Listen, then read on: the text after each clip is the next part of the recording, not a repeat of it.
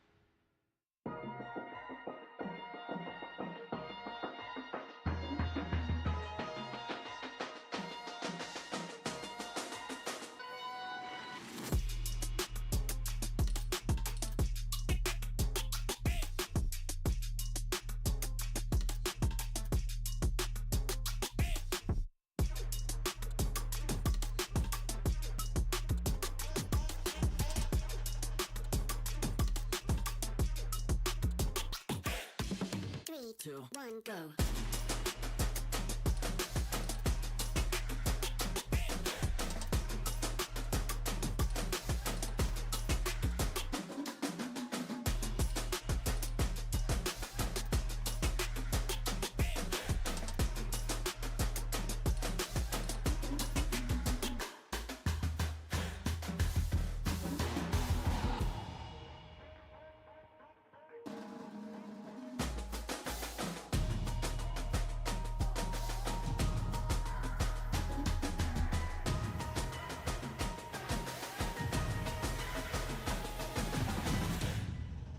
Three, two, one, go.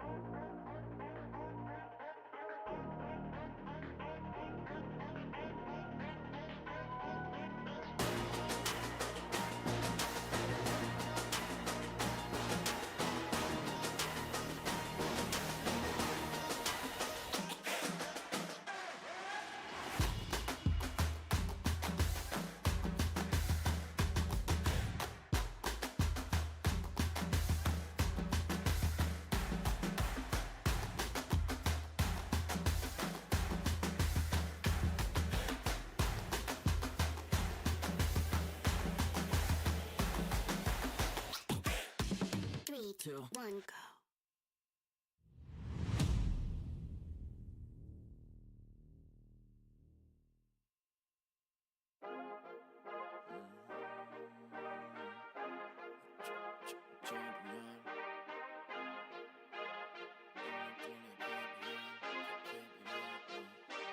I feel like a champion.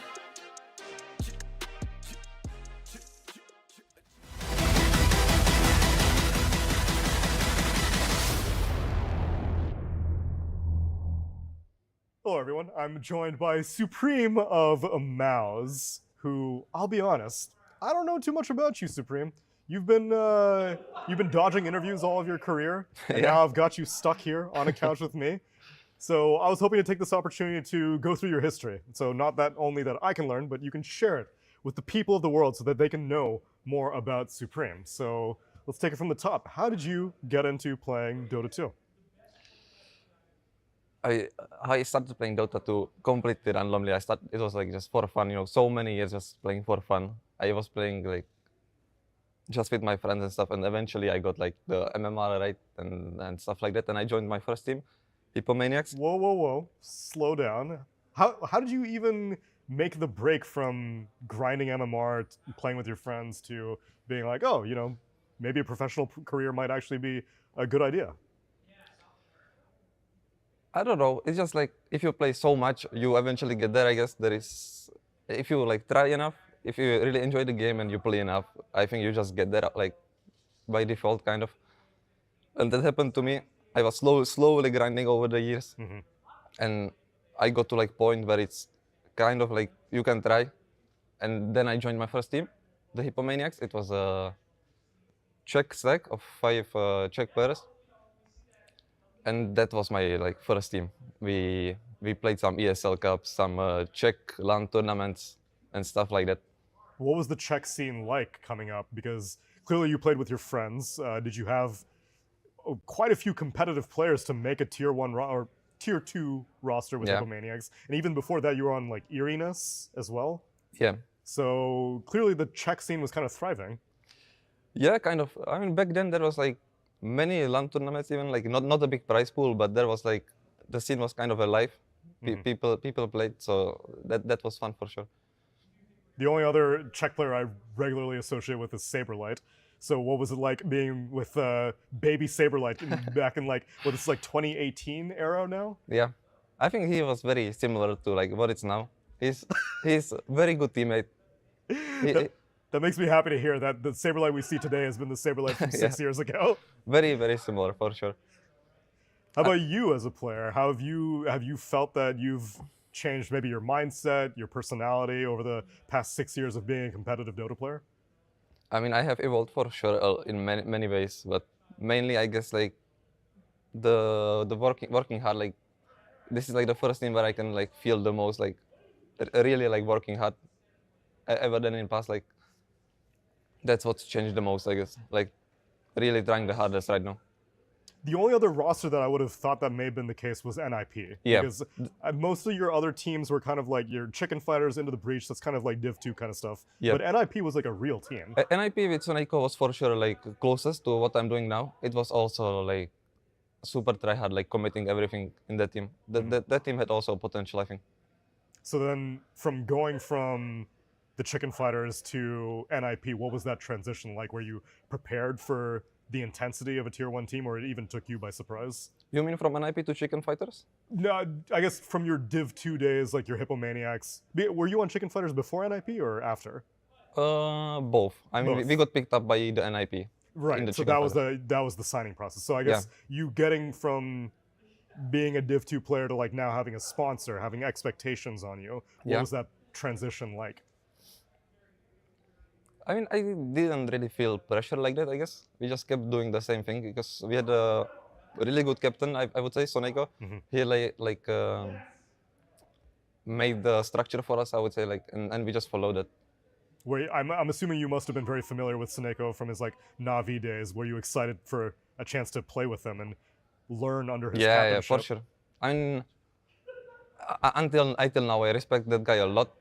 I like learned everything from him. I feel like at that team, it was a completely new experience for me with Soneiko, for sure.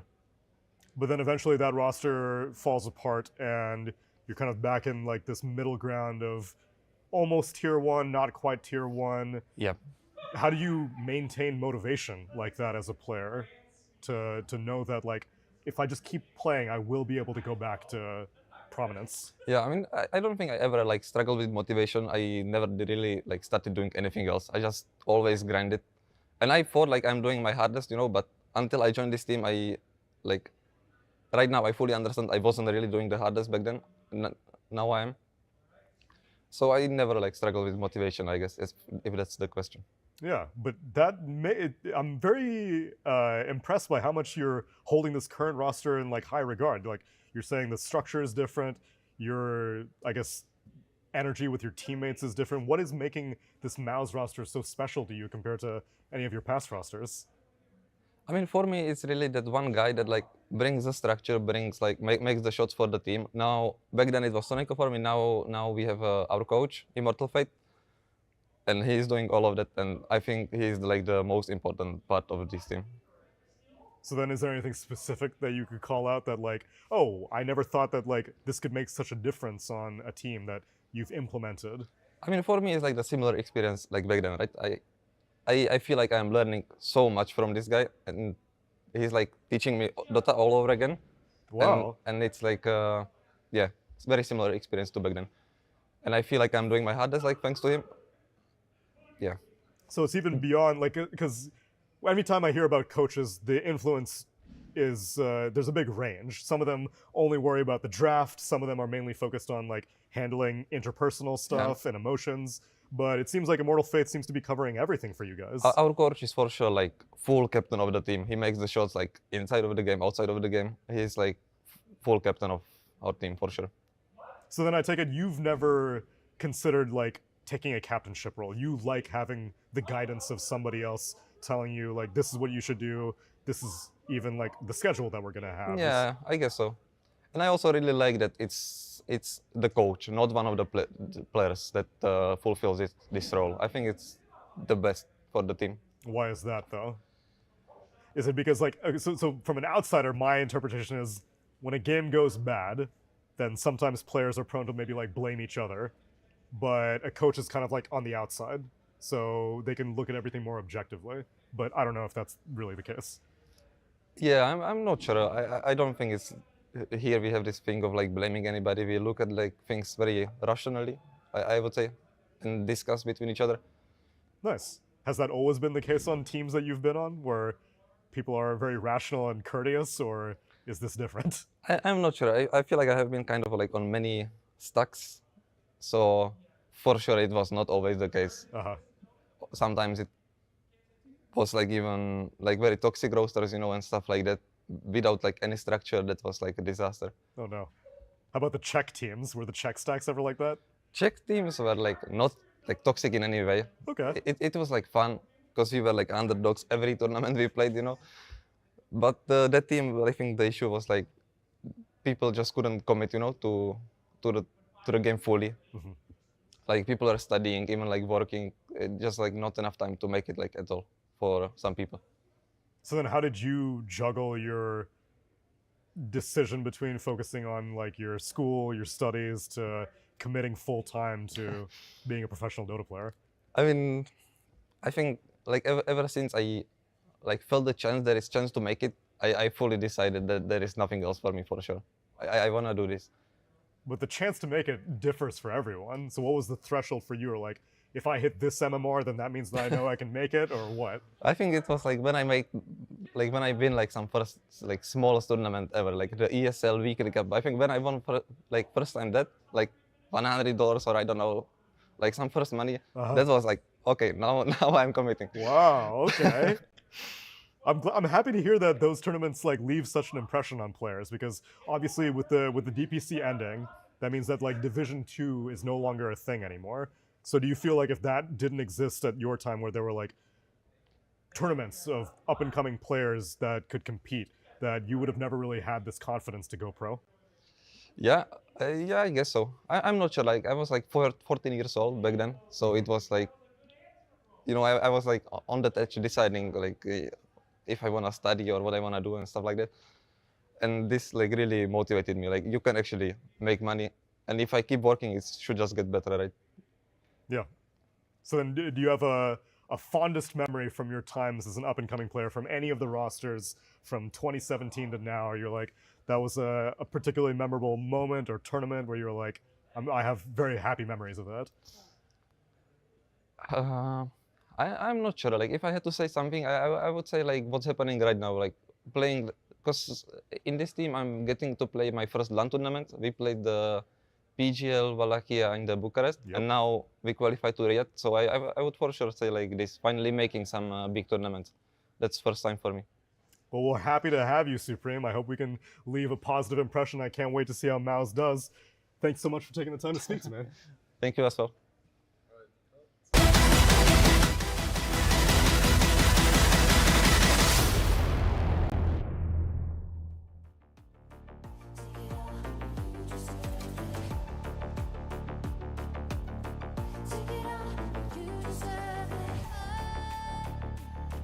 Giving back the freedom you want to destroy. And my power's way too strong for you, so try.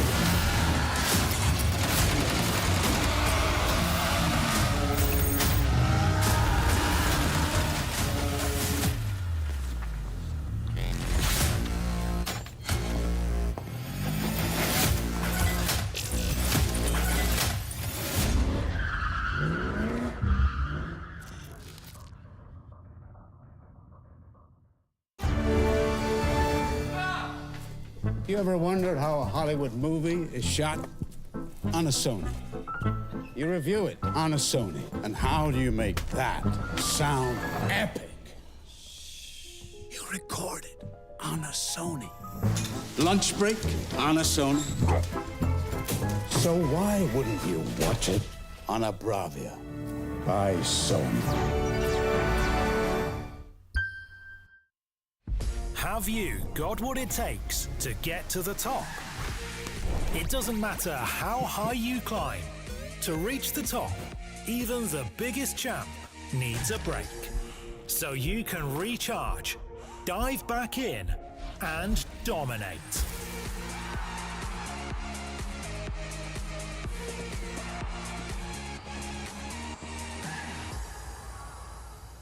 Have a break. Have a Kit Kat.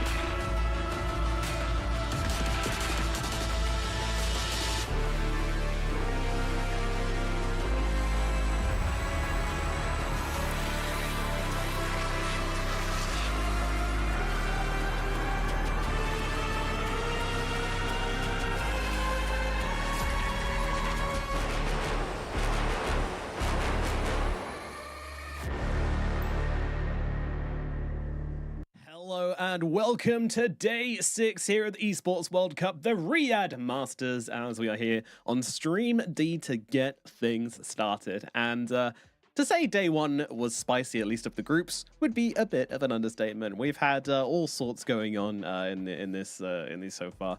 It's been pretty wild. I mean, we had the play-ins, of course. They were sort of more or less how people expected. I think G2xg get knocked out in the groups in the play-ins was kind of like the only big upset there. But yeah, maybe VP getting knocked out in the play-ins as well might have raised some eyebrows, but I think it's kind of expected for most people that know what's going on with that team at the moment. But now in these group stages, I mean, we got some crazy stuff going on, T. Yeah, no. So in Group A, we had Falcons lost 2 series in a row, which doesn't happen often or maybe at all for group stage. I know they've lost series before, but to lose it in that fashion, it's very rare for this team.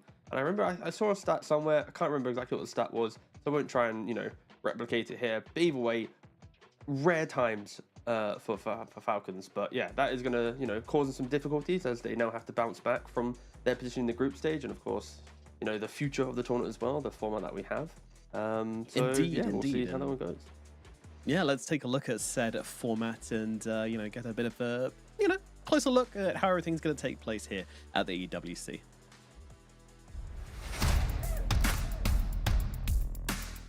We're back in Riyadh for another year, and this year, things are a bit different. It's time to see who will dare to triumph at the Esports World Cup. We have the 20 best teams in the world who will participate on land for a chance of their share of the $5 million prize pool. The Riyadh Masters competitive format will feature 3 stages, a play-in stage, a group stage, and playoffs. The event will start with the winners of our qualifiers in the play-in stage. 3 teams from China, 2 teams from Western Europe, Southeast Asia, and South America, and 1 team from MENA, Eastern Europe, and North America. These 12 teams will battle it out in 2 seeded groups in a round-robin 2-game series format, with the top 3 from each group automatically advancing to the next stage. The 4th placing team will face the 5th placing team from the opposite group to play a single best of 3, with the winner qualifying to the next stage. These 8 advancing play-in teams will enter the group stage. Here, they'll meet our 8 EPT leaderboard teams who all qualified through the points earned from the EPT events throughout the year. The 16 group stage teams will play in 2 seeded groups and play in a 2-game series round-robin format. The top 6 teams from each group will make it to the playoff stage, with the top 4 teams moving to the upper bracket and the 5th and 6th place teams proceeding to the lower bracket. The playoffs are a 12-team double elimination bracket. All matches are best of 3 except the grand finals, which is a best of 5.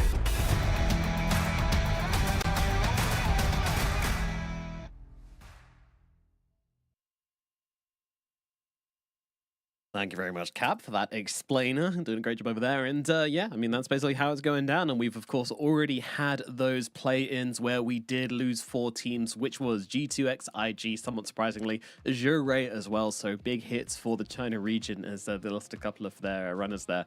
Nouns also losing in the play-in playoffs, as I like to call them. And virtus.pro also losing their series there as well. Which, you know, I don't think is going to be hugely surprising. We were hoping for a better performance from Nouns, I think. But also, to be realistic, you know, this team hasn't had the experience this year. They haven't really managed to get their feet wet with much international play, only just able to beat Shopify Rebellion to make it here. So, yeah, you know, it's is what it is. They didn't quite make it through, so we don't get to see any more of them. And we can see exactly how things are looking right now with the standings, of course, as this upset we were talking about. Team Falcons down in position number 8. My goodness. Now, it is to say that, like, we do see Falcons dropping games in the group stages usually. You know, that they're not the strongest group stage team. It's the playoffs where they come alive. But this is still, you know, this isn't a draw. This isn't just like 1 game lost. This is 4 games lost in a row. And also, you know, one more caveat to throw in here.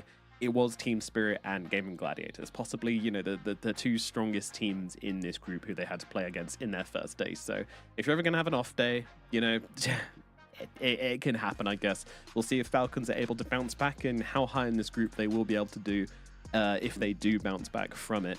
Will they be able to get to the top 4? Will they be able to get back to the upper bracket? I don't know. I mean, I think the fact that it is 4 teams going through to the upper bracket is a lifeline for the teams like Falcons that are, 2 series down. You already mentioned that they lost to some of the favorites of the group. And it puts themselves in that position where maybe they go up against Heroic, who's performed quite well on day 1. If they beat up Heroic and then they get themselves there, it's like 4 teams is a really big lifeline.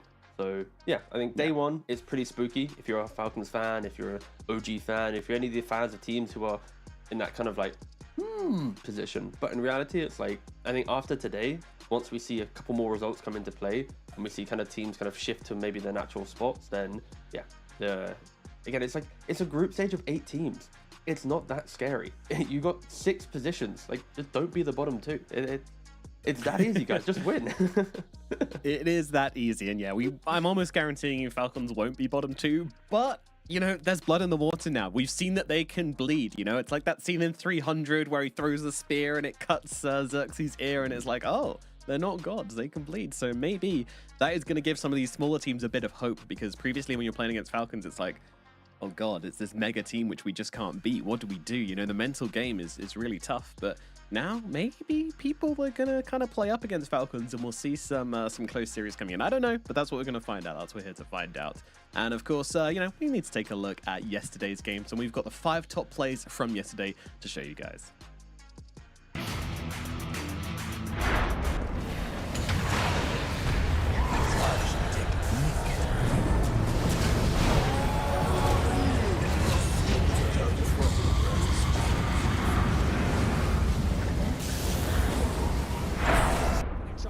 Through BKB TB out though, and it's leaving Skeeter entirely alone as he gets tossed up in the air. Stinking has to tether away to the side. What about the help for Skeeter? Maureen comes back in off his TP away, gets a toss forward, not quite good enough. Skeeter with his BKB is killed. The gyrocopter, look at the tree, got him. The tree finishes him off, and the flat cannon shots will demolish the rest. Falcons kited out beautifully.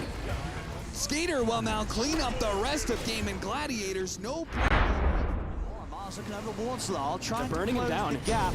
It's around the tier 2 though, it's kind of difficult to dive, but he's going to try and go for it. He's going to go straight away over towards the next assassin. They've got the Pirates trying to go onto Mira. They take him down, and they're diving in for more. Lal tries to hold his ground, but they're straight over to Mar. He's able to pick up the double kill. This game. It's a lot of misses. It They're not pops. going to get it. The extra success. The supernova goes off. Lal gets burned down by the submarine. The supports? They might get ripped to Radahn as well. Dive forward. They've got him. They have the vessels in. Radahn's going to fall. Snaking. And crit, they'll do it. Crit the last one standing. Okay. They're playing for the objectives for now. Some of the jump, they're going to see if they can try and burst through the Sven. There's going to be a toss back safety. Collapse is never getting on top of the 3 of them bursting away. They're able to take Skeeter down. Collapse looks over towards Snaking. Gets the grab as well on towards Amar. They're taking out the Chen. They're taking out the Brood. They're taking out the... The highlights from yesterday, and as you can see, a bunch of Falcon clips in there as well. Games where it looked like they were doing pretty well, and of course, a big turnaround moment there from them in that game, where Spirit was able to come back against them and actually win the game, even though they were ahead for most of the time. But then Spirit comes in and pulls off some Spirit magic, who are looking pretty good right now. But they also had a draw against OG, which was somewhat surprising. So I don't know what's going on anymore, T. I'm just gonna watch. I'm done with trying to guess what's gonna happen. Yeah, I mean, it's just the safest way to approach group stage, and I think it's anyone's game. Sometimes you can have an off day, and I think luckily the format as well that we haven't really gone into is the groups basically alternate if you play 2 series or 1 series in a day. So yesterday was a 2 series day for Group A, and then 1 series for Group B. Today though, it's 1 series for Group A, 2 for Group B. So for Falcons, if you had a really bad day yesterday, if you go back to your scrim review, you check your replays for your official review, then you come into the series against Aurora later, let's say you draw, get a win, then it's all right, nothing else happens. We've played our 1 series, go reset. Yeah. So I think it's actually quite a healthy schedule for allowing teams to have an off day and not suddenly just snowball into oblivion, because they are kind of, you're not doing everything in one time. Yeah, that's going to be especially nice for teams which had a rough day 1, such as Team Falcons, who now just get to play 1 series today and try to reset, focus on the 1 series and go tomorrow, because, these games can be taxing, mentally taxing on the teams. And of course, we've got some powerful reactions across the board. And actually, we can take a look at some of those right now.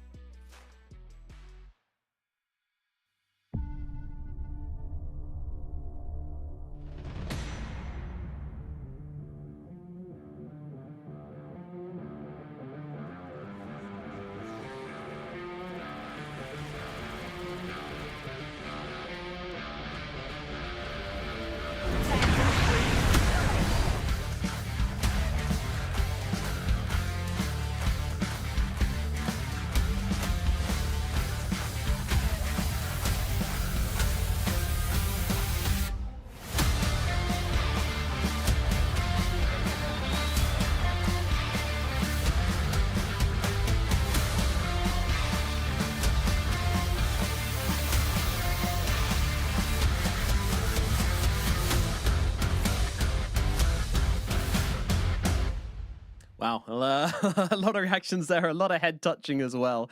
I'm personally one of the hair sweepers myself. As if I have a bad play, my partner can always tell when I've had a bad game because my hair's all sticking up, and she's like, "Oh, it's it was an L then," and I'm like, or sometimes a stressful W as well. I'm guessing you don't have that problem. No, I weirdly enough, I sometimes do when I'm losing a game or like even playing a game. Sometimes I'll readjust the headset and then I'll do this, and I'm like, I'm bored. What am I doing? But I'm too far. I'm like halfway through the motion, so then I just go full. Yeah, it's like when amputees have like phantom arm syndrome and stuff. You have phantom hair syndrome. It's some strong reactions there from the players, especially like Quinn's. Like trying to hear the crowd, because I think the crowd were cheering quite heavily for Falcons in his series versus game in Gladiators. So just giving it a bit of taunt, a bit of sass, a bit of pizzazz, which I'm always game for, especially on these big stages as well. So hopefully we'll get a little bit more of that. We got a couple of series coming up on this stream. One in particular, which you guys will be looking forward to. So let's take a look at our match of the day. Because out of the 3 series we've got coming up, I think a lot of people will be very excited about this match. The match of the day, of course, today is going to be, I believe, Blacklist versus OG. Versus LGD, sorry. We had Blacklist OG yesterday, yeah. That one's going to be coming a little bit later on, our second match, T. Yeah, I can take it away here. So Blacklist and LGD both sitting at 2-2. LGD, they drew up against Heroic and Aurora. Heroic and Aurora both are doing relatively well. Heroic are first seed at the moment with a 3-1 scoreline. And with Blacklist, what did they do yesterday? OG and Aurora were the ones they were able to score. Yeah. So they did alright as well. It's more like they're both at the pivotal moment, right? They've played out their 2 series. They're playing 1 series now. I don't know. I'm pretty excited just to see the general trajectory for these teams. Yeah, me too. I think LGD are a team which has come through the play-ins. I mean, Blacklist as well, of course. They've both come through the play-ins, and now they're trying to take games off some of the invited teams, which is always exciting. So, we'll see how deep they can make it, and whether we get to see them in the playoffs, and what position they'll be in for the playoffs as well. But I think it's time to lock into the series we've got coming up, which, as you can see at the bottom of your screens right now, is Beastcoast versus Mouse. Now, I'm not going to hype it up that this is, the battle of the best, the 2 guys contending for the top of the teams. Of course, anybody that watched the games yesterday will know that's not the case. Beastcoast, unfortunately, got beaten down 2-0 by BetBoom, and Mouse also, unfortunately, did take a bit of a beating yesterday as well versus Tundra. We bought you that Tundra game, so we know exactly what happened in that one. I did go back and watch the Beastcoast game, but firstly, talk to me about Mouse. What happened versus Tundra, and what do you need to see improving from this team? Of course, we used the phrase predictability a lot yesterday, but I would say that Mouse obviously need to kind of just shape up a little bit more when they are going up against the lads on screen here, Beastcoast. They're going to have to think about changing the script just a little bit, trying to force Beastcoast to think about how they want to approach a draft. Because when you look at Mouse, it's always kind of the same thing a little bit in regards to strategy. There's that flair, that kind of what are we going to be doing here, and because of that, it allows teams to understand fully what Mouse are going to be bringing. And at least in that game 2 against Tundra, I think their offlane it was non-existent. They picked Avenge in the offlane, then it was kind of like buying an Agnums, then an Aether Lens, and hoping to help the team, but never really doing it. Force has had a really difficult game, and I think Mouse looked best when Force is on like the Primal Beast type hero, the look at me raw initiating, with Supreme just popping off from the mid lane. And they haven't found that recipe so far. Beastcoast, meanwhile, I mean, I went back and watched their series, and honestly, it was tough. It was a really tough watch. Like, Beastcoast didn't really get much right in that series versus BetBoom. I feel like they're, unlike Mouse, who have like a very strong foundation, but they're not much built on top of it. Beastcoast, I actually feel like their foundation showed a bit of weakness in the series versus BetBoom. I was really looking to see a bit more kind of creativity coming out from them, to be perfectly honest. Like there was no creativity, there was no real, like, every play they made was really kind of well predicted by everybody, like BetBoom especially. When you're waiting the entire game for some timings, and then the only thing you do is smoke up and just run down a lane trying to find somebody, it was just like, what's really going to happen here, and I feel like Mouse are a good enough team to also take advantage of that. So yeah, I'm not expecting Beastcoast to kind of run this series 2-0 like people may be expecting when you just see these two teams kind of matched up against each other. I'm expecting a close series here, unless we see Beastcoast really pulling it together. But obviously, Beastcoast have a much higher high than Mouse have had so far. So if Beastcoast are, playing to the best of their ability, then obviously it's going to be a very tough series for Mouse. So we'll see what state Beastcoast are in today. They start already with the Ember first pick, a extremely potent hero from the mid lane. If you can kind of get to that strong rune contest at minute 6, minute 8, ensure that you get to Mage Slayer early on, because the double slight facet, or even the chains on your Remnants facet, like both are really good options for the hero. But yeah, you just get to dictate the game so much, and yeah, I hope to see that level of play, and it is good to mirror that with a Tiny. The heroes kind of do the same thing in the game, where they can occupy the enemy side of the map very early on, just with the kill threat, where like an Ember walking through the enemy jungle, you slight you to half HP, okay, now you can't really jungle that effectively. Tiny as well, you walk around jungle, avalanche toss, boom, you're now having to reset in some way. So I think these heroes, in the correct hands, can be super aggressive, but also heavy farmers and just push out lane and secure their own game. It's quite a multiple layers to the hero, but kind of equal pick so far for both teams. Yeah, I think, I was looking at the mainstream and they're really, really into Tiny, like Kezu, Gunner, they're all like waving the Tiny flags quite heavily very here. Good, Yeah, so I think maybe the Tiny could be the strong hero, but I mean, I like Ember as well. I think Ember is criminally underpicked, to be perfectly honest, and as you say, Beastcoast as well. Pretty specialists on it as well, so we'll see how it ends up doing. My biggest issue with Ember, and this is probably just a new problem, but his fight, like, I hate not being able to tell if his flame shield's on, like I burst him with some magic damage and then I just hear the noise and I'm like, oh, he didn't have it on. He's just, how am I supposed to know this anymore? And yes, you can see the shield above his head. It's not enough for me. I need more. I was gonna say you can just see the shield, but yeah, you kind of answered that already. No, it's when we get to a certain level, that doesn't matter. We can't look at those things. We can barely tell what's happening on the screen, mind the little icons and whatnot. We're going to have the Snapfire coming out now as well. So really doubling down on the damage aspect, getting that pick-off potential coming on through. Not much in the way of team fight right now, but Dota has kind of been very pick-off oriented.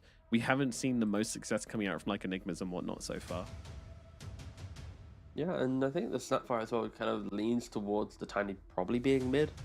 We haven't seen Snapfire 5 too much. Snapfire has mainly been in the 4, utilizing Ricochet, having that little shredder early on, zoning out the enemy. You buy all the auras, and yeah, I think this is just a really aggressive combo. Like Snapfire can secure the offlane, move to mid, bring that magic damage to mid. When Tiny finds a hero, you have good range spells from the Snapfire as well. Like, it's a natural combination. Beastcoast though, they go for the Weaver. It is the second most picked hero, or contested hero, sorry, in the tournament, in like 90% of games, but it also has a 39% win rate. So it's like everyone wants to pick and ban it, but when they finally pick it, it kind of falls flat. So we'll see potentially if Beastcoast have a different recipe for that, and I kind of think they are answering it in a different way. Maybe some of the problems that other teams have faced with it. I'm not loving this Weaver pick so far. Like, what's the one thing you hate most as a Weaver player? Overwhelming pick-off damage. What's the one thing they have, right, which we literally just said? Is a little bit of overwhelming pick-off damage, and sure. I don't know. I'm not into it, so we'll see what they end up doing with this one, Beastcoast.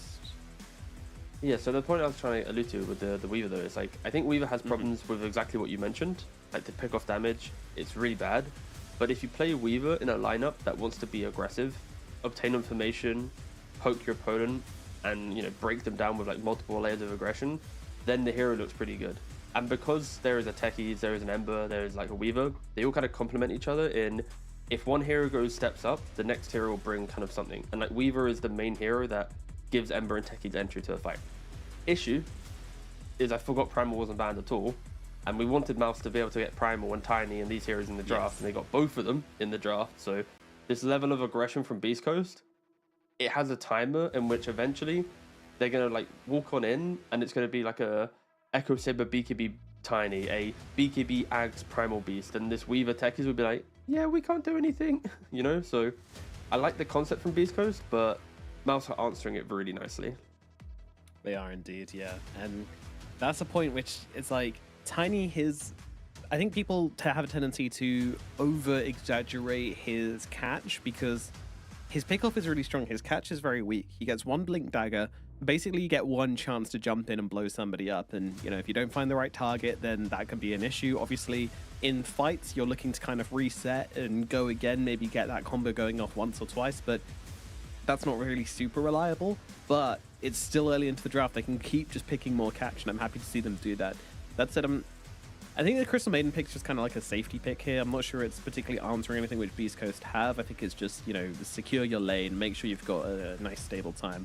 Especially after yesterday where their lanes didn't really go particularly well. I think they got beaten both laning phases yesterday, so that's very much going to be on their mind. 100%, these lanes look incredibly good. And okay, that's a pivot I did not expect from Beastcoast. They're actually going to put the Weaver into the carry role.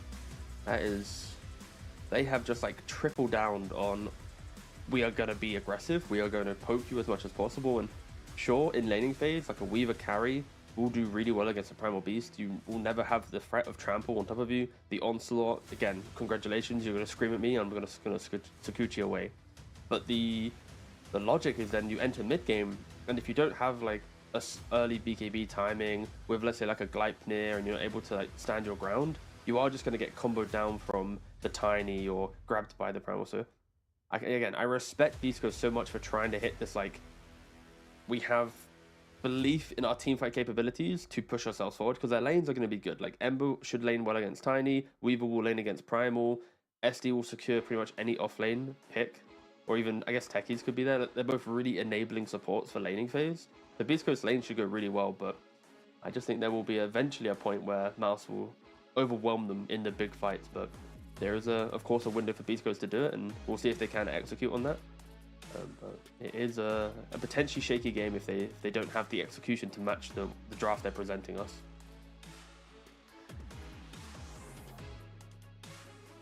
And they need a carry for Mouse and a offlaner for Beastcoast. So where will Mouse be going here? It's like they just want to ban out any of those heroes which can kind of just like 1v1 the Primal. Something he really hates is if he kind of tries to initiate into the fight and then there's just a hero which can go and clonk him. So they'll get rid of Slardar, most likely get rid of like Legion or something next. I think Legion would be fairly terrible for them actually. Good against Mouse, but bad for Beastcoast, so they probably wouldn't pick it. They need some sort of team fight here, I would say, cause a bit of chaos to enable their carry Weaver. Because that's like the focus of all these picks, right? Like the Techies, the Shadow Demon. Enable the Weaver any way we can. Yeah, I think for Mouse, the carry could potentially be a Sven, where you don't really care about giving illusions away to SD. You have good armor to prevent Weaver bugs from feeling good. So that's one option. I think Beastcoast are respecting the Broodmother that we are seeing other teams run a lot in the carry role.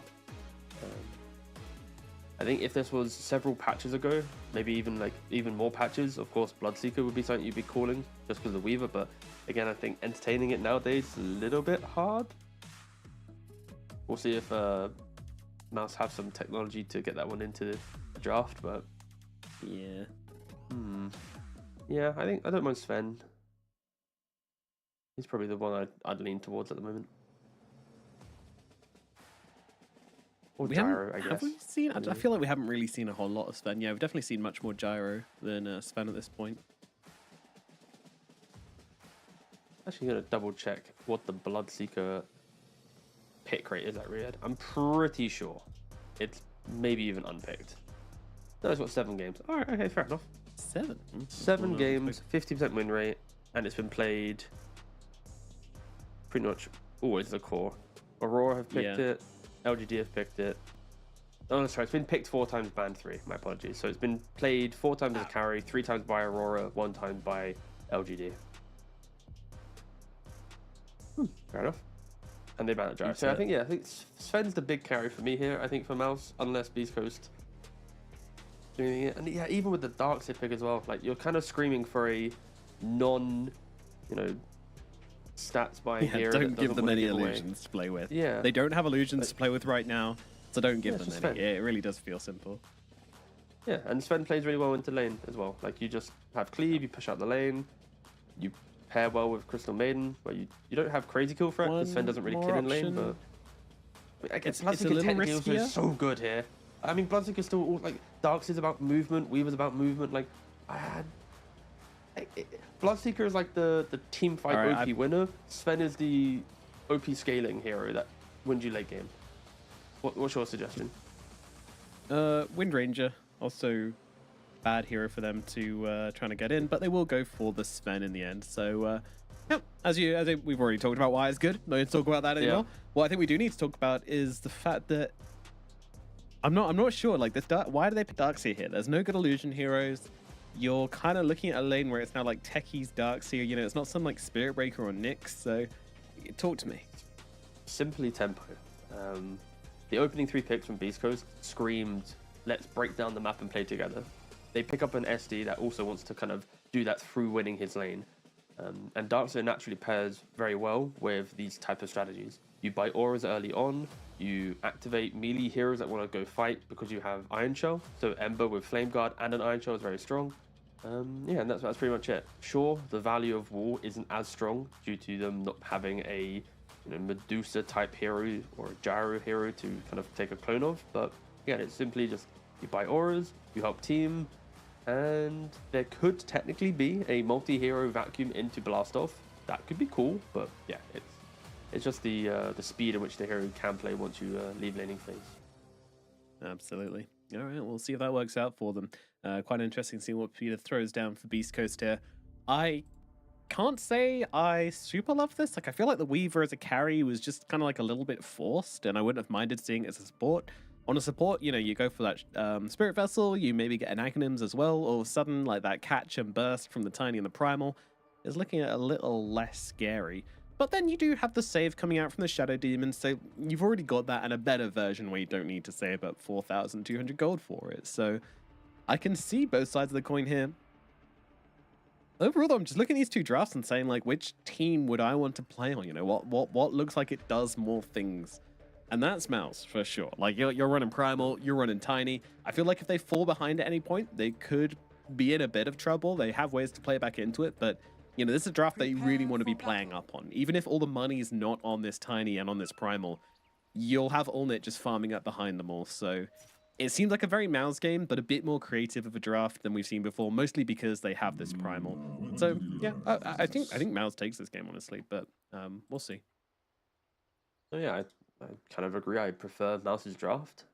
I think there is a world in which Beastcoast can create some moments of aggression, but even if they kill on the map, I think going high ground, they don't have a natural source of hitting the tower, and then their only source of hitting the tower will be the Weaver. So when the Weaver steps up to hit said tower, you're going to have a Tiny combo against you, plus a Sven combo with a Primal. Like, they have perfect lockdown to kill a solo Weaver trying to hit your buildings.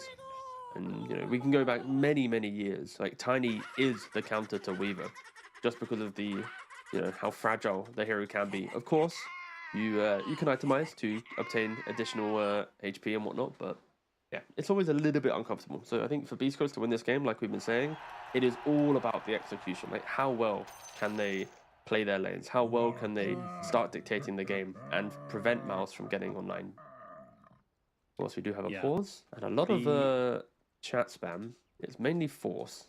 They are very, very vocal. Yeah, Force loves it. I think he had like the most voice lines used, or was it most voice lines or most pings? I can't remember. One or the other in the qualifiers. So expect to see him spam. Yeah, I've muted him already. Yeah, it's so hard to think when I'm just hearing like the laughter the entire time. Oh no, I've muted them, but I can still hear them. No. We can hit enemies. Yeah, that does sound like an issue. I might have to sort that one out. Didn't see that coming. I hope when they say we can hit enemies, do you think they mean like in game or in person? Yeah, I'm because wondering in game that that's myself, incredible. Yeah. Well, they wouldn't be talking in game, though, would they? So you never know. Maybe that's a maybe we're just used to the in-game talk. We don't actually talk to each other during the game. We just behave like it's a pub. So one issue I can foresee for Mouse is potential vision issues.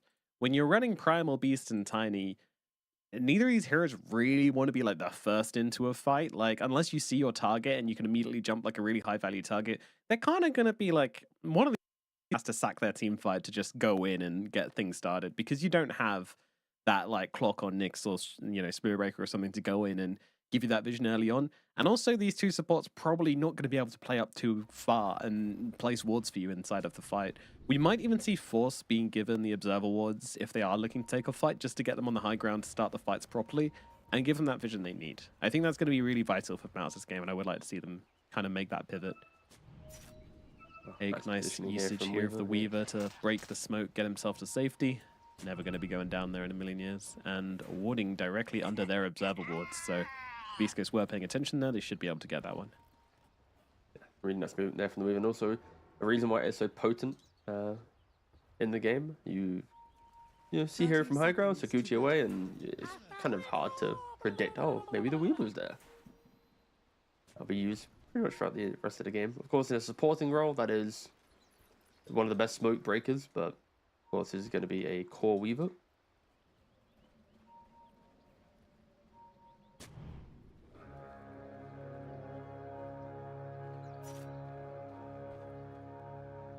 We have one of those heroes which randomly has 2 spells at level 1. Quite scary to play against, as Moon's going to go in for the Bounty Rune steal.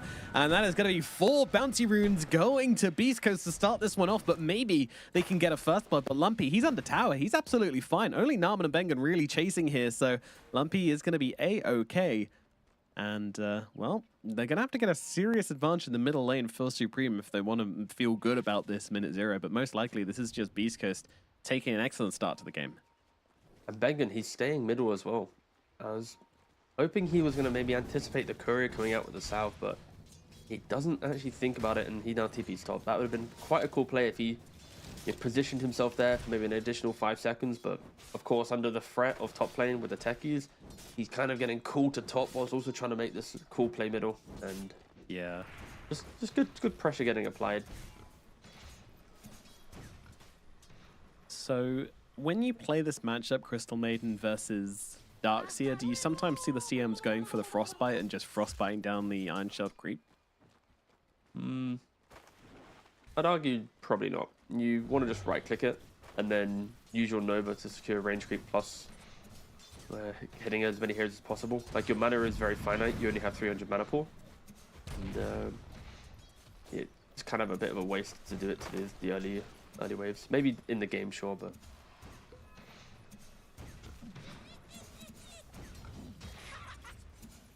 It's funny that Sven and Crystal Maiden have the same starting intelligence. Like, every Crystal Maiden player just wishes there was a drop more mana, anything. Like, 2 int, please. Like, as a Crystal Maiden player, I am very tired of having to buy like 3 mangoes to feel value from my lane. Of course, this is why Bengen has gone for the 101 build with the Arcane Aura. Realizing that the Sven doesn't really provide kill threat, so going for that point in Frostbite would have been kind of out of sync with the laner that he's with. Oh, it's going to just about get grabbed by the blast off there. I'm amazed that was in the radius, but does get a decent amount of damage brought onto the Crystal Maiden, who didn't feel confident to go for that kill onto El Misha, considering he has got that Fairy Fire. So the Crystal Maiden will just have to drain up a lot of health for it. Not get a whole lot in response. Meanwhile, over towards the middle lane is, of course, Lumpy on the Ember versus Supreme on the Tiny. They're chilling out, and down at bottom, we've got the Narman Primal. They look very similar. Like a really bad build deal. The Lumpy Supreme mid lane. The Lumpy Supreme.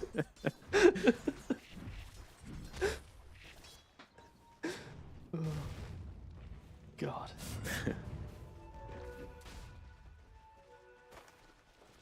I've been wanting to see more Ember this tournament, though. I feel like this hero is very good. Like, we've definitely seen some pucks where I would have rather seen an Ember. No, yeah, I think the Ember is one of the few. Okay, I gotta stop saying few, but Ember is in the hero pool list that provides options for your facets, right? Like, when you look at his options, like having the double sleight or chain gang that allows him to use chains based on his fire remnants, like, it is so refreshing that he can enter a game and go, I want to do damage or I want to do more control. And that is obviously the future of facets. Very exciting. And it's also a reason why Ember probably should get more light in play, because you have that you have the ability to kind of pivot your hero ever so slightly. No, you didn't like that one. I tried. Okay, pain. No. I'm always into a nice pivot. Same with Snapfire, honestly. Like you can go for the early game with the Scatter Blast full bore, or you can go in for slightly later build with the Ricochet 2. Both are decent options. There's Misha and Bengen fighting it up right now, but it's going to be Bengen dying here. Too much damage being taken from that Ion Shell. Stepping out quite a few times in this lane, and this time he will be punished for it. Never refuse gold given. On it though, he's still farming relatively well on this Sven, just sitting under tower, hidden creeps. Trying not to get too low to the Ion Shell in the process. He doesn't do anything in laning phase. He just hits a stun. He might, if he's lucky, get a kill here because Techie stepped up, but... Oh, Techie even commits for the kill? Oh, yo, Techie's aggressive and it pays off. Olnet's the one that goes down instead, and Bengen can't find the damage onto El Misho, and he's just getting run down under tower now. Vitaly not willing to quite go all the way for it, but still the kill on the Sven, very much worthwhile. Now Sticky Bomb does land with the creeps under tower. Vitaly, is he going to go for it? Searches, and then just pulls the Lol JK. Hanging back as the Sven is coming back in. Doesn't want to give him a kill back to Olnet and recover his lane. that's beautiful. I'm literally talking about how Sven doesn't really do much in lane. He then goes, oh, I'm going to do something, and then instantly dies. How dare you? Yeah. How dare you ill speak of my laning phase, but no, yeah, Sven is a hero that, like, your toolkit doesn't give you level 2 timings.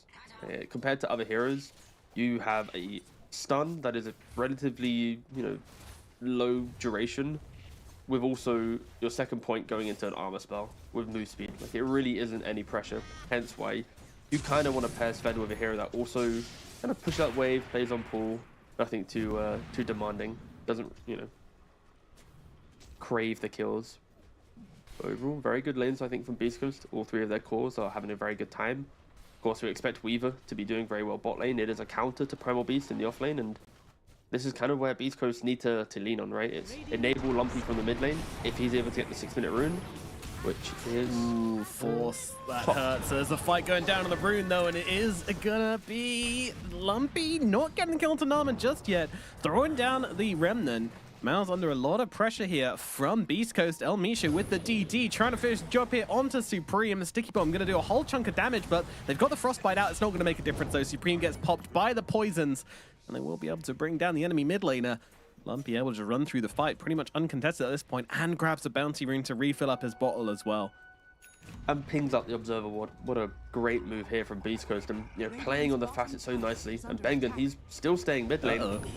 Yeah, that's maybe not the move you're looking for there. In comes the disruption to well, make the kill just take a little bit longer, to be honest with you, but it doesn't matter. They'll bring down Bengen regardless. Naaman trying to help out here. The toss is there, but Lumpy doesn't care at all. Still plenty healthy and can just walk himself away, no worries at all. Supreme doesn't have many options left in the middle lane, but just hit some creeps, and yeah, except this just didn't go so great for them. You can see the strength of the facet from Ember Spirit, right? Like, he throws out the Remnant under tower. He doesn't rush to use it. He kind of waits his time. He uses the vision of his supports to understand, okay, what am I going to do? When he wraps around the tree, it's just a simple setup for him to then kill off the Tiny, and it's something to keep note of. You need to respect these Remnants now. It isn't just a Ember might jump us. It's a, oh, I'm going to get controlled if I go too close.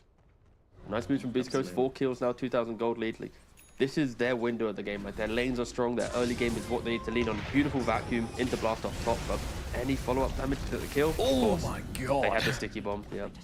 Yep, sticky bomb plus blast off. It's just too much for the Sven to handle. Olnet goes down again. Beastcoast, they're playing it beautifully, and we're just not seeing a whole lot of life coming out from Mouse right now. They're not really playing with their heroes, and they're starting to really fall behind in this laning phase, which is exactly what we said we didn't want to happen for this team. It's a tale of Beastcoast. They've drafted themselves a tempo-based lineup, and the longer the game goes, 20, 30, 40 minutes, that's when it's going to get difficult for them, and they need to do everything in their power to ensure that it is their game to play, and they are doing it right now. It is a very, very strong start. It'll be intriguing to know how they want to break from this portion of the game into the next stage. Moose was trying to see for Yeah, doing a bit of some dewarding. stacks, yeah. So if he was trying to go for that with the poison or not, but either way.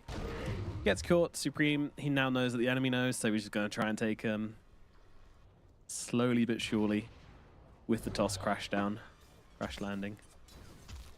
Crash down. Crash down's actually the name of the player, isn't it? Is it? No, never mind, that's a different event. I was like, That's some amateur thing I was casting the other day. Oh, Supreme finds the Ember. Do they have the damage? I mean, follow up with a cookie. I don't think it's going to be enough. Oh my god, Lumpy with the 3-man steering change of turning it around on them. He's doing it all right now. Narman is going to be able to get away. Has his mouth of magic stick to survive through it. Lumpy doesn't quite commit, but I kind of wish he did, but I feel like maybe he dies. I don't know. He's a smart guy, but that was ridiculous. 3 heroes upon him, and he goes aggressive. Are you kidding me? And Force now in the bottom lane, getting run down solo by Pake. Pake doesn't quite feel ready to commit fully to the kill onto Force. Force going for the TP out. Pake sees him, and he's got the damage with the Shikuchi. Oh no, Force. It's all going wrong for Mouse right now. Supreme, usually the guy to stem the bleeding for this team, and he's got a whole lot of bleeding to stem right now. they are just destroying the lanes, and they're coming back for the D ward. They get the D ward, and of course it helps that.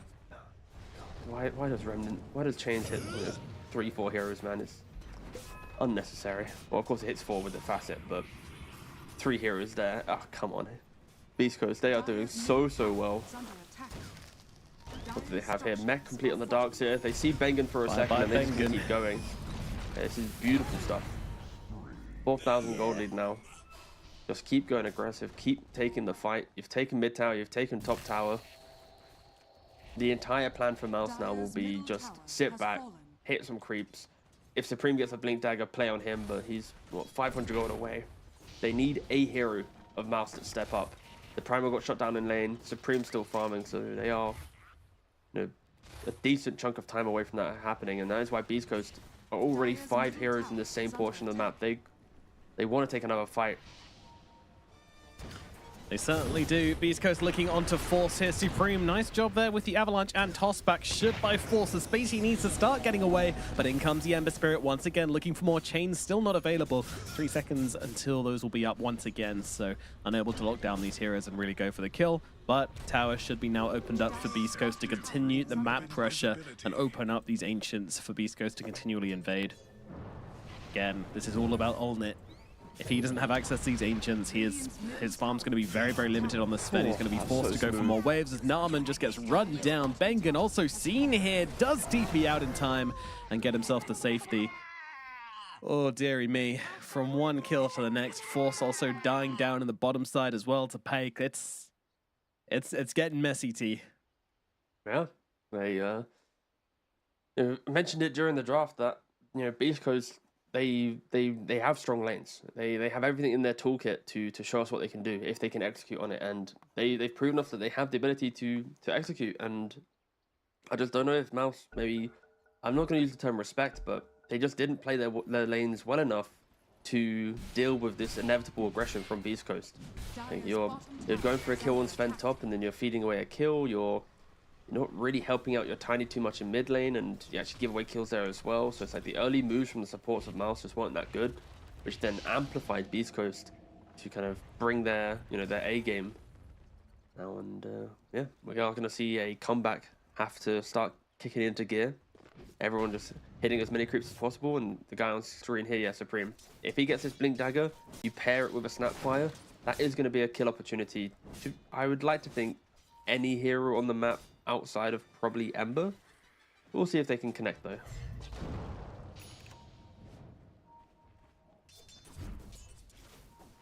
It's a very hard game to play now for Mouse.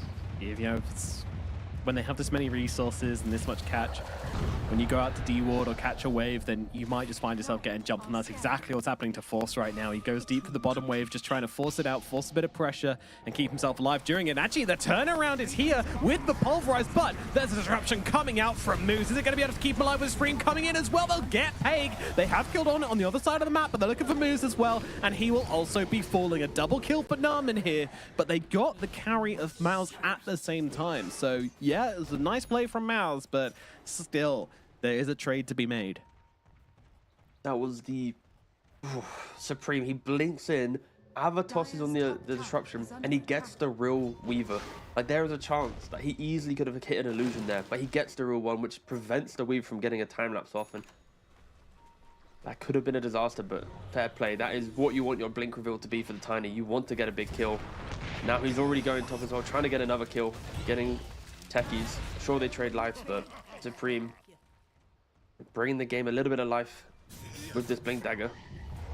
This is what we saw from him yesterday on the Tiny as well. The moment he gets that blink, he makes plays happen. And Fiddly down in the bottom side, it's not just him making plays happen. Fiddly running away. Uh-oh, now the Sven gets cut down again. Pake and Lumpy upon him. No Supreme nearby, not able to TP across to help out. And Force might just get run down here. They've got the vision, they've got the damage, they've got the kill. Force will fall. 14 minutes in. 14 kills gained for the side of Beastcoast. Sorry, 14 minutes in, 15 kills gained by the side of Beastcoast. They are just not letting Mouse having any time to think, and we're going to see the replay here, and of course it's quite the go. Like the Darks here as well, he gets stunned up, he's nearly close to death, gets the mech off, and also he runs then up towards the Ember Spirit to then have the chains. He doesn't run south, maybe allowing for someone else to come in. Like he plays exactly to where his team is, and Mouse, they just want a couple more kills to hopefully get themselves to that next item. Like they don't have a single item on any of their cores other than the Tiny, so any cheap kill in the early game, it accelerates that. They're desperate for it, and yeah, Beastcoast just keep outplaying in these brief skirmishes. Whew. Like again, during the draft, like this is exactly what I was hoping for. Like if Beastcoast just don't play to this speed with this lineup, it's going to be quite an awkward game where, you know, we get to 30 minutes and Mouse just showcase how strong they are with these heroes. But, like, their part of me is like, please, Beastcoast, do exactly what I hope to see with these heroes, and they are doing it. I'm not going to say perfectly, but they're doing it beautifully. Yeah, it's been pretty exemplary from them on how to play a draft like this, how to extenuate a lead like this as well. But they need to make sure they continue doing it, right? Yes. A lot of the net worth is going to Fiddly as well, which, you know, to some people, down the bottom side, once again, Mouse looking to become the aggressive team here, and they do find moves, but under a tier 1 tower, it's going to welcome the TPs in, and they're looking for Supreme, and they're going to be getting him. Supreme down, also looking at Narman at the side here, but Narman does get the TP out. Force on the run, he's got himself an onslaught available, and I don't think there's anything here to catch him out, so should just get away from this one as long as he keeps running. He is going to see Lumpy and El Misho chasing. Are they still going to... They're going to commit? Sees them, yeah, I mean... Just kind of welcoming them. Oh, the onslaught's interrupted. The kisses are coming through, sure, but what's it really going to do? The answer is not a whole lot, especially against this fresh pipe picked up from Fiddly. Jumping from Lumpy, you madman! That's not going to pay off. Does die for that one at last. Nice cookie out from Narman as well. Pate coming in around the side as well, looking for a bit of aggression, but you're under a tier 2 tower. Heroes are respawning, including Supreme. Supreme looking for the target here, jumps forward onto El Misho. The sentry's down to see him under the Glimmer. Now the right click's coming from Olnit. Olnit, though, ultied up by Moose. Pake's here as well. They will get the one kill, but Olnit cannot get away from Fiddly and Pake. They're doing too much. Now they move towards Narman as well. Narman trying to get himself away under the tower. The tier 2, it's giving him armor, it's giving him health, and Supreme's here as well. Nice cookie in. Force comes across, can't get off the Pulverize. Still 1 second off that spell. Oh, Force so close to being able to get off that Pulverize there and put an end to this Weaver. But 1 second is all it takes for the time lapse to come out, but still, Supreme, he's chasing for more. He's looking over towards Force. Force is there. This time the Pulverize will come through. Moves, throws down the disruption on to Force as one. In comes Lumpy again. Moves is still plenty healthy from this. He's got the shard. He's keeping himself alive with it as well. Lumpy now looking to chase, but Supreme, he's got the toss to try and buy himself a little bit of time to get away. Narman's here on the side as well. Needs to find a good cookie. Vector goes for the kill onto Moves instead as they'll break down Force and and Supreme, and Narman is unable to get the kill onto this damn Shadow Demon who's lived through it all, and now Narman's in some trouble as well. It's just chain kills for Beastcoast at this point as Narman will fall.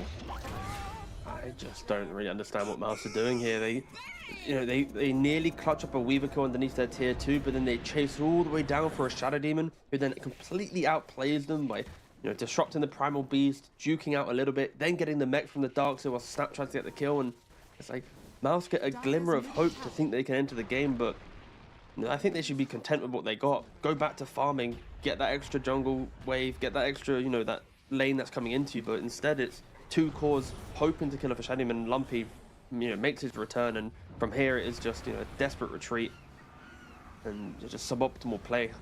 Beastcoast, they are going to relish any of these opportunities that Mouse present them, and they are in their finest form in how they go aggressive. And Beastcoast, they got to be careful, right? This all started with a quite optimistic tier 2 dive, but yeah, now 10,000 gold lead. And I love the build here we see from Weaver going for the Desolator.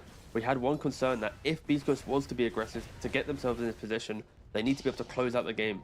Secure Roshan, take towers, and of course, if this was a Gleipnir build, it wouldn't be the case. But going for that Desolator with the minus armor, they now have at least one resource to chip down the buildings quite nicely. And on the one hand, they've got a lot of options to blow up Weaver, but then on the other, you've got 2 sources of save sitting behind him. You've got the Disruption, you've got the Demonic Cleanse, and you've also got the Darkseer as well with the Pipe and the Mech, so killing him before he gets off time-lapse just feels unachievable. And now they move to Roshan before the clock strikes 20, and Roshan goes bottom. They are going to be taking a nighttime Roshan. They are so strong. They are also poking for Tiny potentially here. Lumpy doesn't want to connect.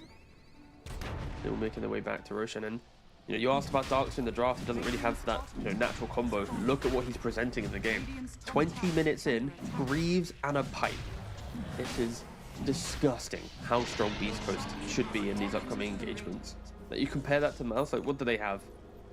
To be fair, they got a BKB on Primal coming out, a BKB soon on Sven, but that's about it. So we're going to be comparing 2 big auras with an Aegis Weaver to 2 BKBs on Mouse. It's going to be a difficult fight. Supreme. A very difficult fight.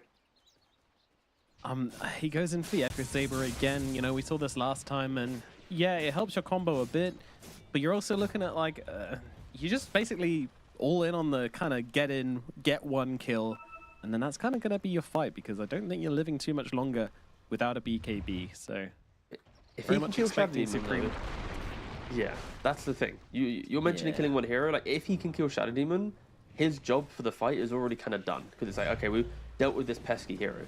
The issue is if the SD is too close to the Darkseer with a Greaves and a Pipe, that hero is not dying. So this upcoming fight is less about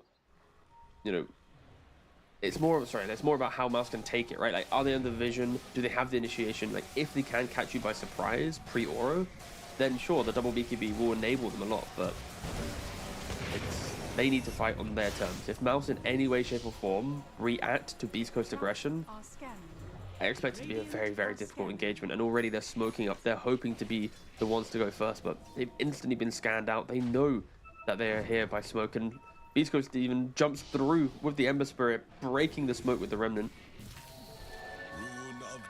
It's so annoying when that happens, and Force is going to be forced to pop the BKB here, not at a point where he really wants to use it, and still getting chased by Pake, and now Yolnir on the cliff, forced the BKB TP away.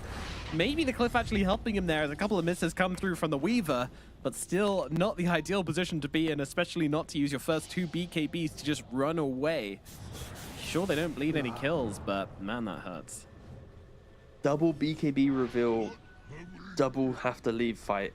That is just the worst reveal possible. When you're 11k down, you want these BKBs to have some impact, some gotcha value, and it had nothing. These coaches just keep outplaying Mouse in this first game. I'm not even going to try and sugarcoat it. Basically, it's just the better team right now. Mouse just need to do so much in this game to hopefully get themselves in a position that they can contend in a fight, because they just keep having to run away. Anytime Beast Coast shows, they're just fleeing from the area.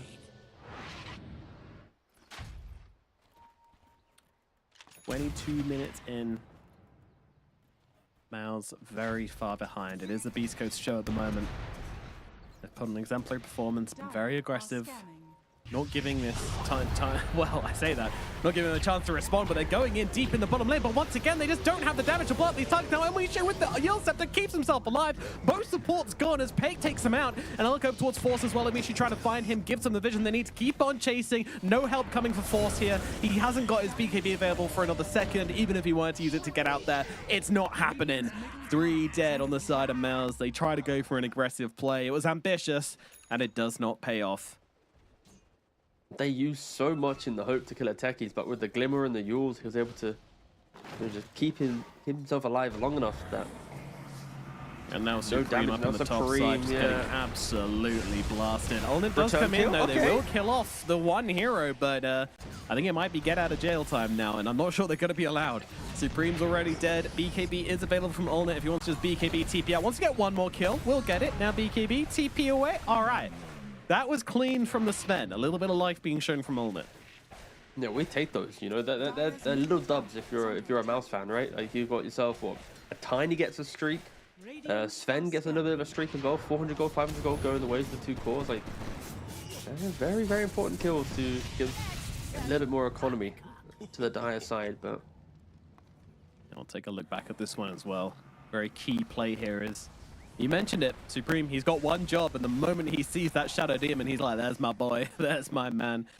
And Sven, very nicely played, good discipline on the BKB, and then not just immediately BKB TPing out, seeing the opportunity to pick up one more kill, going for it, utilizing that random sentry there, and getting himself out to safety.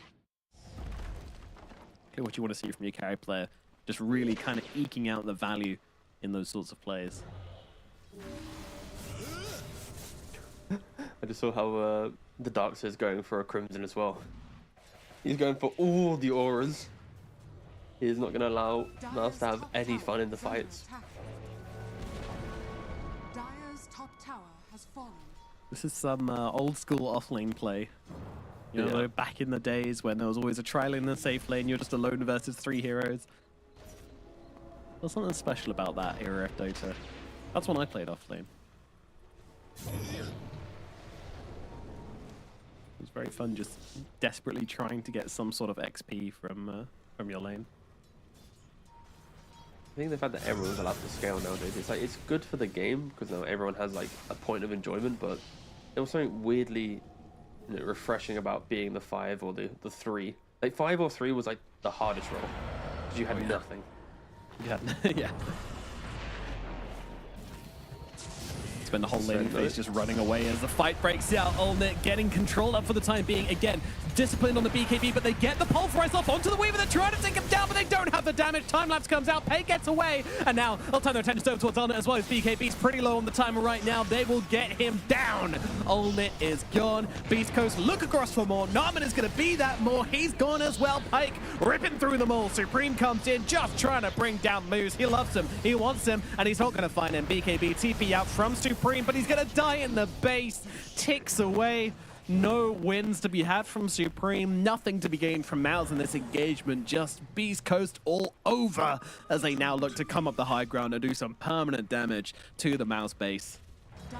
Yeah, they tried to go into the Weaver, but with Sven's item so far, with the Mask of Madness, the Echo with the Plate Mail, like he doesn't have that big Daedalus to rip through a hero during the stun, and Weaver survives. There's no follow up. The Weaver was able to get BKB off, so CM, Snapfire, and Tiny just had no contribution. And when you put everything in the hope to get a Weaver time-lapse to break that damage, and they had nothing now. So Beastcoast again, fight after fight, out-itemizing, out-playing. I really just expect this to be a game-1 win to Beastcoast in the next 5 or so minutes. Yeah, I saw some hope for Olnit, making some sort of crazy comeback, but he's even getting killed on his own high ground now. BKB not available for another 7 seconds. Beautifully timed from Beastcoast here. See the opportunity, take the opportunity, get the kill onto the Sven. 50 seconds dead. Damage just pouring out of Pake at this point. Godlike on the Weaver, 10 and 1. ripping through everybody as they look to finish off these top barracks. Bengen even being chased now. Oh, toss back into the fountain. Nice jump on the spot there with the onslaught to make sure Lumpy cannot get away. I mean, it's something, and it might just force Beastcoast back for now. You got to be so careful with Pake here, especially with these bugs. If you let them build up just a few stacks of anti-armor, you are going to die. But here we go. Another day, another toss back. It's the one thing they have to work with here. But Pakey's got the BKB and the time lapse available. It's going to be absolutely fine. Just get back, finish these barracks under the cover of BKB. They'll look for El Misho instead. He's going to be the next target. 6 seconds left on the Sven. If they can keep the fight going until the Sven gets back, then maybe they can make something magical happen. But no, Beastcoast so disciplined, leaving El Misho for dead. Moo's trying to get away as well. Force will find him in the trees with the pole fries at the very least. So should be another kill going the way of Mouse, but just a couple of supports. It's not the biggest payoff, really, and you've lost 2 lanes at barracks. Beastcoast going to be absolutely fine with this. Yes, Beastcoast just getting rewarded, right, for their aggression. 2 racks now. And we are going to see the replay. This is from the fight earlier, and I think this is kind of the reason why they lose 2 racks, right? The Sven, he goes in with the Primal Beast. They try to kill this Weaver, but it's so optimistic. Like, there's no other follow-up. They needed 1 source of damage. Like, even the tiny blinking in with an Echo Saber double hit could have been enough, but it just wasn't there. And because of this fight, we then, fast forward to what we just saw, and they lost 2 lanes at racks. Like, Mouse, when they have their items, right? BKB. Exactly, didn't have BKB. And Own It, he's taking the Watcher underneath Vision, but this is where, for Mouse, like, you had 2 BKB timings, didn't reveal it. You took a fight, didn't win it. The comeback moments for the team just haven't really connected. And Beastcoast, they want to try and get this Roshan. This 3rd Roshan will secure the Mega Creeps most likely. And Mouse, potentially the last they fight want of to the game, go out on their terms. I'm not going to make any claims here that this is going to be some big comeback fight from Mouse. Like, ultimately, this is a desperate play, but in the situation they're in, what more can you ask for? They don't want to give them a chance to go high ground. They want to take it on their terms. Okay, they're not.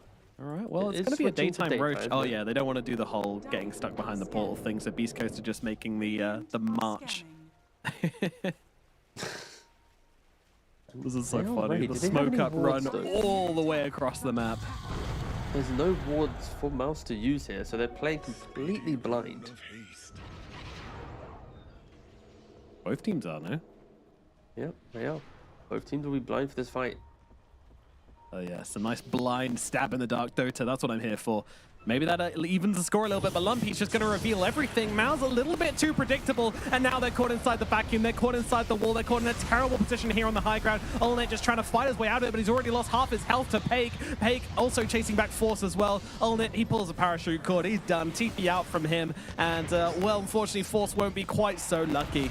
BKB is available, but doesn't even pop it. Just accepts his fate and goes to the grave. It's not really much to say, right, Mouse? They tried to make the portal play. They held the high ground, but Lumpy once again, he identifies the position. He hits a 3-man route. Mouse, they don't want to pop their BKBs and charge down the hill, so they then get hit by a vac wall. Multi-hero swarm into multi-hero slide. Sven's already half HP, got to dip out the engagement, and yeah, just Mouse, they're trying to create moments. They're just not executing on their attempts, and of course, it only gets harder, right? At the 5k blunder, the 10k blunder, now the 21,000 fight, like, of course, this is easy to say, oh, okay, they can't fight, right? But it really stems from multiple missed opportunities from Mouse to try and make an entry into this game, and it is just off of how impressive Beastcoast have been. Like, the way in which they constantly poke down their opponent. If you make even a fraction of a mistake, Beastcoast have taken that, exploited it, and crushed you already. Like, this is why this game has been so one-sided. At the very least, they have Narman to take down the banner. Doesn't really matter. Bengen kind of left behind. Just got to go for the ulti here. A lot of damage actually being dealt to the Weaver, forcing him to time-lapse out. Doesn't want to give away his Aegis for a Crystal Maiden kill.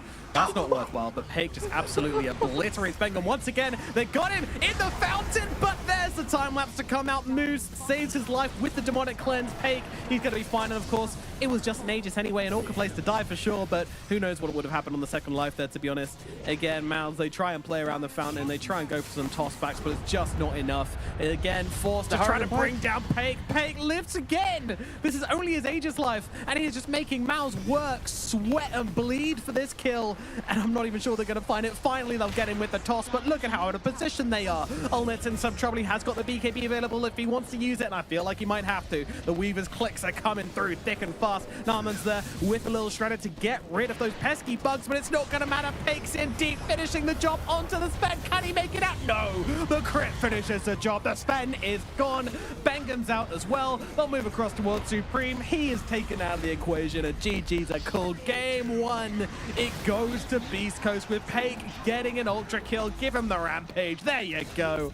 Just before the Ancient explodes. Yeah, this was such a strong game from Beastcoast. Like the way that they approached it, the aggression, the discipline to even after like the, it was like the 14-15 minute tier 2 tower dive to kind of reset that level of aggression to make sure they weren't kind of overcommitting the entire time. It was, such a strong game from them. And there's so many questions you need to ask Mouse now. Like they're coming into their second series of the tournament, or in this group stage, sorry. It's been awkward, I feel like, both times. I'm yet to see a game from Mouse where I'm like, okay, lanes go well, their strategy. It always feels like they're playing, just responding to their opponent and poorly. They are struggling so much, I feel, in this group stage. And I hope for their sake they are able to find some rhythm and to find some form because, they're struggling a lot. And back to Beast Coast, great stuff. Lumpy, incredible game from him on the Ember. Just incredible stuff. Yeah, he was all over the place, making so many plays, being super duper active. Exactly what you want to be seeing, especially after last game's Rubik, which he played versus Bet Boom. It was really, really empty. I think it was like 1 and 2 or something by the end of the game. Just non-existent. And this is completely different. Playing up, being involved, getting that Mage Slayer on the Gleipnir and just constantly being on map, threatening kills and making fights happen for his team, It was beautiful. So, yeah, great move from Lumpy. Obviously, impossible not to say something about Pake this game. Getting the rampage at the end, 16 and 1, 38k damage dealt in this game for the Weaver. Like, we thought it was a rough Weaver game, forcing it to carry felt like a risky move, but Beast Coast, they recognized that he was going to have a good lane, and if you've got a good lane, you got saves behind you, doesn't matter. That hero is just strong. Yeah, and on top of that, Darkseer, Vitali, he, of course, itemized very, very well, going for the triple aura, ensuring that his team can go forward. And, how many of the early fights was it? There was maybe a moment for Mouse, but then you press 3 buttons and there's 0 damage being done. And yeah, I just think overall for Beast Coast, again, I'll say it again, like during draft, I'm like, these heroes are kind of cool in motion, but if you don't execute, you will just fall flat to what Mouse have. And they executed it, and it's really impressive. And especially because like when you look at the games yesterday against BB, it's like Beast Coast didn't look that strong, but then you're also looking at a team that was in the top 8 of the EPT leaderboard, right? So comparing Beast Coast and looking at their performance after a top 8 team showdown maybe wasn't the best thing to do. You look at them against Mouse and they look like a really strong team, right? So they are obviously maybe victim to the seed that they play against, but I think for Beast Coast at least, this was a really impressive game. And I hope that we get to see this aggression again from them because this is the type of Dota I enjoy watching, and they really put on a show.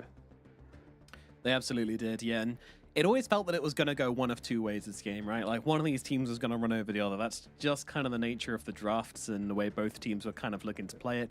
And in the end, it was Beast Coast that just, completely came out on top on the lanes. Mouse, you need to look at your early game. You need to sort out your lanes. You need to sort out your early movements, your reactions, all of these things. It's a lot to solve, but let's be honest, they're in deep water here, okay? Mouse, unfortunately, the skill pool of this tournament is super deep. It's the Esports World Cup. What are you expecting?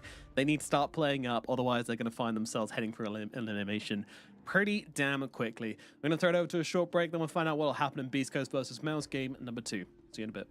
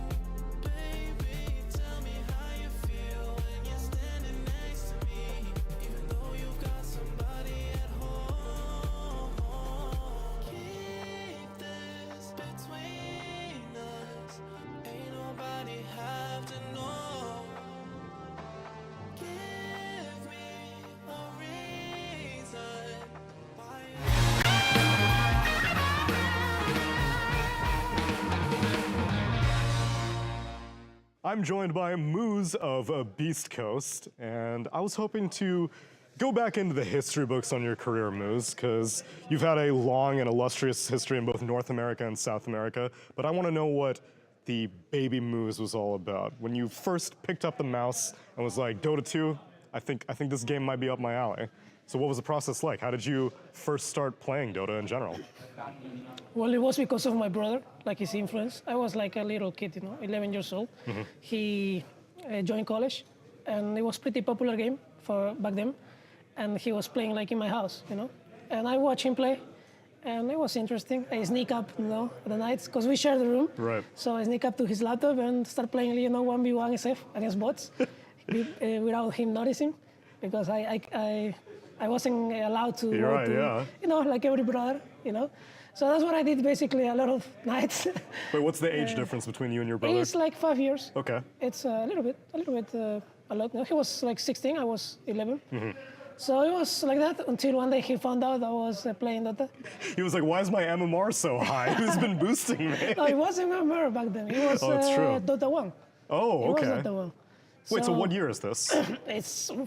It was like 15 years ago. Oh, wow, okay. It's a long time ago. You going from pub player to, did you try to get yourself scouted for teams, or someone approached you and was like, hey, you're really good, you should come play professional? I remember I stopped playing for 1 year in that time because I knew that I didn't see the opportunity. Because I remember back then it wasn't a slot for SA.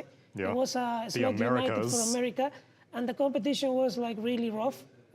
Not even SA players. So I was very, very realistic about my opportunities. Mm-hmm. And back then I was like, there is no shot I'm gonna make it because I don't have much time to put on this.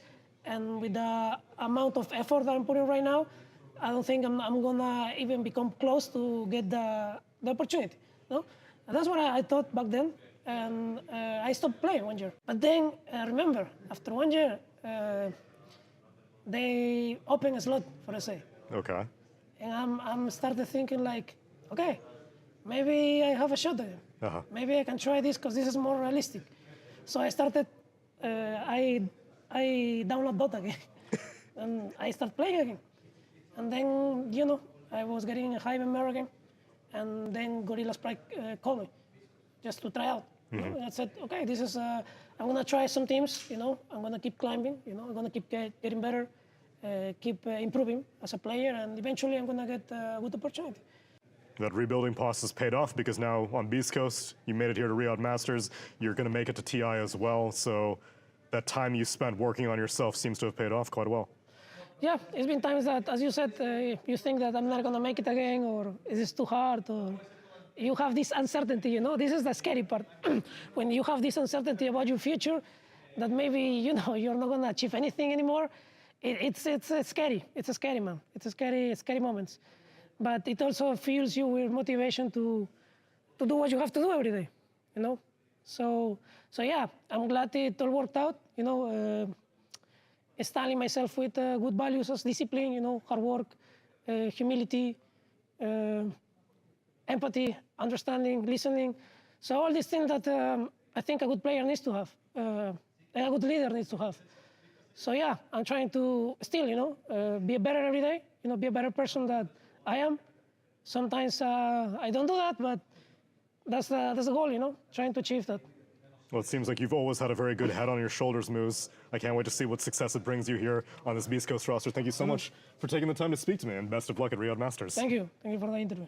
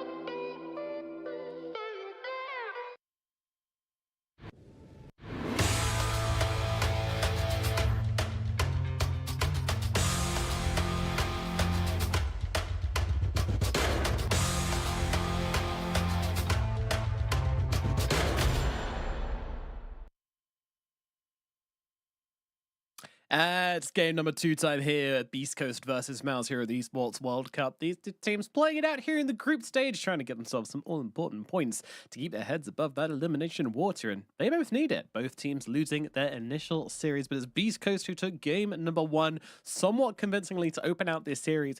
Can Mouse prove to us that they are a competitive team here, that they do deserve to be here amongst all of these great teams? I mean, we already saw them through the play-ins. They got a couple of wins, but as the competition increases, they need to increase their level of play as well. And unfortunately, in game 1, we just didn't see that.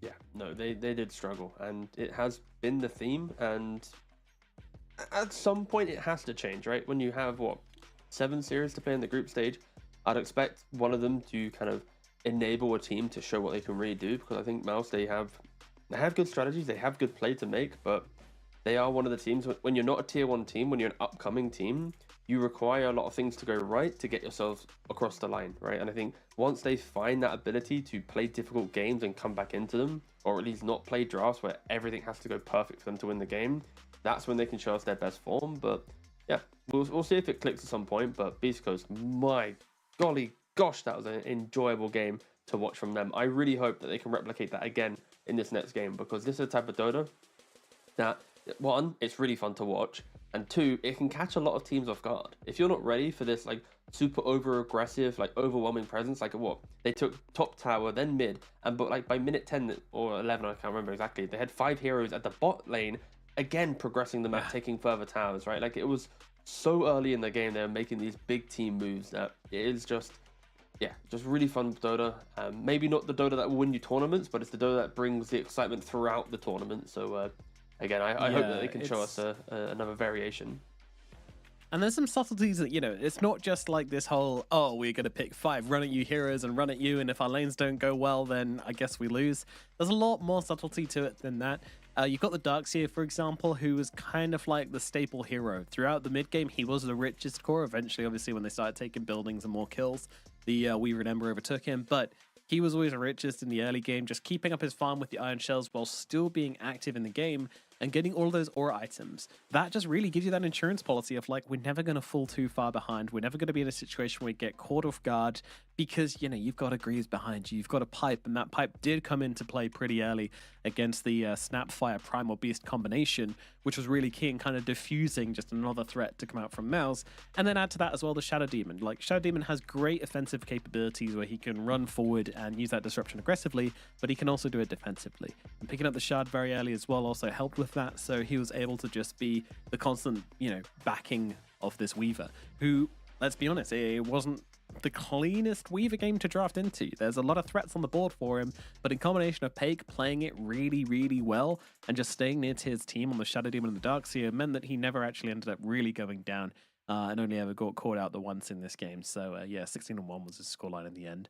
And we saw moves here with the looking ready for a nice chill game 2, I suppose. But yeah, I mean, Mouse, I don't hate their strategy. I just feel like they always draft a game which is a little bit too formulaic and a little bit too predictable, and also the lanes are just pretty bad. Yeah, I guess. I don't know, it's hard to describe it. But I guess if you had to try and describe it, it's compared to other teams, they kind of emulate the same logic of draft, not play, sorry, very different. The draft logic of a team like a Falcons, for example, where they have a very clear set, this is our strategy, we do it, we win, But they have that logic, but the execution just is nowhere near the same level as a team that has consistent drafting. And that is their issue. They're trying to draft in a very narrow realm of Dota with expectations of play to match, and it just isn't the case. So we'll see if there is any shape up. We said it yesterday, there wasn't any major shape up. We'll see if anything does happen at any point. And on the flip side, the argument could just be they could just get better at playing their lanes. They could just, today in this game 2, they might see something that Beastcoast did, and in their team talk between game 1 and game 2, they might go, okay, if we do this strategy and this style, we can then get our draft online and we can show the world what we can really do. Because right now in the group stage, we aren't doing it. So again, it is a matter of time. It is the perk of a group stage. Yeah. There is so much time to do it.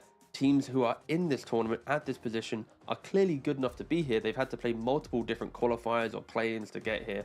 So there's no knocking their ability to play. It's just, it isn't clicking right now. Whatever their prep was just hasn't allowed them to compete at the group stage level. Sure, it allowed them to get through the play-ins, but something needs to click, and time will be their friend there. For sure, for sure. I feel like the Crystal Maiden was kind of part of that attempt to get yourself a team a lane which is just going to go well. But unfortunately, Bengen just a little bit too aggressive at one point in that lane. You give one kill over to a techies, and he is going to be down your throat for the rest of the lane. He's going to be causing you issues. Like, that hero just does so much damage, and against the Crystal Maiden or something like that, you miss out on a bit of XP, you just fall behind one level, or you don't have enough stats, and all of a sudden, things can get really, really messy. Mouse this game, though, they're going to open up with a Templar Assassin. This is a very strong hero for Supreme. One of his favorite heroes that he used to play outside of his active heroes, like the Tinies and the Quops. The key thing I would like to consider is we've been concerned with Mouse's inability to turn laning phase into a kind of statement mid game, and when you pick TA potentially for mid, your mid laner isn't going to be the statement hero, and Supreme has pretty much done most of the work for his team in any game we've seen so far. It's the tiny Supreme, or I can't remember the other hero he played, but it's his actions that have enabled the some life to be had. So if he's now playing a farming mid, will the offlaner or the carry now step up to create some noise in the early to mid game? I'm just looking through Allnet's history and see if they do have that flex potential. Not seeing a ton of Templar Assassin in his game history, but it is there. 9 competitive games with it, so yeah, they do have that flex potential if they want to run it in the safe lane. We'll see what the choice is. I think it's important when you pick this tier that you are willing to flex it as a first phase. I honestly expect it just to be just a mid, but again, we'll see. Maybe that's the surprise Mouse bring. And of course, with Beastcoast instant going for the Darkseer, I'm not too excited about them flexing it to the carry role. Sounds pretty underwhelming. You've got Iron Shell to eat through the refractions. You've got the Wall to take the clone of the tier as well, which is very good. Darkseer naturally is a nuisance to any ranged carry. Of course, your illusion doing more damage with ranged hits, very, very powerful. So yeah, I think just Darkseer is your offlaner, TA is your mid laner. Let's see where they progress. Beastcoast though, currently with the advantage.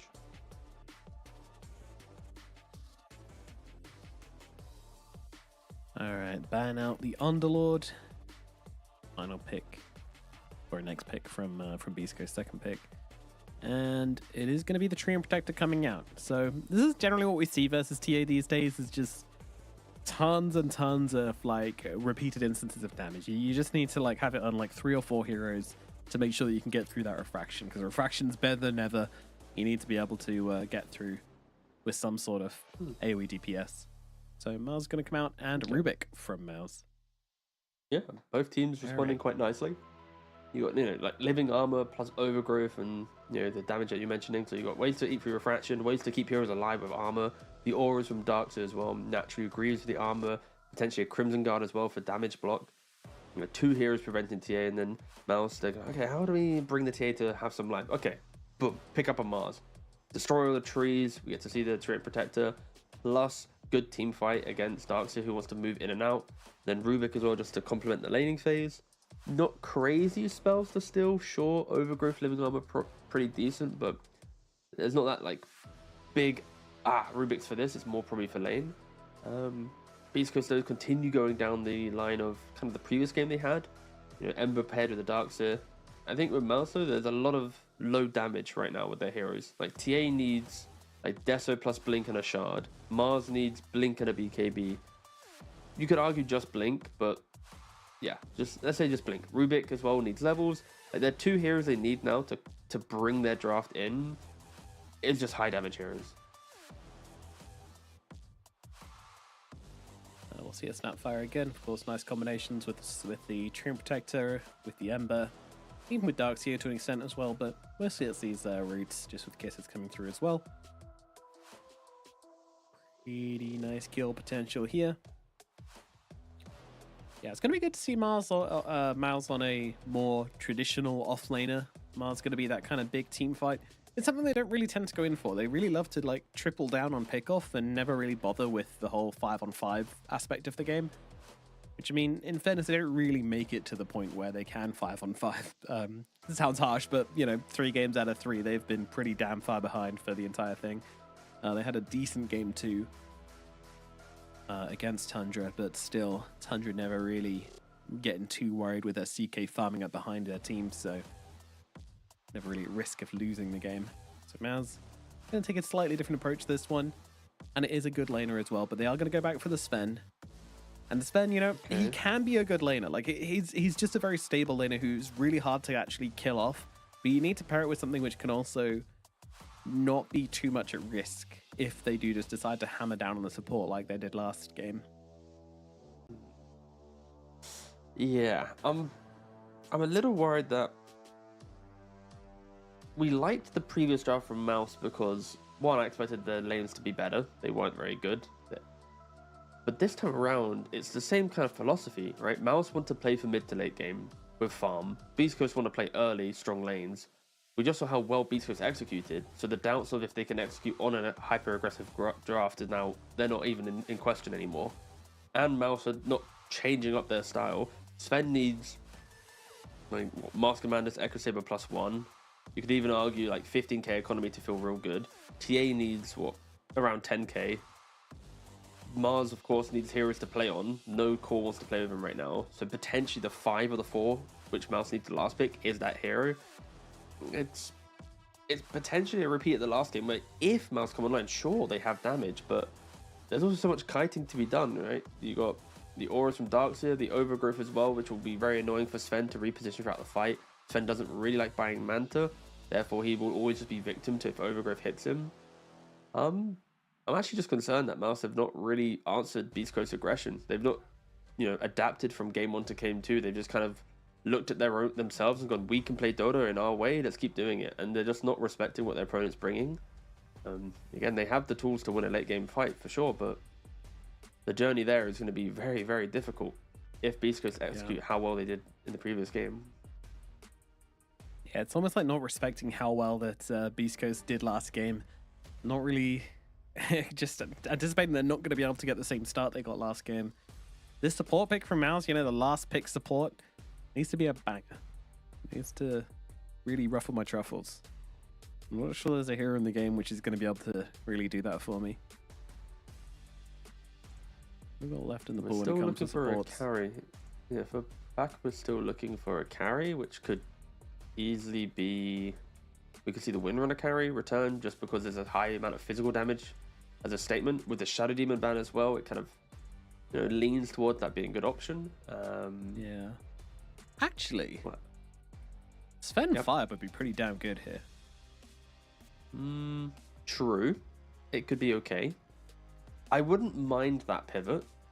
But Mouse don't have last pick, so it's not as if it's the craziest. Yeah, you don't really gain much from doing it for sure. But yeah, it could just be a Sven 5 pick. Like Sven is a popular 5. He's played almost as much 5 as he's played carry in top MMR pubs. So yeah, true. No, again, I wouldn't mind that being a thing. But they banned the Windrunner and they picked Witch Doctor, sure. Unless Witch Doctor carry. No, I'm just kidding. It's a very good Windrunner ban though. Like, I think that would have been a really, really good hero for Beastcoast to use. Heroes he's played so far in the tournament have also included,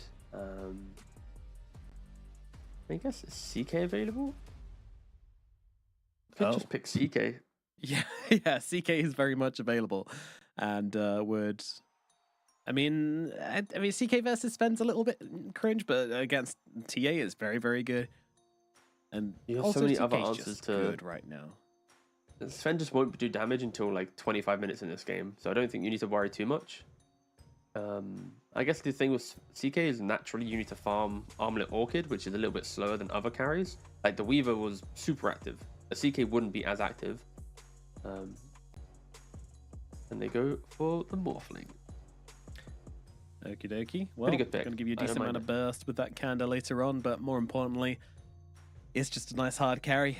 Sven does not like playing into Morphling, generally speaking. He just kind of outpaces him, and it's very, very hard for the Sven to actually just get on top of the Morph and shut him down. So,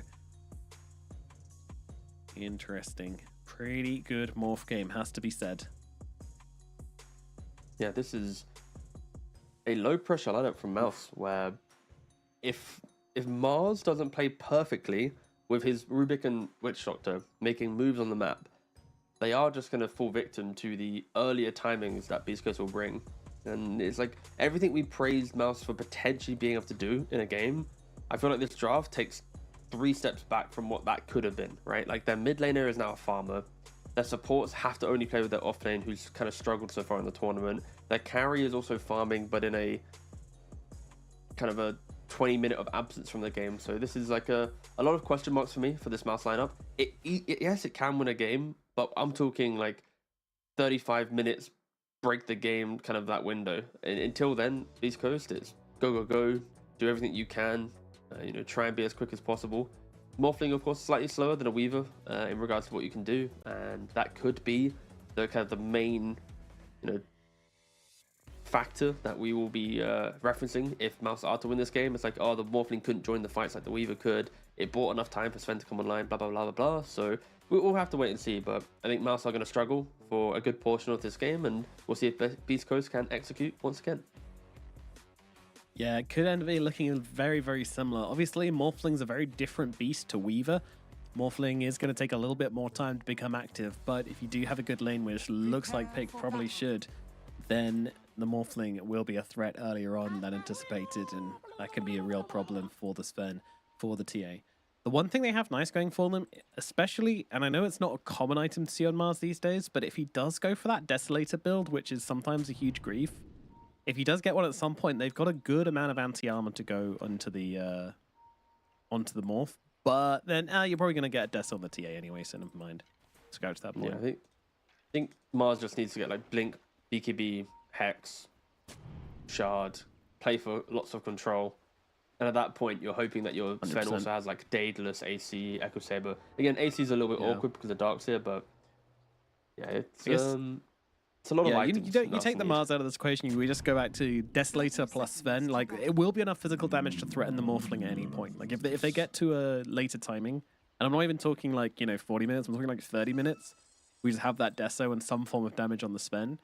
Morphling can't play super free, because high agi Morph will just get killed by anti-armor and overwhelming physical damage, so... I really like that cosmetic on Tree, by the way. It is very beautiful. I've not seen it before. Like a Japanese Sakura. Oh, Force going a little bit deep here for the bounty rune now, getting blocked up by Pake as well. He's going to stand in the tree line. Uh-oh. Bad time for the Mars. He said he needed to play perfectly, and this is not the start you're maybe wanting to see. Should still survive it, but it's going to take a lot of HP off him. Considering he didn't have any regen to do with his play as well, it's going to be extra painful. Should just give Pake a few. At least the first wave going to be pretty much completely free. Wait, he still doesn't have regen. Wait, where's his regen? Oh, he's just going to get fed tangos by the Rubik. Getting mass tangoed by Rubik, yeah. I'm sure Narman's thrilled about that. My regen. And not a very good start to the top lane. And that will just kind of compound down the line when we expect Mars to step up. If he's not able to play out the strong lane for 3-4 minutes, then Morph, it's all about what you can get against Morph in the first 3 or 4 levels of the lane, right? As soon as he gets to 2 points in attribute shift and with waveform in play, he doesn't really care too much about the aggression he's against. But that lane aside, we do have a slightly more kill-hungry lane here with the Witch Shot to Sven. Because in the last lane, CM doesn't really help the Sven to get kills, but when you have Maledict in a lane, that's when any stun, any damage is very impactful. So I really expect Bengen to make the calls, to get on it into a little bit more of an aggressive position. Be careful. Lil Shredder, level 1, you're half HP if you step up too far. Triple Iron Branch, yeah, you don't mess with that. That's scary. Oh, they hit level 2, but they don't go for the play onto Vitaly.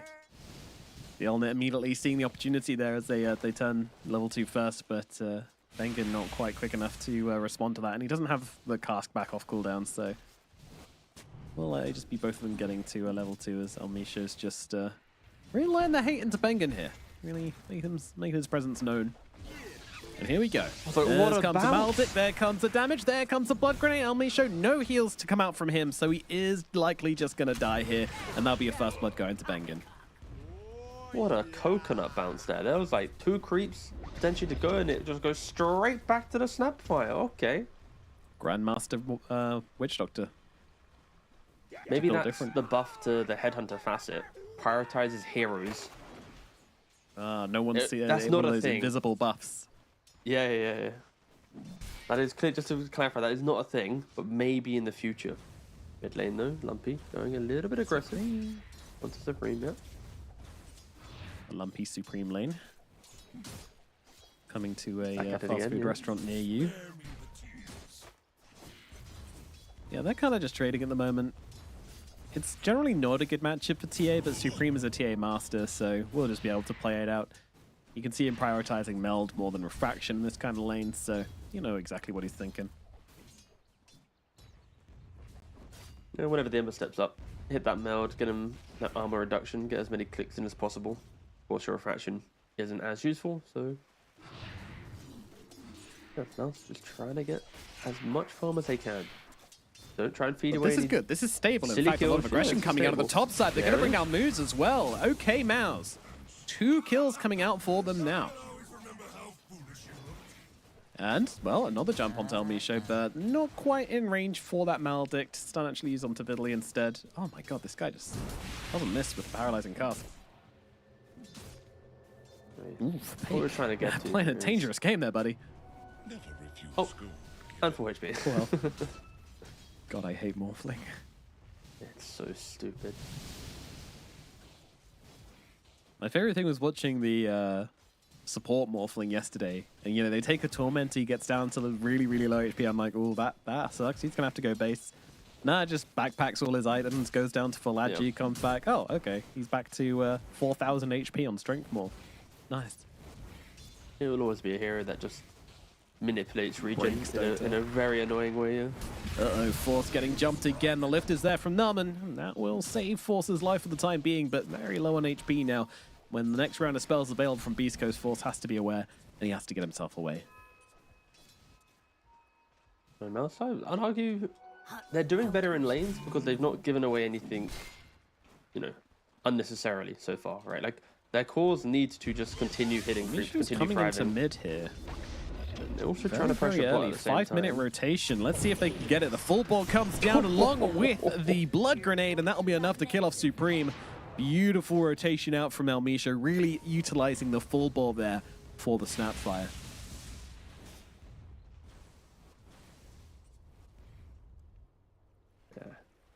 Something you just don't As much- expect, that level of damage coming out from that range from a support. Something which we might not just be used to yet. Are there any stacks getting made? Okay, so there's a couple stacks on that. That is probably going to be the key game here for them. Like, when you have double farming cores, there will be a moment where Sven and Tia will like accidentally overlap their farm, but you need to make sure that the jungle is stacked, that it doesn't hurt them, right? And they are making a couple stacks right now, but I would argue they need to be a little bit more efficient on that. Of course, Bengen is now retreating to the jungle as well, so potentially this is not something they're thinking about. As you see off screen, the result of making stacks is you are left alone, and Force, he is facing the repercussions, right? Rubik makes the stacks, helps out his other cores, but Mars taking the L for it. And Bengen potentially also taking an L in the lane. Yeah, he tried to secure that 6-minute rune. He does get the deny, but what's it going to cost him? The answer is his life. Narman not able to save him. Lumpy cuts him down and gets himself a kill, which he'll happily take in response for no runes. So happy days for Lumpy. They continue the aggression in the middle lane. TA kind of just going to go AFK for a bit now. Shove out waves, get farm, hit timings. The aim of the game. Yep. The one flip side to this is going to kind of force the Ember Spirit to stick around mid. Let's see. Rotation onto the top side. They're looking for Force. Force, he stepped up very far here. Narman, he's going to see it, but is it going to be too late? I think it might be. Force doesn't really have anywhere to run to here. He's got to try and land a spear. He doesn't even have one. He's just dead. Down on the bottom side, they do get the return kill onto Vidley. So both offlaners dead, and a lot less resources used by Mouse to get this kill onto the Darkseer down here. So I'll be pretty happy about that as Bengen racing for the Wisdom Rune right now. El Mishu's on the run as well. Looks like Bengen's going to beat him to it, and that's double Wisdom Runes going for Mouse here as well. All right, Bengen, even though he's died, he's still level 5. Of course, they got the double Wisdom Rune as well, and Snapfire. Did a lot of pressure, but now level 3, very, very difficult. We are going to see the mid match up here. Couple kills to Lumpy, but you know, TA just farms jungle. Not the worst situation here.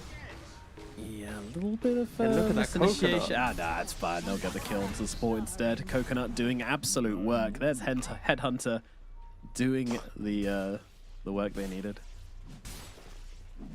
I think Bengen, he's really showing what... Stacks. Back to Bengen though real quick. It's like Bengen's doing what other Wichita players aren't really doing. Like a lot of Wichita players still kind of hold on to the healing facet, but he's really trying to push this facet to the masses. Dire's bottom tower is under attack. Radiant's middle tower is under attack.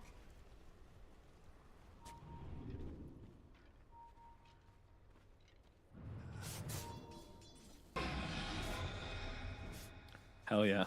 What a steal. Sleight of Fist Rubik. Very good. Definitely what he wanted. To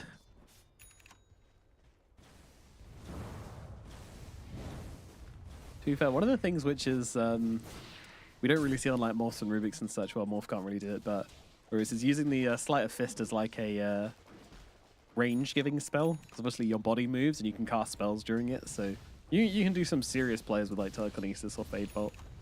You don't really see it very often, but it's a nice mechanic if you know about it. I gotta give props to Beastcoast. They're very efficient at getting these D-wards. Like in the previous game, they moved from mid, get D-ward, progress. They've done the same thing here. They've D-warded mid, they move bottom, they D-ward bottom as well. They don't bring as many heroes this time around, as the Morphling can't be as active, but they're trying to be as loud as they were. The difference here though, look at the cores though, the Sven, the TA, they are doing a very good job at just kind of ignoring what potential move Beastcoast can make, and this time around are at the top of the net worth. This will ensure that they can at least, I guess, take a fight just a little bit earlier. We'll see what that fight is, as they do need to farm probably 2 more items each on these cores, which is the window which Beastcoast can exploit. As they look to try and pressure Supreme. He's going to need some help to come in for him right now. Moose and Lumpy on the chase. I don't think they're going to stop. The Shield Rune is here for the Ember Spirit. The rest of the team coming in behind. Supreme full board up as well, doing a lot of work, but in comes Bengen. The 2-second Death Ward not doing a whole lot to help Supreme out here. In comes a Refraction. They're going to turn around, try and get 1 kill, try and get another. Supreme running through the backlines, might just live through this after all. And have a look over towards Vidley instead. On it, try to chase him down, and they will absolutely get that kill into the Darkseer. And the TA, she lived through it all. Lumpy as well in some trouble. He's got himself a Remnant to get back to here. Should get out to safety unless Narman can spell something really, really good. And no, it's just going to be the Lich Seed. But still, huge response there from Mouse. Beastcoast forcing the issue a little bit too hard, and they pay the price for it. Much better showing from Mouse with the reaction, TA keeping himself alive. Of course, Beastcoast, they don't have as much damage this time around. When a Tree and Protector is your support, it isn't going to be as, you know, impactful in the early moves, and you can see that, right? The TA was able to disengage, kind of brush off the non-level 6 overgrowth, and or Tree and Protector, sorry, lacking overgrowth. And I think Lumpy, like, he tried to do it. He tried to, you know, use the Remnant, but Narman comes in, Bengen with the heals constantly. Having Headhunter as a facet, it does enable his heal to actually help his team out. And yeah, Beastcoast falling victim just a little bit in this game to their own aggression.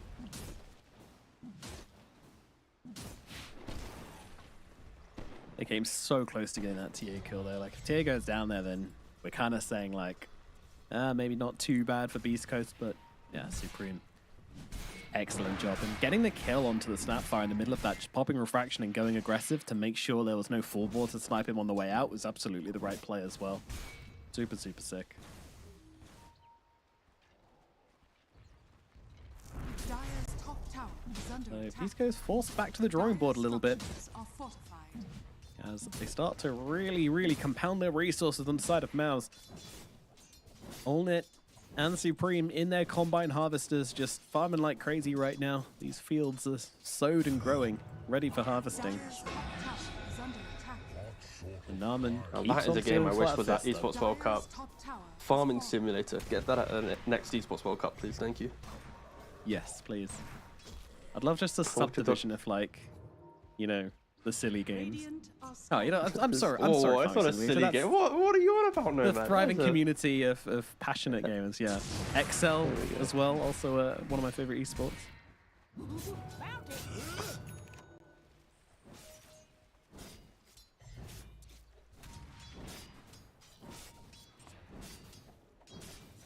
Such a quiet game, though, when they right? tell you they're like a farming simulator pro, like, I was like, hell yeah. Sure, why not? If you're professional in anything, right? You've spent the time to get good enough at it that you're, you know, able to compete. That sounds hype. Absolutely.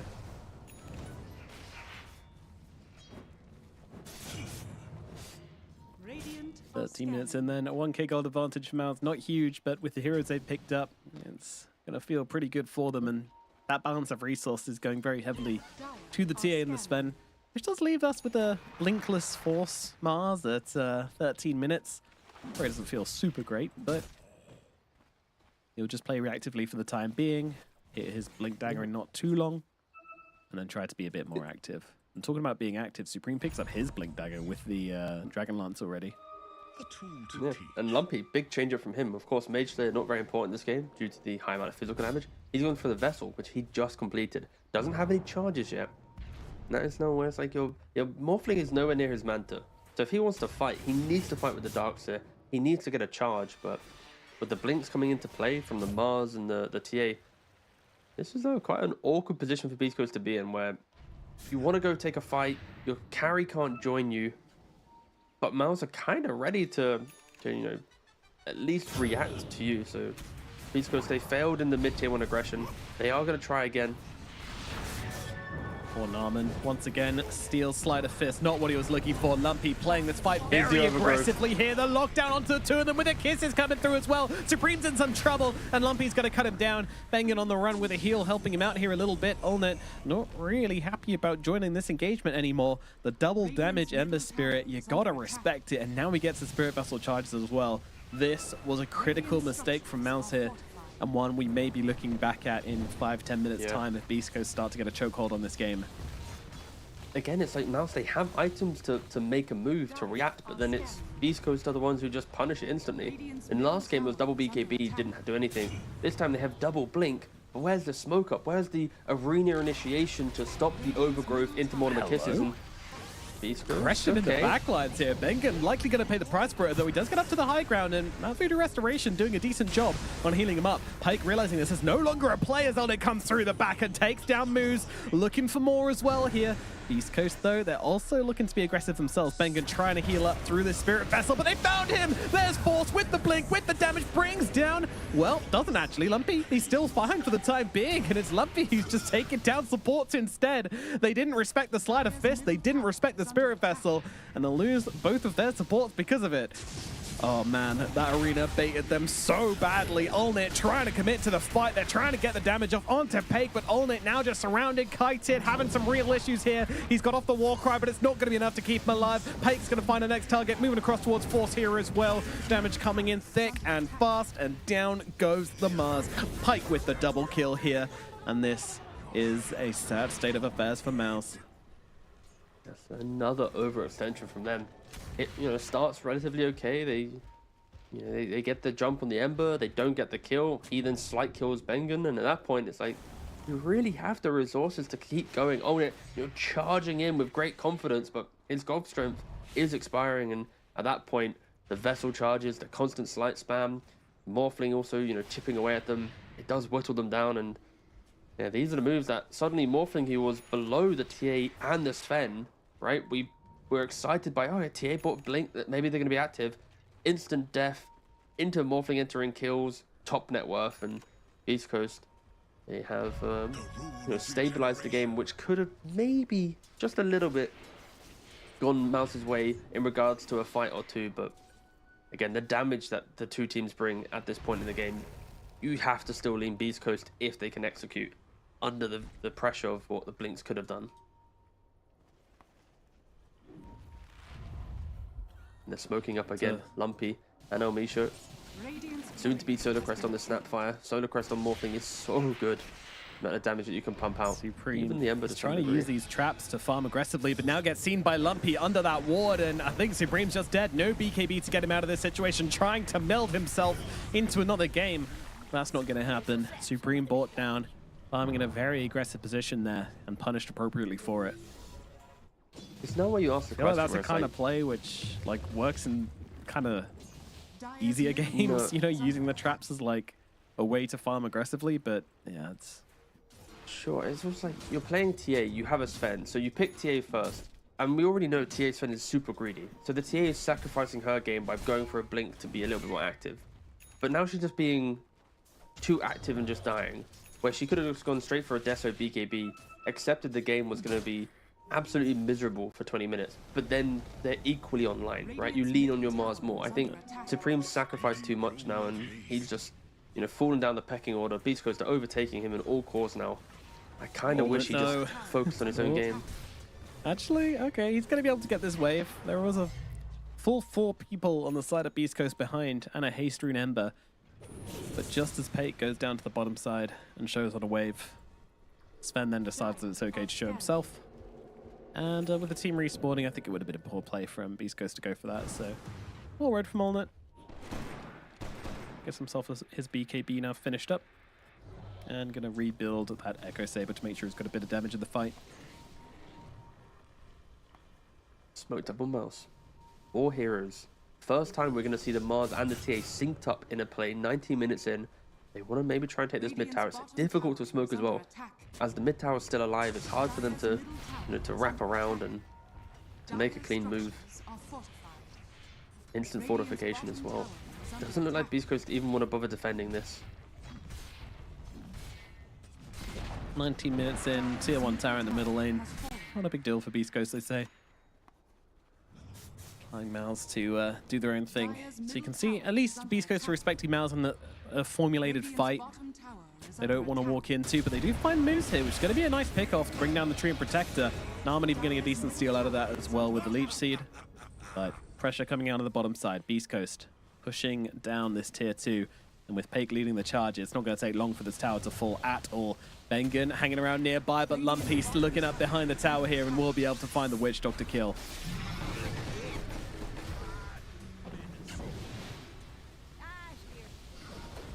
It's one of those positions where he was just seeing if his team wanted to come and defend it, asking the question, not really considering how aggressive Beastcoast have been, but they're going to try and drop everything onto the Morphling here. They're trying to take him down, so they have the damage. They need a little bit more, and they're not going to find it. Morphling gets away. Lumpy gets a kill. Once again, takes down Force. A blink out from Supreme gets him to safety. That is going to be that. And once again, they threw everything they've got onto Pake, and they just don't have enough to get through him. The man has an Eagle song. He is armored up. He's soon to have Butterfly. He's only a talisman away.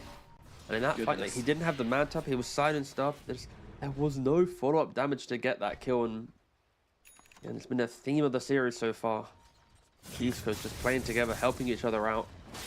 Darks is about to get a Crimson Guard, just going to amplify that even more. Snapfire's going to get a Ghost Scepter to brush off that initiation. Got the I have to say, Butterfly we just going mentioned, for that, like every... Oh, my God. I was just going for that pre-Desolator feels really, really crazy. Like, the tier 2 tower is not worth it, and you have a chance. Like, you got one shot at this Morphling, it feels like. If you can hit the Deso pre-Butterfly, Supreme and Allnet will kill him. Like, if they can get off their damage onto the Morphling, they will kill him, but that feels like that opportunity's just been wasted now. And now Pake, he's going to be able to take the Aegis, he's going to be able to finish his Butterfly, and yeah. Oh, where's my split screen? What's that? No, last time there was a Tormentor and Roche fight going on at the same time. We had the full, like, line down the middle. It was awesome.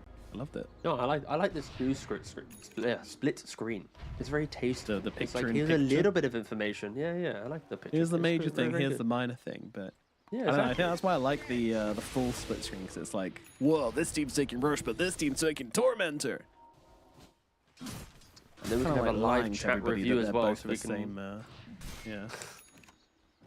Or let's just play 2 games at the same time and just have split screen, so we, rather than having 4 Save money on streams, we'll have 2 casters. streams. Yeah, good idea. Yeah, half the workload. Set the guy on the D stream.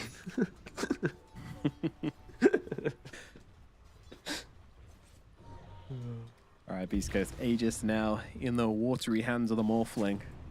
They feel like they can do anything. Wow, Force? What the? Huh? What's he doing here? Yes.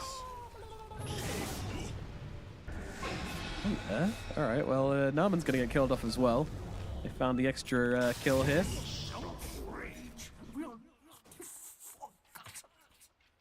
I have no idea what he was doing that deep. Maybe going for a D-ward with the Rubik, I guess, but... It's the point in which your enemy has Aegis, you don't want to fight them, so everyone's kind of off doing their own thing. Farm a jungle camp, skip a wave. Like you see Bengen as well doing it. He is going to get caught out for being in this position. Quick setup from the Treant Protector, Lumpy TP's in, gets the kill, can run him back to the fight. Mouse have nothing. They've just got literally nothing. They farmed, but they never did anything as a team. And Beastcoast, they do everything as a team. So it's why we're seeing such a one-sided series so far. Can Mouse connect one time in a fight? They need to, otherwise it will just be another GG. Well, the barracks are gone, and up in the top side, they're looking over towards Olnit as well. Olnit doesn't want to use the BKB for this, but doesn't have a choice. He's held it so long, and he's now probably just going to die inside BKB. Yep. There you go. Lumpy takes him down. This guy doesn't hit like a kitten. He can still kill the guy, finish the job. Oh, man. Mouse, unfortunately, despite a decent start in this game, when it comes down to it, the proof is in the pudding. Beastcoast, they are just outplaying them. They are just the better team, it feels like, in this matchup.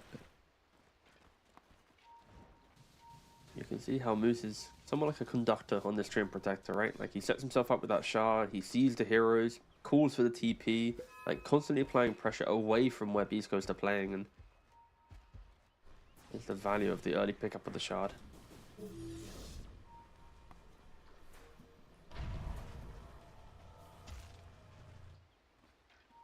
God, it doesn't feel like a 24-minute game, does it? So much has happened. I mean, I also do wish it was a 40-minute game because they'd all have 2 more items, but yeah, that isn't to be the case. Again, if they can find a way to elongate things, get to that late game, things are going to look very different indeed. Oh, Supreme going for the Tormentor steal. Let's go. Radiant's top tower is under attack. Can he do it? Yes, he can. Oh yeah, Bengen's a happy witch doctor right now. Voodoo switcheroo online. Are scanning. Blink out from the Bengen. Sven, but Bengen won't be so lucky. What a catch, finding the 2 supports completely undefended. There goes the Voodoo switcheroo. Narman also stealing the Fire Remnant, so we'll be able to get out of this one. Bengen still okay for the time being. Will the Spirit Vessel tick him down? I don't think so. So they're both going to get away from this. But the real damage is happening in the top lane. Pake using this distraction, just go for the barracks. The Rubik Remnant not going to be really threatening him too much there. Fortification comes down, traps shard from Supreme, going to silence up these Morpholutions. That's not going to mean a thing either. Pake just comes in, says thank you very much for the refraction, allows them to finish off the barracks, and now another lane is gone for Mouse. They did not expect to be in this position 10 minutes ago. Dire's bottom tower is under attack. Have we seen an arena plus Sven or an arena plus TA? I just don't think we have. They're I can literally one only lane of remember racks one away from arena. mega creeps. No, I remember seeing arena, but I mean more like the combo, right? Like the arena into spear with. Right, I guess technically on the morphing at tier 2 that was technically 1, but also it was 2 heroes, not all 5. But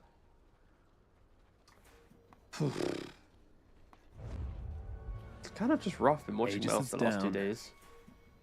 This is like Mouse maybe their final on the smoke. hunt. If they don't get the kills here, they're gonna lose the racks. And it's a 4-man as well, so If Beastcoast just turn up with everyone, then Mals are just going to lose. Olnate is not home. Coming down the middle wave, Beastcoast see it, and yeah, they've read this beautifully. A little predictable from Mals. You know when that Aegis is going down, they're going to look for that opportunity. Think away from Supreme to disjoint the Gleipnir. Then finishes MKB as well. All right. All in on the Morphling, I guess. Can you kill Pake? This Butterfly BKB Morphling. It's going to take everything they've got to bring down this Morph. And I'm not sure they've got it. And they jump in, but the beautiful back wall coming out from Finley to start the fight for Beastcoast. Now, well, the arena's not bad, but look at the damage coming down. They've already lost Supreme. Bengen's going to fall as well. Short moves will die in response, but Lumpy, he is completely unchecked in this fight, running forwards, looking for more. Sure, they've got him stunned. Sure, they've got damage coming in, but Pake is just running through them all. It's going to be a full fight for Beastcoast. Everybody said, except for the Mars, the GGs are cooled, and game number 2 will go the way of Beastcoast as well. What a fight to end on. Beastcoast as well. I got a massive props to them coming into the series. Like to lose to BB in that way yesterday, to coming into the series and kind of show what the Dota that they can play, right? Like this is, I think some teams could get disheartened quite quickly, but of course there's a lot of international experience, especially from the the man on screen there from Moose, and it shows, right? Like they lose yesterday, crushed today so easily for Beastcoast that I think their trajectory for the tournament will probably be a playoff team that will cause upsets. I don't think they have the strength maybe to win out the tournament, but I look forward to seeing what type of upsets and what nuisances they can be in their journey throughout this tournament, because if they play like they did today against Mouse, against any of these other teams, they will catch them by surprise. I think we have to have the conversation about consistency at some point. If Beastcoast can find it, then life is going to be looking much better for them, because this game, looked great. And as you say, like, I completely agree. If they played this way versus BetBoom, then it's a competitive series. This was not the Beastcoast we saw yesterday. It's why we were having doubts about this series coming into it, because Beastcoast just hadn't put it together. But, obviously, Mal's an easier opponent and a good night's sleep, and all of a sudden, Beastcoast, they come back. And they're looking like the team that qualified for this event, which is good to see. So hopefully we can see more of this from Beastcoast. They find that consistency, find out what is working for them and what isn't working for them, and try to hash that out. And yeah, that's going to be on the team. That's going to be on, that's going to be Moves. That's going to be on Pepita as well, their coach. He has to come in and make these reads, make these improvements happen quickly every day. These guys got to work really, really hard if they want to make a deep run here in Riyadh.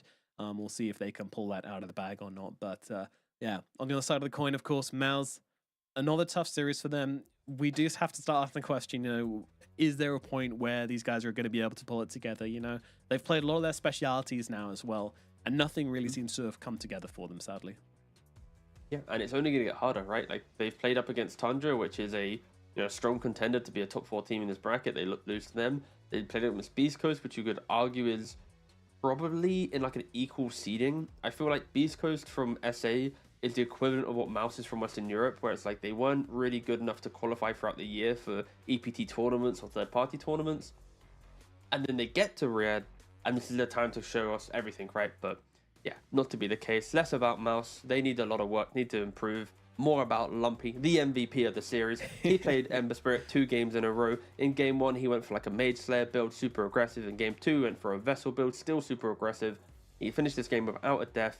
Incredible stuff from him. I thoroughly enjoyed watching this type of Ember Spirit, utilizing the Searing Chains facet to play on your remnants, and yeah, just constantly just pushing the boundaries of the hero. And I just hope to see this hero more. My favorite play. Just 1v3ing heroes here. It's just beautiful stuff. Nearly gets to kill here on Narman as well, but he does jump out in the end. And yeah, he thought the Remnant was going to finish the job, didn't he? But wasn't quite enough.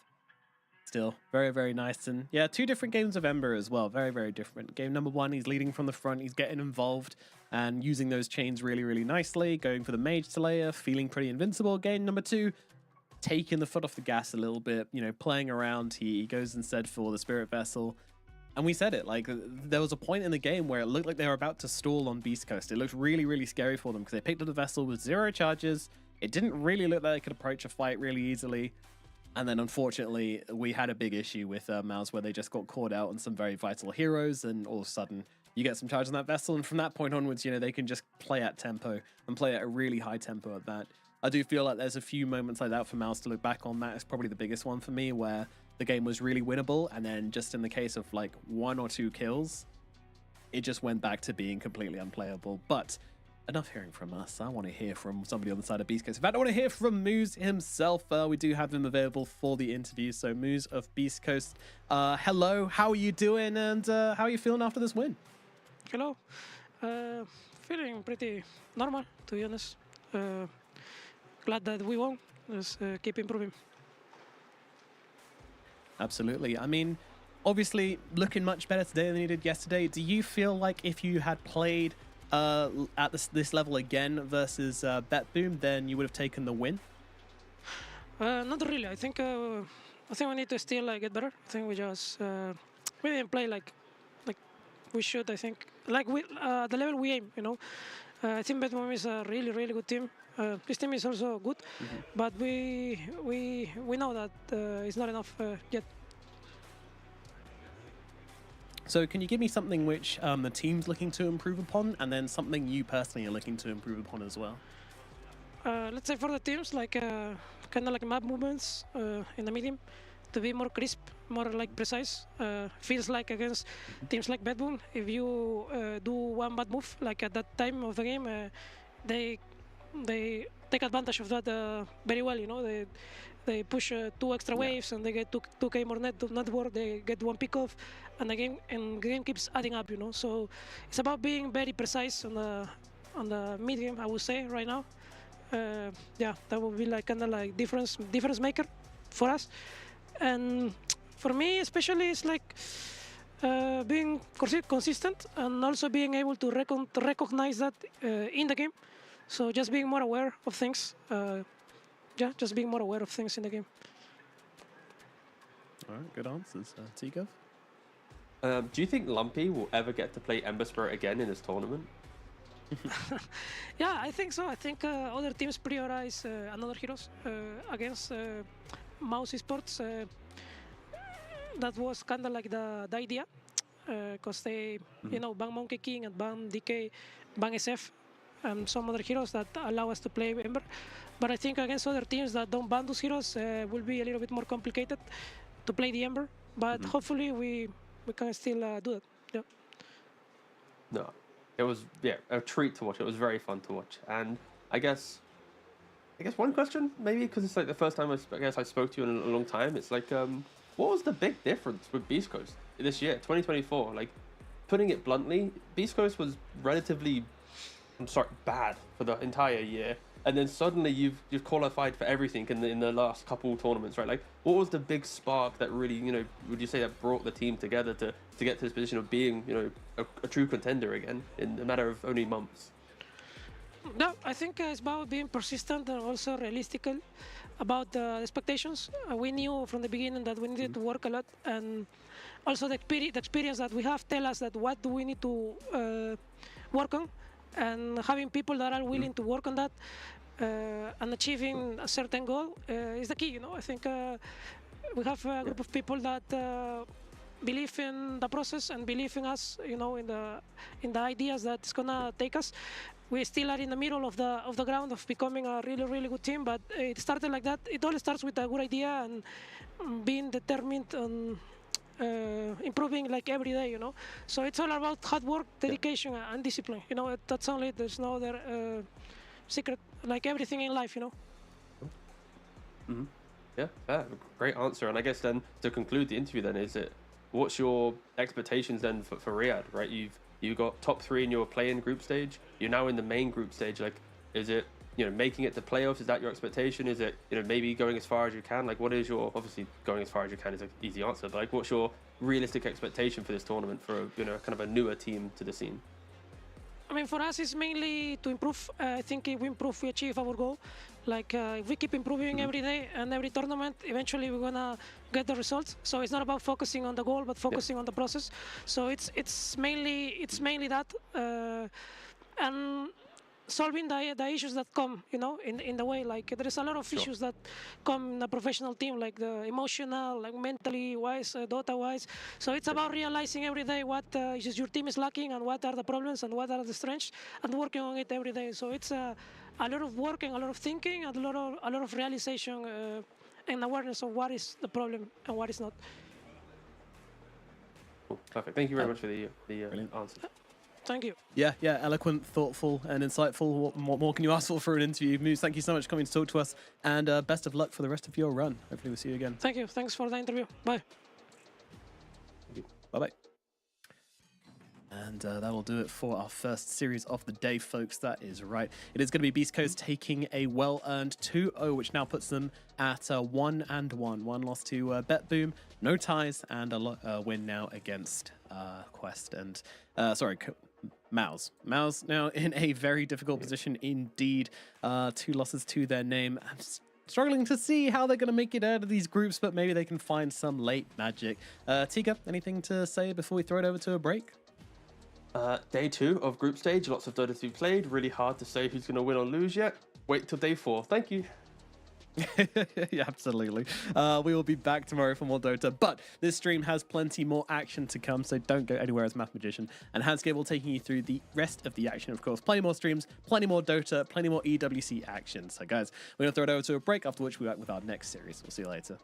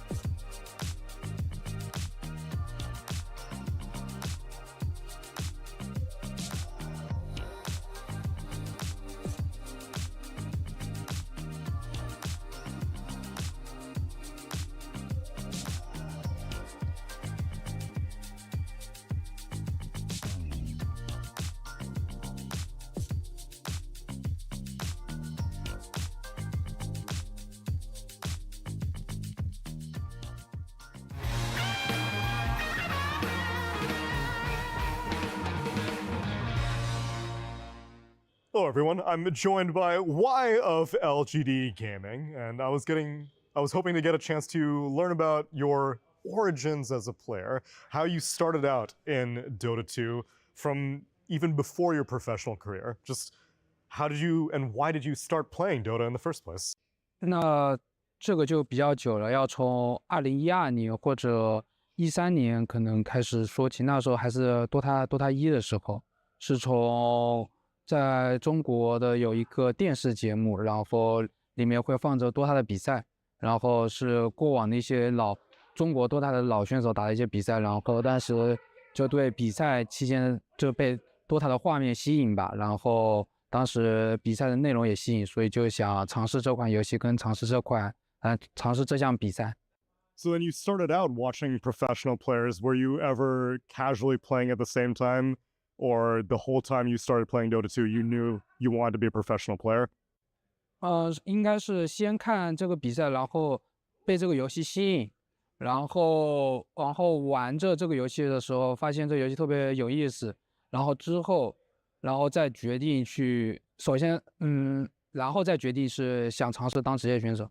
So then you pretty quickly found success. You had one game before Wings, Speed Gaming China, but then you go to Wings and almost instantly achieve superstardom by winning a TI. So what was it like going from a pub player to a professional player to winning TI in such a short timeline? 现在来看的话，我的想法就是一直很潜心的努力，然后不太考虑太多掺杂的其他的想法，然后就只是为了跟很好的朋友，然后一起去赢下这场游戏，然后更加全心的付出在这件事情上面的时候，能够得到好的结果，这是很大，在我觉得在人生上面对做某件事情是有很大的正向的鼓舞的。我觉得我现在来看那一段旅程来说，我觉得是这样子的。So you would say that your foundation, your formative years as a Dota player has had a strong influence on the rest of your career? 是的吧，因为当时算是一个很好的结果，所以对于我来说，我认为任何事情只要做到自己全力以赴，并且能够让自己事后觉得多少能有收获，我都会觉得这些努力都不是白费的，并不是完全的因结果而论的。Had you always taken that hardworking attitude to other aspects of your life, or was it Dota specifically that you learned the importance of putting in 100% of your effort? 我认为是自己有兴趣的任何事情，包括生活上面的，基本上是这样。但是如果抛开工作，就是应该说抛开职业或者说其他的，在生活上面可能都是比较松弛的，就是不会太，有的时候还是会想让自己 relax 一下的那种。但大部分只要是自己，我认为是跟职业或者跟事业有挂钩的，都会觉得自己要全力以赴这种的想法。So then over the course of your career after Wings, there's been ups and downs, but one big up was winning Riyadh Masters with LGD in 2022. What was that achievement like? 那次的感受其实要涉及在利雅得之前吧，那个 Animajor 开始之后，我们慢慢的，我们当时队伍的，彼此之间对赢游戏的画面心气都会更加的足，然后感受可能更多就是因为当时是第一届嘛，当时我们认为利雅得也只是一个邀请赛，所以怎么说呢，更多是享受这个比赛吧，所以单纯只论于利雅得这个来说，我们那个团队可能更多就是 enjoy Dota， 没有别的。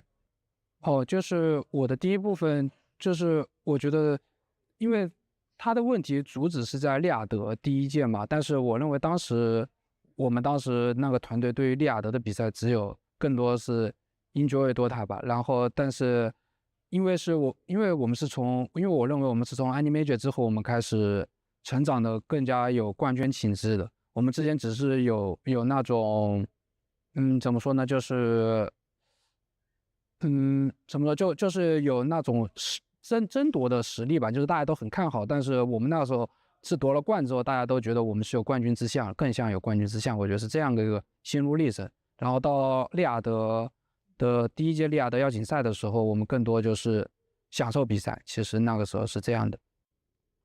So now that you know that the legacy of the Riyadh Masters is starting to grow a little bit, what's it like having won the first one, returning back to it now for a third time? 关于就是利雅得比赛的感受，对吧？这个真的还感触很大的，因为很荣幸，就是1到3届都来参加了。然后第一届当时很明显就是先从场馆来说吧，变化特别大，这短短的2年吧，这是应该算是2年间。然后第一届感觉确实就像是一个邀请赛一样，但是像朋友之间举办的，然后有场馆各个设施，然后选手之间也很舒服。然后到现在就很简单，第3届一进去，当时给我感觉就像是进了一个电竞的环球影城的那种乐园一样，特别大，然后里面的设施啊、人啊都特别的多，然后就特别的牛逼吧，就是这样。Well, thank you very much for taking the time to speak to me, Y. It's always a pleasure. Can't wait to see how LGD do at this Riyadh Masters. Shish, yeah. Thank you. 谢谢。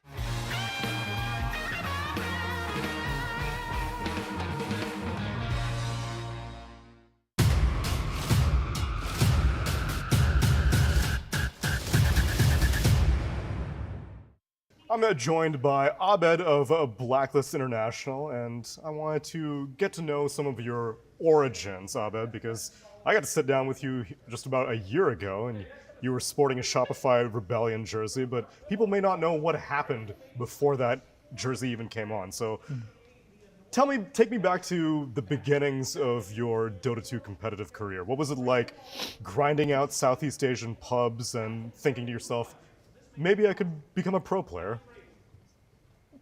I started out playing just a lot of pubs basically, and then when I got like into the top 3, top 1 of the Southeast Asian leaderboards, I think that's when the teams started to notice me or looked at me. That's also how I got picked up at my first professional team at that time, Execration. It was back in 2015. So when you were first playing pubs, did you ever have the intention that I would like to make this a career, or you were just playing for fun? At first I was just playing it for fun, but then when you get to a certain point, like rank 1, then you kind of realize that you can actually compete against the best players in your region.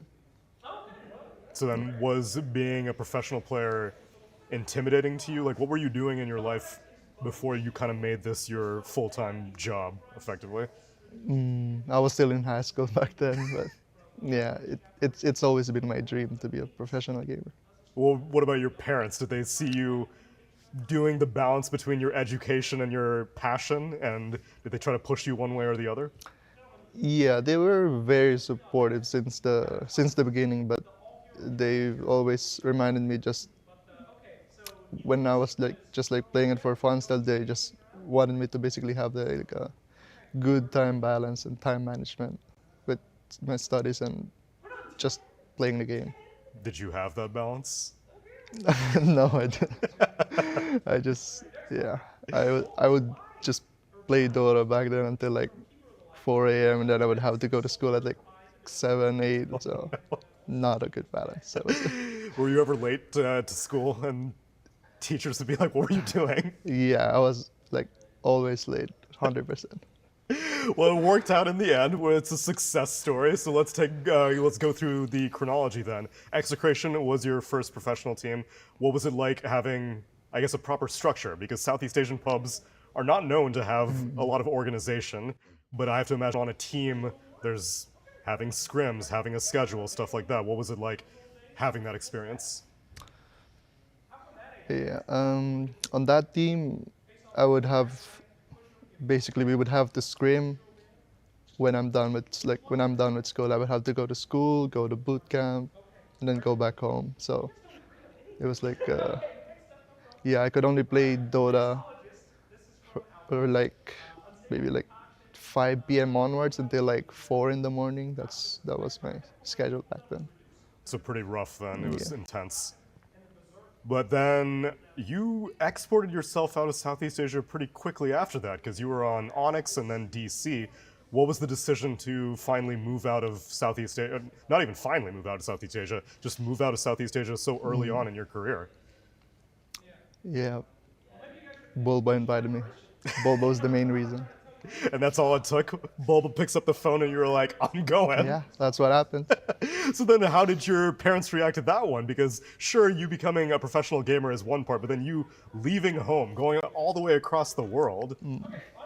Yeah, they were very worried at first because I was only like 16 years old at the time, I think. And I would be joining an NA team without a sponsor, without an organization. So it was like a big, super risk, like big risk basically in my career. How do they know what sponsorship really means, like having a salary and stuff like that? That they just ask you, how are you going to make money in living in North America? Yeah, basically I told him like, this is my dream, this is what I want to do, and they were very supportive. Nice. And then that team did pay off because eventually you got signed by Digital Chaos. What was your time? Was that effectively the same roster all the way through Onyx and DC, or were there some changes? I think, yeah, it was the same roster. We got signed by Digital Chaos after we qualified to the Kiev Major. Yeah, so our hard work paid off. And then was your DC TI your first TI, or did you have a TI before that? I went to TI6, but we didn't make it through the wildcard qualifiers. Right, Yeah. okay. So then your DC TI was the first time that you actually got to go to Yeah, I guess so. the real thing. How did that live up to your expectations as an aspiring professional player to finally make it to TI? It was great. I mean, those were like still, I can still remember like the feeling of playing in front of the audience. It was like one of the best feelings ever. So that was a Seattle TI, being Yeah, able Seattle. to walk out in front of the crowd, everyone's losing their mind, your intro video's playing above you. It's a strong Exactly. memory for you? Yeah, one of my favorites. Yeah, for sure. Nice. DC ends up. How did the DC roster end up falling apart then? Was it just lack of results, or what happened? Basically, after the TI, we decided to change 2-3 players, if I remember correctly, and then I eventually left and joined Fnatic. Came back to see.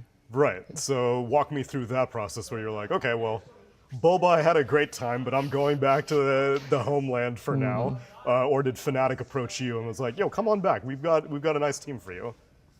I mean, the team was just not working, and I just didn't see it like working even if I stayed. So I decided to join Fnatic at the time.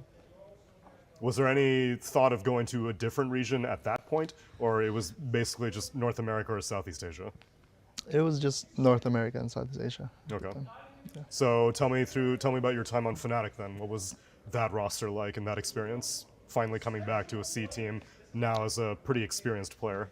Then on my first year, I played with Eternal Envy, Pilot Eye, DJ, then Ohio, and then eventually Universe.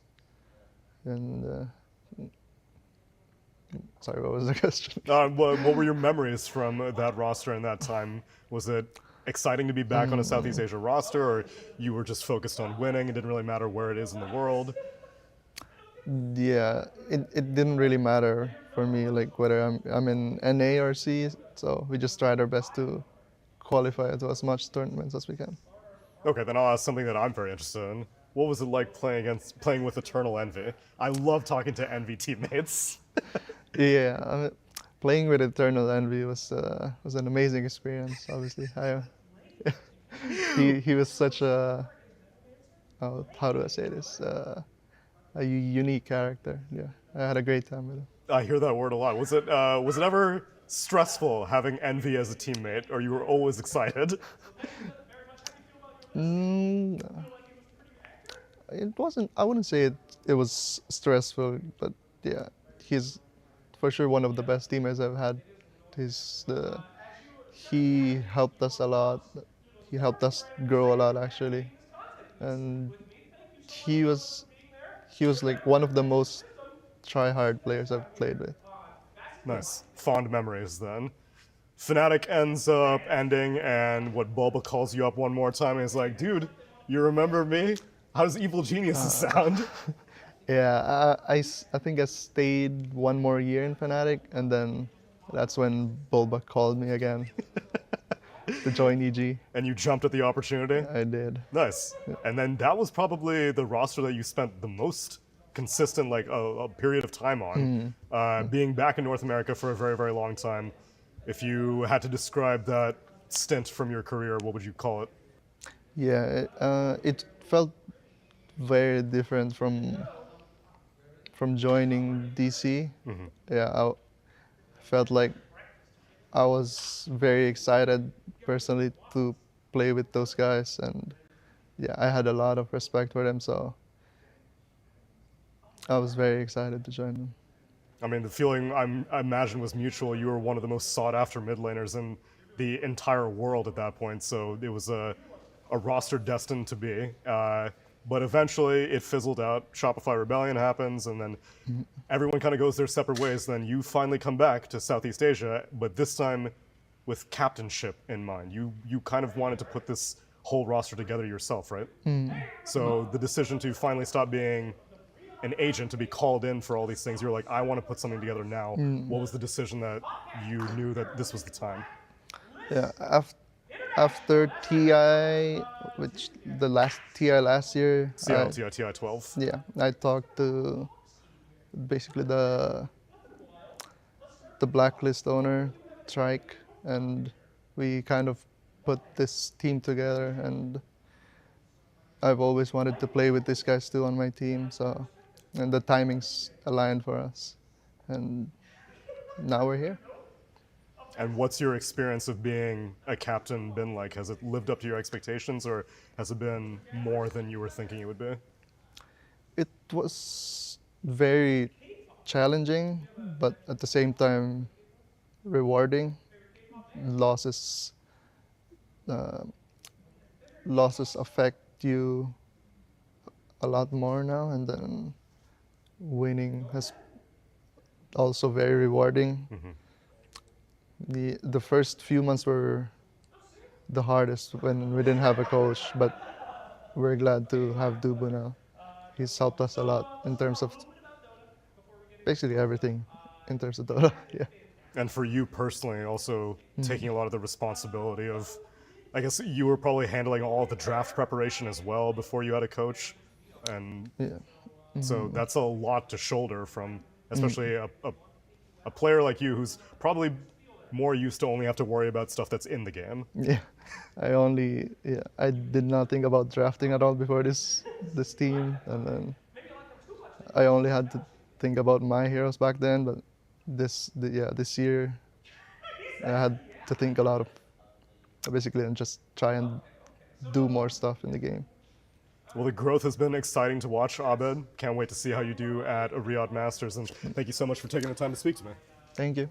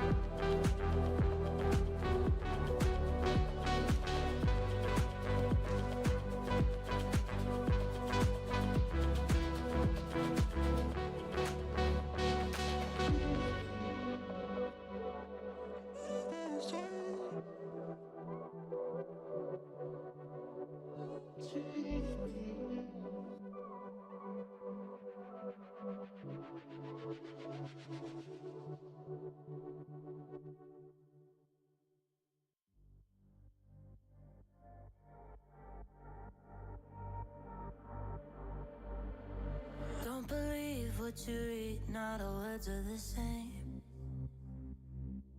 Not everything you see, you can't trust anyway. All the thieves dressed as sheep tell you they know the way. So bite the hand that feeds you to the wolves as prey. Get out my face, try to stab me with a saving grace. Fool me once, never twice, now I got the knife. You try to cut off my conscience, bake me a cake full of nonsense. You eat it too and I got deja vu when your words are up, you got you nauseous. Your shit belongs in the driveway, don't know nothing but you wish, babe. Took out the trust like I used to have rest, but all that's in the past, now I upgrade. Shit in the past like I used to have. Snap the C on the pictures, they flash on the page. Now they're pleading on the fifth and last mistake. But I know that dirty secrets the gamekeepers hold the keys to the gate. Only open for the pawns who sell their souls just to play. I don't keep up with the fake, we are not the same. So go take your lies, it's plastic and products left in a box with nothing to promise. Get out my face, try to stab me with a saving grace. Fool me once, never twice, now I got the knife. You try to cut off my conscience, bake me a cake full of nonsense. You eat it too and I got deja vu when your words are up, you got you nauseous. Your belongs in the driveway, don't know nothing but you wish, babe. Took out the trust like I used to have rest, but all that's in the past, now I upgrade. Upgrade. Shit in the past like I used to upgrade. Upgrade. Shit in the past like I used to have. Get out my face.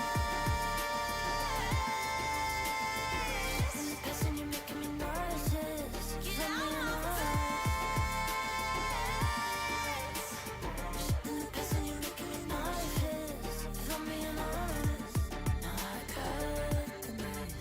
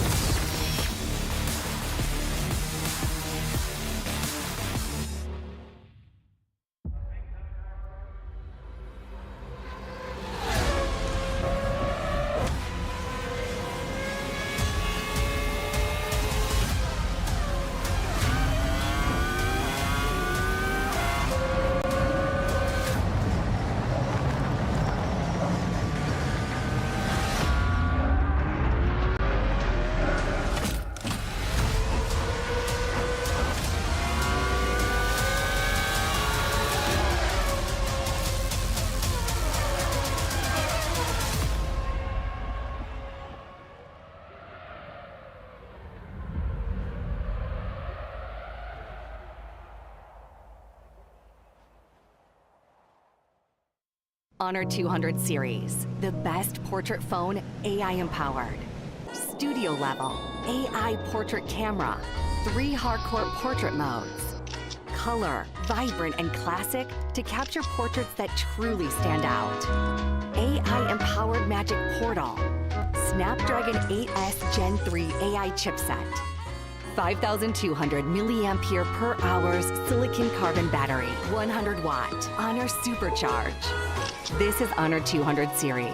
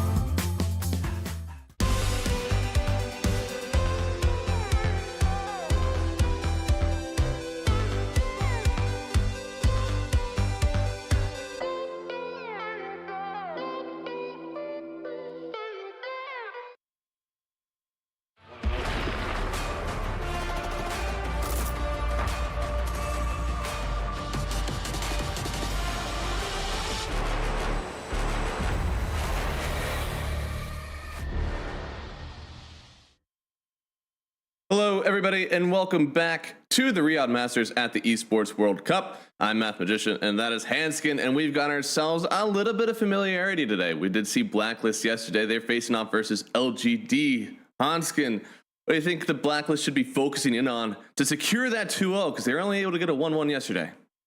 Well, obviously, these guys played each other before. They were in the same group in the plains, and that was a 2-0 for Blacklist. So, I mean, going by that, I mean, just keep doing what you're doing. With that said, they did get their hands on their Hoodwink Beastmaster twice, which is like notoriously like one of the strongest offlanes you can create in Dota right now.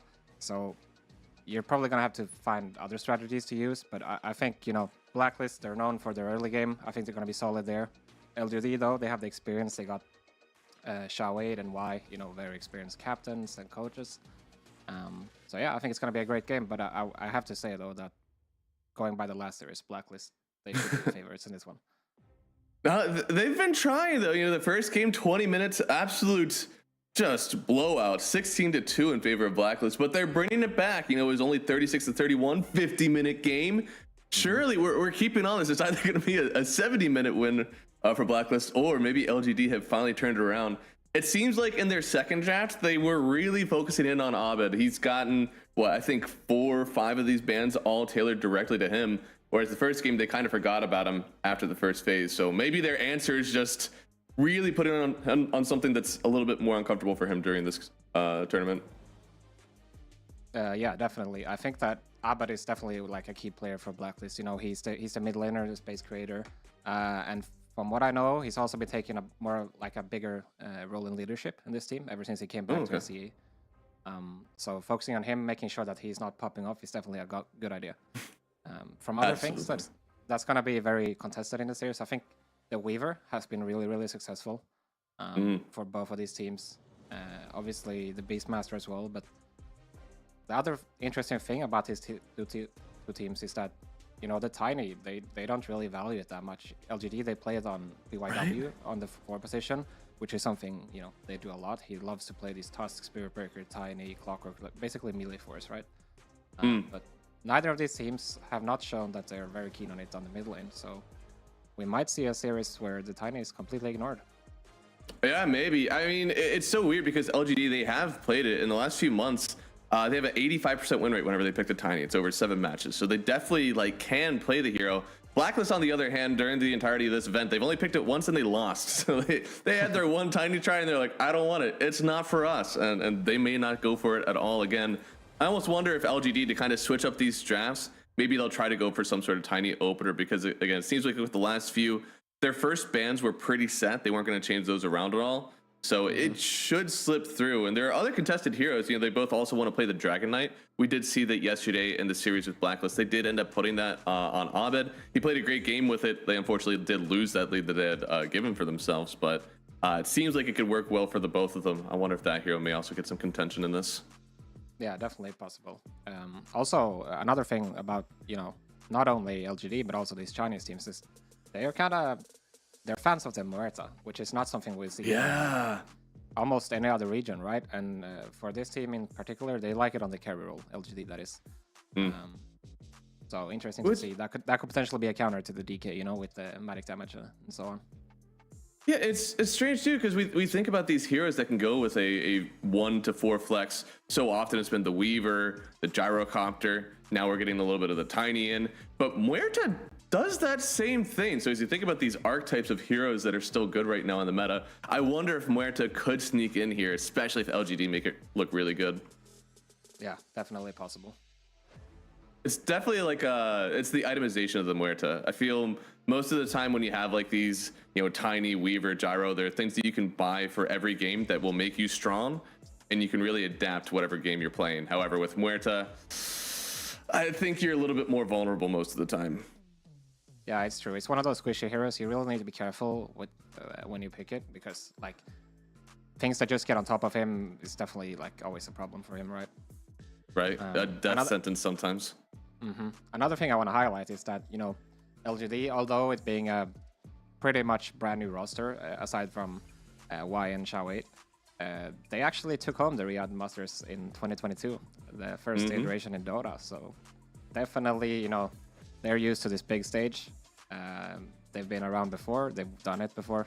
So the experience factor could be huge for them. And, you know, one thing about LGD as well historically is that they are not scared to try new things or switch things up, or, you know, they are not so like rigid, or like they don't stick to the same thing always, right? Whereas Blacklist, they are more like, we're gonna go with our comfort, we're gonna go with like our stun combo, asthmatic damage, you know, kind of more solid and stable strategies, and you know they're gonna try to outplay you. Whereas I feel like LGD, they're a bit more towards the like, we're gonna outsmart you in a way. I feel like some of that, it's like for Blacklist, we're gonna be focusing a lot more on like magic damage and stuns, and on, you know, maybe on LGD there'll be more like split push and like tower pressure, because something that we see, especially as you just look through the heroes that Blacklist really value right now, a lot of stuns, but not a lot of like slow siege on towers. Dragon Knight was probably the first hero that we've really seen them pick up that does do that for their lineup, where they can just sit somebody in front and like, hey, you're welcome to go on them, but we have heroes behind you that if you commit too hard, we will just kill you. So I'm interested to see if they keep going in for that, but I do like the idea that, you know, they just want to fight you. They'll kill you, and it doesn't matter what tower pressure you have if the enemy team is dead. That is true. Very easy solution, right? Exactly. And you can see, dude, the audience predictions here. So a little bit favored to LGD. And of course, we do know LGD, they had a rough time getting through the play-ins, but they did end up making it there. We talked about it, that Nouns 2-0. Last game, 90-minute game for them to sneak themselves into the group stage. Whereas Blacklist, they were a little bit more comfortable. They were able to get second in their group, only falling behind Entity. So I'm not completely surprised that it's a little bit favored towards LGD, because as you said, man, they've already won this tournament once. Yeah, they have. And, you know, like China this season, they have not been looking like too hot in international competition. But with that said, you know, Extreme Gaming has been looking really good. And now in this tournament, it's LGD is actually the second team behind them that made it through. G2IG didn't make it. So, you know, if it's anyone that's going to show promise of China aside from Extreme, it's definitely LGD. You can never really count them out. Yeah, having one team like Extreme that is so strong in your region really does help out. First off, you're pubbing with those guys who are definitely very good at the game, learning from them. You have success with your own region's meta, which I think is really important. You know the heroes that you want to pick. You know the heroes that are strong, especially when you're pubbing with them and practicing. But Extreme's the only one that's really been able to put them into success with their execution. So it is still nice to learn from them and say, okay, this is how they're playing this. So by no means is China down and out. As long as there's one light, one person carrying the torch, everybody else should be able to learn from that and get some good games going. And speaking of carrying the torch with those drafts, we will have a draft up for you here very soon, as it is Blacklist International versus LGD Gaming. And I'm expected again to see a little bit of contestation around those Beastmasters, Hoodwinks, and maybe even taking away that Tiny for LGD, unless they just want to leave it through completely. Yeah, similar bans compared to last year's already. You know, we see them, LGD, we talked about them targeting Abed, they're getting rid of the Storm. Also, last time they played against each other, they were not giving the Gyro away to Blacklist at all, which has been shown to just be a very solid early pick core that you can just pretty much lane into anything and have a successful game enabling other cores. And yeah, Blacklist, they choose to remove the Beast Masters. So I think in this series, the idea for both teams should be either we are getting the Beast or nobody's getting the Beast. It's definitely been getting good. But it's not necessarily like it used to be that the Beastmaster could like just lose his lane. He's sending his boars over to stack camps, and then he'll just go over and axe them a few times, and he's back up to the net worth. But now the Beastmaster is actually a pretty good lane winner, and you're going in for this like early Aghanim Scepter, right?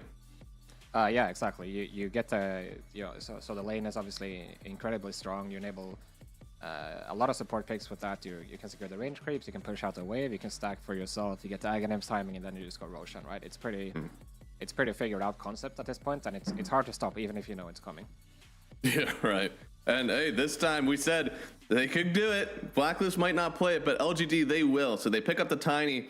This is a pretty big difference from what we've seen in the drafts previous, where LGD they would pick up a pretty set core or support. Now we got a little bit of flex going, so this could be a mid Tiny, this could be a support Tiny. I guess there's still a world where it's a carry Tiny, but we haven't really seen that as often anymore.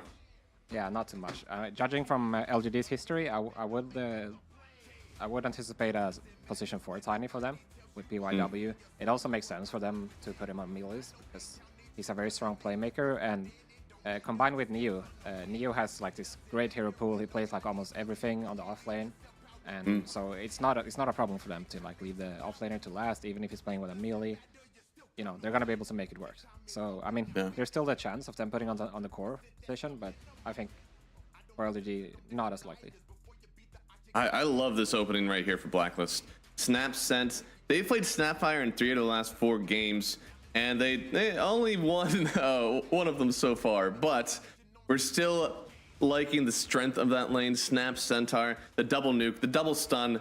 It reminds me of the old lanes, probably like about a year or 2 ago, but still, I like seeing it. It makes me feel happy. Yeah, it's a really, really strong hero. It's hard to deal with in the lane. It gives you a lot of things. It gives you minus armor, it gives you a semi sort of escape, gives you range creep secure on the lane, and obviously the ulti is definitely very strong. The other thing about the Snap is that I'm not sure if Blacklist is going to do that, but we've seen some other mid players run it on the mid with like the Gleipnir build, which is a So it could potentially be a flex, and not that it has to be, but it's definitely an option if you want to go down this route, especially if LGD start banning out all the Abed heroes. It's true. No, I mean they've wanted to focus him pretty hard here. Still don't have a mid hero on the board. TA, Monkey King, Ember all taken out for Blacklist, and then for LGD. Taking out only the Storm so far. It feels honestly that we've switched it around. Blacklist are starting to ban out a lot of the heroes that LGD actually wanted out of the pool in their last matchup. Yeah, quite interesting. I mean, they get their hands on their SF after all. This is something that they're very comfortable using both on the safe lane and the mid lane.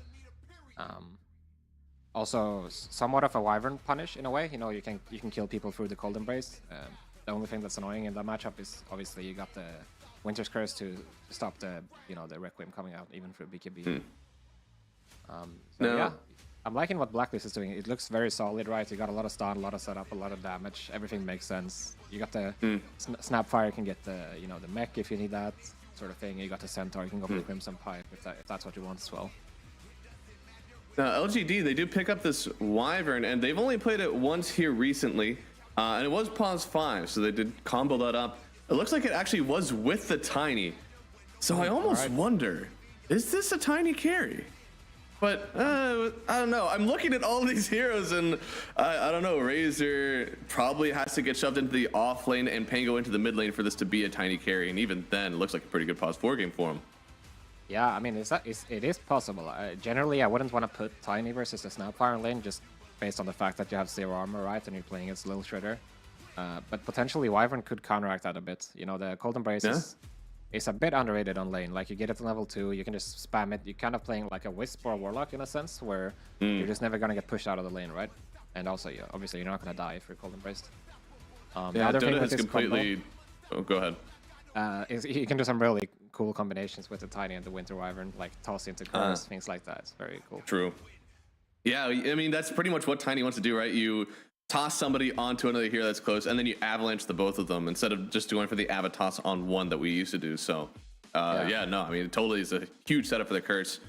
I was like, Dota has been so much different over the last few years, where like these core matchups, you know, if you were a Razor into a Lifestealer, then it was like, congratulations, Lifestealer, you lose. But now there's so many supports here, especially mobile supports, that kind of help you out with these matchups. It's not so black and white anymore with like what core wins the side lane matchup. Yeah, I mean, Dota has evolved so much since the days you were talking about there. Like nowadays, every hero is going to have items compared to like a couple of years ago, where you had to, you know, you didn't get gold for D wards. There was no bounty runes. You had to buy the courier yourself, right? All these things.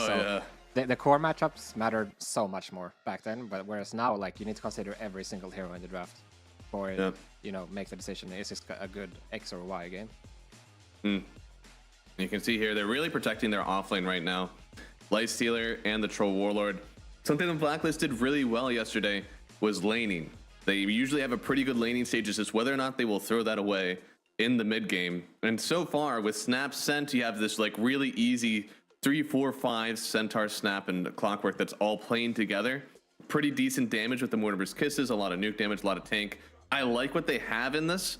But this carry matchup, I actually don't want them to wait too long. I know they did a 4 protect 1 with the Naga Siren, but the Naga was also like getting involved with waves, getting on the map pretty early. I want to see something like that where they can still put on some map pressure with that carry. Yeah, they could definitely do it again.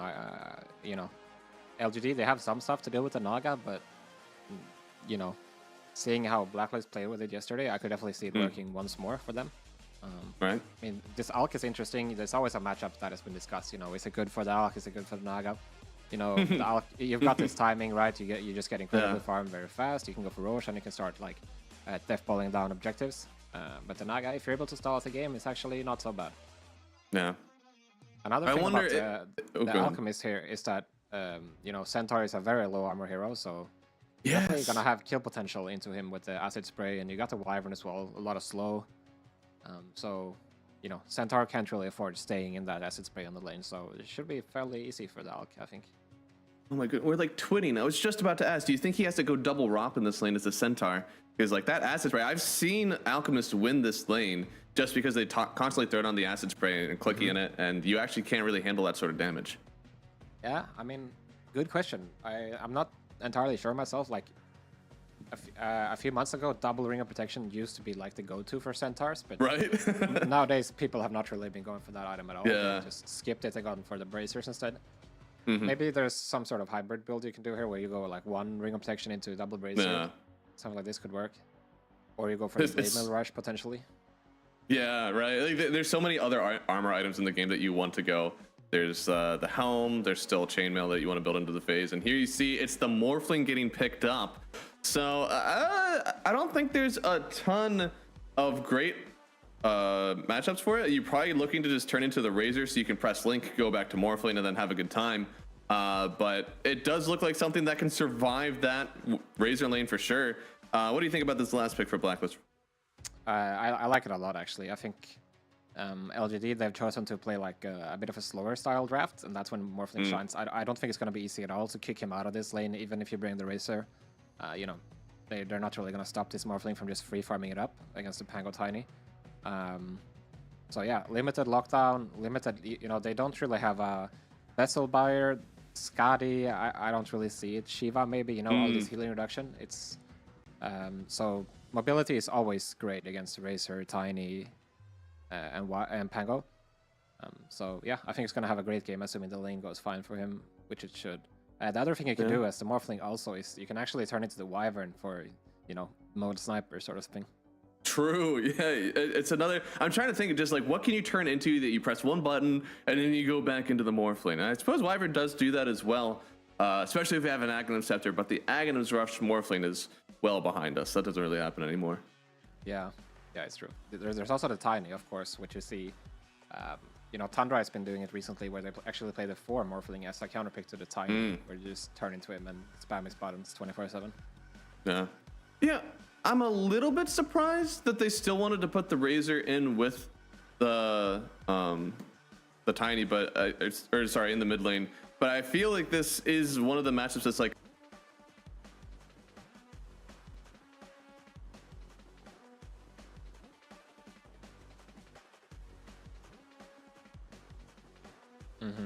I mean, this lane can definitely go both ways. I think it comes down to ultimately, like, I mean, obviously, how does the first few levels go? That's always a thing with SF. You know, sometimes you can get really far behind if you play it really good. The other thing is what's gonna go down when the support starts moving, right? Who's gonna get the first move? Because if you're able to get a kill or two, you might just snowball this lane, either side. It's true.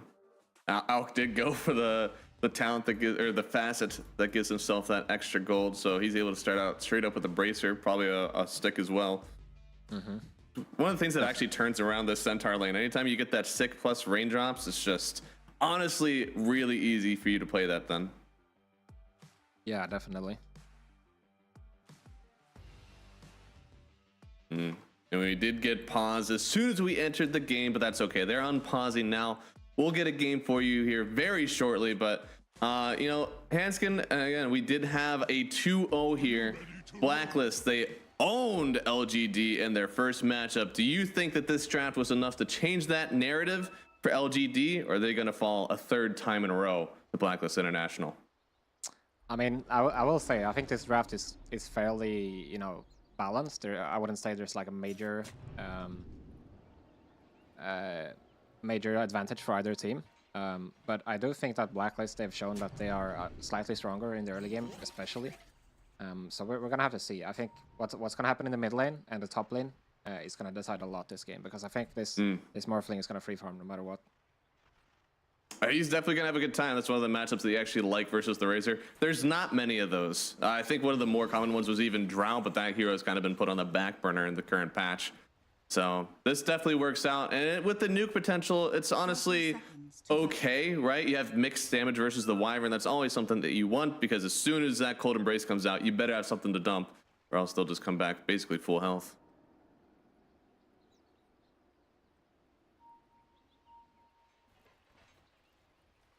And they're just painting around here. I imagine we're going to see a split for runes. I don't think either of these guys have a ton of level 1 pressure they really want to exert before they get to the laning stage. Gabby potentially going for the steal here, but yeah, he chooses not to. He doesn't have enough information, of course. There we go. So just a split 2 for 2 on the runes. And since we did have a maybe not as much of a swap, just utilizing that flex, it's going to be double melee in the offlane for LGD, Pango and the Tiny, going up against the Morphling. I wonder, is this something that's too much for them to handle? You do have a Clockwork here that could maybe even lock up the Tiny. Is that too much nuke damage, or will LGD be fine? I mean, they're definitely going to be okay, you know, like they can potentially pull a wave or two if they need it, or just, you know, do some toss shenanigans, but I think the main concern is that you're not going to touch this Morphling too much, you know. He's already playing super aggressively here, you know, anticipating the wave pull from UIW. Yeah. So, you know, Pango is definitely going to have his game sorted, but Morphling will be free farming. Oh, that's so sad. Is he going to take the full battery assault? Oh, okay. Januel. Oh, Blood Grenade on the big he's trying. Oh, does he get it? He might get the range creep. Oh, he will. Oh, he's going to make BYW decide, do you just want to lose this range creep for free? And that is one of the best things you can do with a Blood Grenade. I mean, I know kills are cool, but really ruining this pull. And now forcing New as well to take so much damage to this. Does end up getting that range creep, but Januel, a ton of damage with the battery assaults and really freeing up the lane a little bit still for his Morphling. Well done. Yeah, really heads up play there. That's not every day you see a Blood Grenade to aggro a neutral camp. Right. That's Maybe pretty smart. New meta. You start stacking with it or something. That might actually end up happening. But, you know, we don't have like the triangle with 3 camps to stack anymore. If that were still the case, I think surely we'd see some people rock out some Blood Grenades for that. Man, so far CS in the mid lane is going really well. Look at that, doubling up right now on the Razor. And again, like this SF typically is pretty good into stuff like this. You have mixed damage versus someone who takes away your attack damage, so it should be fine. But feeling a little bit of the pressure right now. I'm sure it'll still get better though as you get more souls for Abed. Yeah, definitely really good start for Echoes here. I think the key thing for SF in this matchup is that you actually have to keep the pressure up on the Razor. You can't just let him, you know, walk on top of your cliff, getting a full static link, you know. You kind of need to try to keep him low pretty much all the time, because otherwise you can be in kill range, or, you know, a full link is going to lose you a full wave pretty much. So that's fair. Looks like he does have the bottle on the way now, so that should help him out a little bit. Up here, this hero, I know that the Wyvern isn't really in the meta at the moment, but it's so annoying to play against every time I have it. That Arctic Burn really does do a lot of damage. I can feel every time that it's up. Oh boy, they're on him. He needs to get a few raises off. He gets a long raise off on PYW setup. If he gets too close, maybe he can get the triple, but they're just gonna walk him under the tower. No TPs, you're on your own, friend. Abed trying to dance through the trees. Another raise, Echo will fall or get the kill, and Abed, yeah, he goes down. Januel looks like he will get the XP from the kill on the tower, so I guess all in all, they get the resources back, but well done on the dive to get first blood there for the Razor. Yeah, really good job. This is why we see PYW playing this Millie's all the time, right? He's using the Tiny perfectly. You know, with the new fast at crash landing, you get slow when you toss the Razor on top of the SF, so easy kill. Unfortunately, Januel was a little bit late on the TP there. It could have potentially saved them or turned it around, but nonetheless, he gets the XP, so all in all, not the end of the world. Definitely a great start for Echoes, though. Oh, yeah. To be fair, if I'm a support and I look at that, as soon as I saw that toss, I was like, oh, he's just like super dead. I didn't think that Abed could actually get behind the tower, given how that started. Yeah, fair. And the top lane actually going incredibly well for Blacklist right now. He's almost, he's 11 denies, almost the same as Alchemist's last hits at this point. I honestly thought that could turn around for them, where they really have some like amped pressure, but instead, oh, maybe this is the pressure that we need. He does manage to get out of the acid spray before the stun hits, so they can't really all in on him. But yeah, you know, it was just the two bracers. We talked about him. Maybe he needs some extra armor. He really hasn't needed it. With all the CS that he's getting, it'll get hard for the Alch. I mean, I know it's like your jungle hero, right? Like, oh no, an Alchemist has to go and hit creeps at 7 minutes, but you don't want to be put in that position if you don't have to. Alchs, as of late, have actually been able to stay in the lane almost up to all the way to 10 minutes. Yeah, exactly. Like, especially since you got this new fast that gives you a bonus gold, right? You definitely don't want to be like forced into the jungle too early.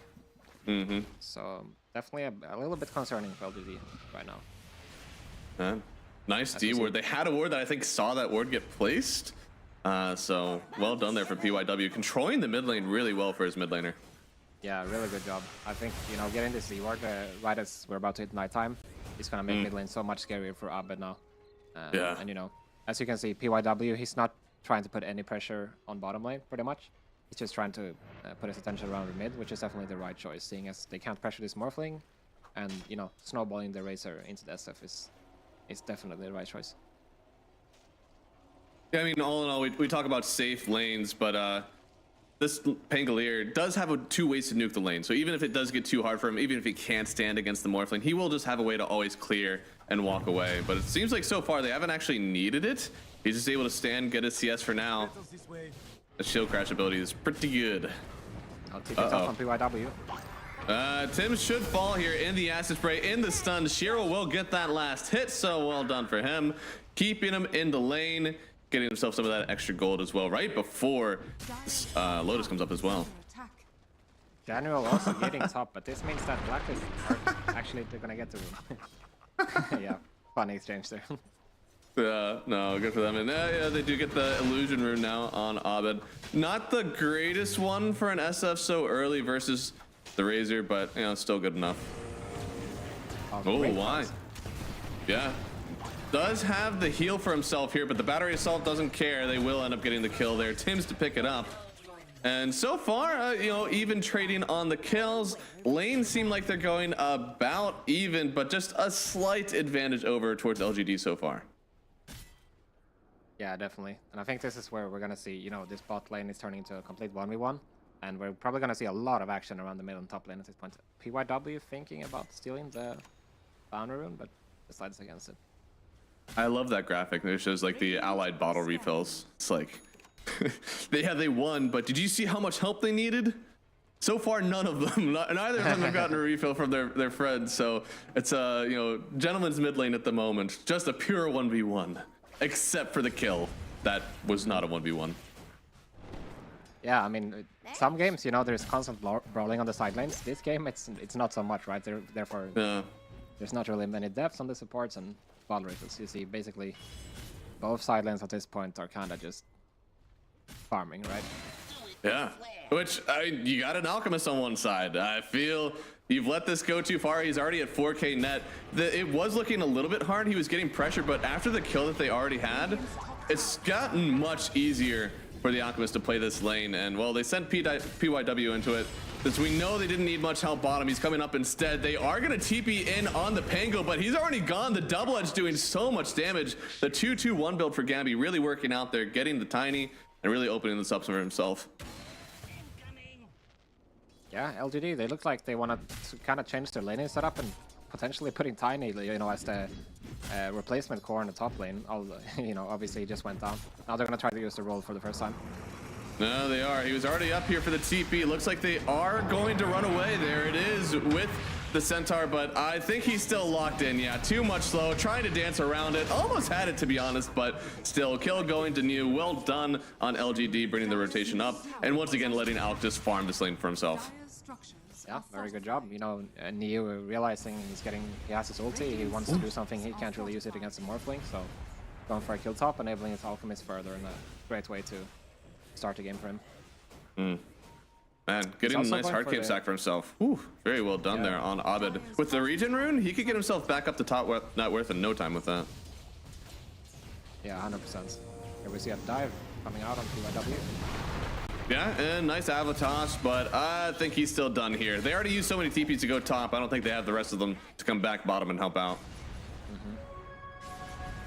That's what we see. PYW dying 2 times in quick succession. I mean, not great for him, but I understand he needs somewhere to find his gold for his dagger, right? But LGD, they're not going to want much to do with his bottom lane, you know? No, they're willing to give up. They honestly got more than they expected probably out of it. And Pangolier is one of those heroes where you're free to roam pretty much as soon as you get that 6. And that is where you're going to get the majority of your gold if you can, using the roll-off cooldown. You can farm if you want, but I mean, you got an Alchemist. You also have a Razor who needs to get up. You can't really just be a farmer in this one. Yeah, he's also going to be going for the fast vessel, which is definitely going to be great against the Morphling and the Centaur specifically. Yeah, I didn't think about that. You had mentioned that they don't have a great vessel builder here on LGD, but hey, why not throw it in for the Pango? It's gonna take the place of maybe a Yule Scepter if you wanted it early, or I don't know, it could have even been a bit more offensive with an Echo Saber into the Aghanim Scepter. Yeah, Pango is one of those heroes where you can definitely like pretty much build anything in this patch. Like, you're not really stuck with the Diffu of the past. Yeah. So I really like it. I bet he's gonna go into the Blink right after, and that's gonna give them a lot more kill threat on the Morphling, especially once they have the Tiny Dagger as well, So I think a really good choice. I like it. Yeah, there was more camp stacks for LGD, but I'm pretty sure Abed had taken like 4 of those up towards that bot side. So yes, they did more in the stacking department, but they didn't get to benefit from all of it. And now this net worth is pretty much even again because Abed, he's been taking so much. He's already got the Blink Dagger, even a Shield Rune. He really wants to get involved on the enemy side of the map. And they saw the Echoes farming up there, but they couldn't get anything out of it. Yeah, you're speaking about the stacks, a really good ward placed by Blacklist supports around this bottom rune area, enabling Abed to not only see the stacks, but just knowing that he can stay there for enough time to eventually clear those out, right? Man, I keep thinking about this Pango build. So we're going for the Vessel, which is great, and you said you're not really locked into this Diffusal anymore. Isn't this still a pretty good Diffusal game, knowing that you're playing against the spellcasting mid and the Morphling, who now uses mana to shift? Yeah, that is true. I mean, the mana burning pretty much all of these heroes is definitely useful. Yeah. The only question is how strong it is actually, as we see a team fight happening top. Oh, Natsumi got the kill bottom, ended up going top with the gate, but I don't know. He's getting gone on here, roll through, should take out this Clockwork eventually. He may be able to get out here because Centaur providing the run. They're trying to get on Abed, stun hit, slowed up now on a hill all by himself. This once farmed SF just dies on the high ground without his team around. They tried to throw out the Mortimer's Kisses, and once again, Blacklist with a strong start to the game end up taking one fight after the laning stage and put themselves immediately behind.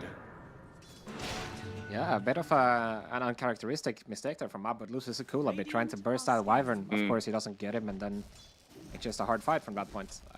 I wanna say though, Januel did a really good job with the cogs, essentially stopping the roll, eventually making that play possible. But this time was just a bit too much. Yeah, and Yeah, you you can see, see here, Abed it's just like way on a high ground all by himself, man. Nobody saves you here. Yeah, just completely, you know, you can't do anything. And Janual tries in the end, but of course it's already, the situation is already lost at that point.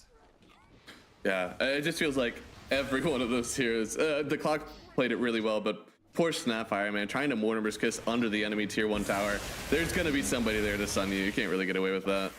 Yeah, and this is also one of the strengths of LGD and also their lineup is that they have much stronger team fight. They got this Wyvern, they got this Tiny and the Pango, and being able to reset multiple times in a fight, re-engage, you know, getting another Alk jump or Tiny jump or Pango jump with a Curse, saving each other with the Golden Bracelet and the Winter's Curse, you know, like, they have so much, so you really need to have clean jumps for Blacklist if you want to burst people. That's true. No, you gotta get something strong to start. And that feels like what the SF wants as well, right? You just want to blink in, get an ulti, and you're hoping that that was maybe off of a hook shot, maybe it was off of a stun from the Centaur, whatever it may be. You just want to eliminate somebody early, and you need to jump in with the rest of your team to do that. The ideal way, yeah, as you said, with the hook shot, or you're gonna need the Centaur blink also to make it like really. That's true. But that's. Did he actually just pick it up? Dire structures are fortified. Oh man, they found a Y in the trees. Tim's, he's showing himself here. They even have the rocket flare, give him a little bit more vision, but once again, nice we're stop. on this high ground. Oh, huge jump through from Natsumi, actually saving this play. Another avalanche actually connecting onto PYW now, and the ulti from SF blinking forward for more. They get another kill thanks to Abed with the fear. That's a double for Natsumi, getting the carry involved early. That's what we like to see out of Blacklist. Wow, what a bait by Tims. You know, Gabby just picked up the blink, so I don't think LGD was completely aware of it. Gabby gets the double stun, and, you know, Tims able to cookie away. And then Abed also with the Requiem times it perfectly on the TP in from Pango and just able to clean them all up. I thought for sure this was disastrous. As soon as I saw them walk up onto this high ground without any friends around, I was like, oh no, I've seen this one before. But that stun in from Gabby, getting it onto 2 and the nuke from Natsumi, man, that really just changes Look completely. at the Requiem as well. Requiem, he can't get the roll off after Oh, man. Yeah, very well done by Blacklist. I guess the only thing is this was an Alchemist farming on the bot side while it was happening, so it wasn't necessarily the freest of fights. They're still losing a little bit of net worth on the other side, but Alchemist, it's probably a quick BKB game, right? Or do you think he goes for the Blink Dagger first? I feel with the way that Blacklist are playing right now, that you don't need to blink. They'll be coming to you. Yeah, I mean, you're also going to have 2 other initiators, right? I think the BKB is definitely the right choice. But he needs a blink at some point, I feel like, you know, maybe even something else like a Basher or an Orchid, something like this to extend their lockdown a bit. Feeling this current game, it's a death sentence. If you try to blink in without a BKB, you will end up just getting nuked down. You will get Requiem or Cog into Snapfire, ulti, all of these things, right? Yeah. As you just say, we did finish out that Blink Dagger from Centaur. It worked pretty well for him. Now going in for the Eternal Shroud, I mean, the physical damage is going to be carried a lot by the Razor here early on, and then afterwards by the Alk. But as we said, Alk is still going to be going a little bit utility early on. Probably won't have a Basher even for a while, so his right-click potential is still a little bit low, probably until we get another 10 minutes forward. Yeah, definitely. Now we see a smoke coming up from Blacklist. I wonder, they're going to try to get a kill into potentially going for this tier 1 mid. They could. I mean, yeah, I don't think they see the Wyvern there. Oh, they see her digging now, but that's under a tier 2. Yeah, immediately the TP LGD, sure. Come on and fight us. They even drop a ward down to see Gabby patrolling behind the tower. But at this point, if they feel like they've already gotten enough, they've backed everybody off the tower, they can just sit Natsumi here to hit. As long as they don't get caught in a curse, they'll probably be fine. Yeah, definitely. You know, this Morphling is not an appetizing target for LGD, so doing it right. But they actually choose to go for the kill on the Alchemist instead. If they can, I mean, they already used the hook shot, bouncing it back here. Mortimer's Kiss is getting in as well. Doesn't have the ulti. He's just gonna fall. Janual may lose his life in return, but no! The ulti in from the Wyvern. The curse, it actually stopped the Avatos damage, but they still had enough. PYW, unfortunately, sentenced to death, I believe. They will lose 2 now on LGD, one of them being their carry. Yeah, really heads up play by Blacklist, you know, not finishing up that tier 1 mid, instead going for the outkill. And, you know, this is further going to play his BKB timings we were talking about and, you know, propel this Morphling even further. Dire's bottom tower is under attack. There we go. On that. Oh boy. Jump through with the Requiem. They just eliminate that guy. Holy moly. That is so much damage out from the SF. Yeah, it's just so much damage and so fast as well. And now they've gotten a kill on the Alk, a kill on the Razor before they get the BKBs. So that's going to give them so much time, you know, to get more farm before LGD can make a proper move against them, right? Yeah, gotta get something done quickly. I wonder, I'm looking at this lineup. Yes, you did just lose your Razor, but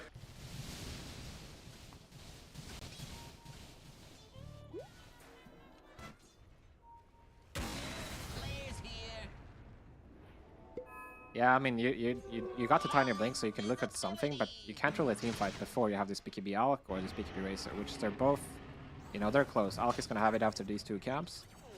The Razor is about to finish his in less than a minute on the top side. So, I mean, you kind of, it's unfortunate that you have to wait for these BKBs, I feel like. There's no way you're stopping them without it. yeah. We've seen those at a few. Oh, Tim's buddy. It's a bit deep. It's a bit deep to be without your friends. Yeah, a little bit. You can't even get a D ward and say, look guys, I got the ward, it was worth it. Right? So LGD smoking up. Again, going for some deep vision perhaps. They actually don't have an option Y right now. Although we'll get a tower at least in return here with the smoke up. Maybe they can go into the mid lane. Already using the Centaur ult, trying to get himself out of here. Was linked up for a second. PYW can't get on top of him, but in mid lane, Daniel is just kind of left out by his lonesome here. He will fall even in the midst of his own cogs. But they don't get an objective out of it, I believe, so should be fine for now still from Blacklist. Yeah, they're able to find these support kills, but it doesn't really translate into something big, right? They're not able to threaten Roshan or a tier 2 anything, not even this tier 1 mid, so... Wow. You know, at this moment in the game, now we're thinking about the BKBs for Abed and Natsumi on Blacklist side. And they're both fairly close. You know, Abed being 1k away pretty much, and Natsumi same thing. Once they have those, you know, everything is equalized. 2 BKBs versus 2 BKBs, and I will say that probably favors Blacklist at this point. Yeah, it's hard because the BKBs will prevent from like the burst damage coming out from Blacklist, but it's still a little bit of poke, right? When we think about like a Cookie going in or maybe a stomp from Gabby, he's so big right now. They don't have a ton of damage to kill him until they have this overwhelming damage. He can just use his stomp as like a poking mechanism to get in, get out whenever he wants.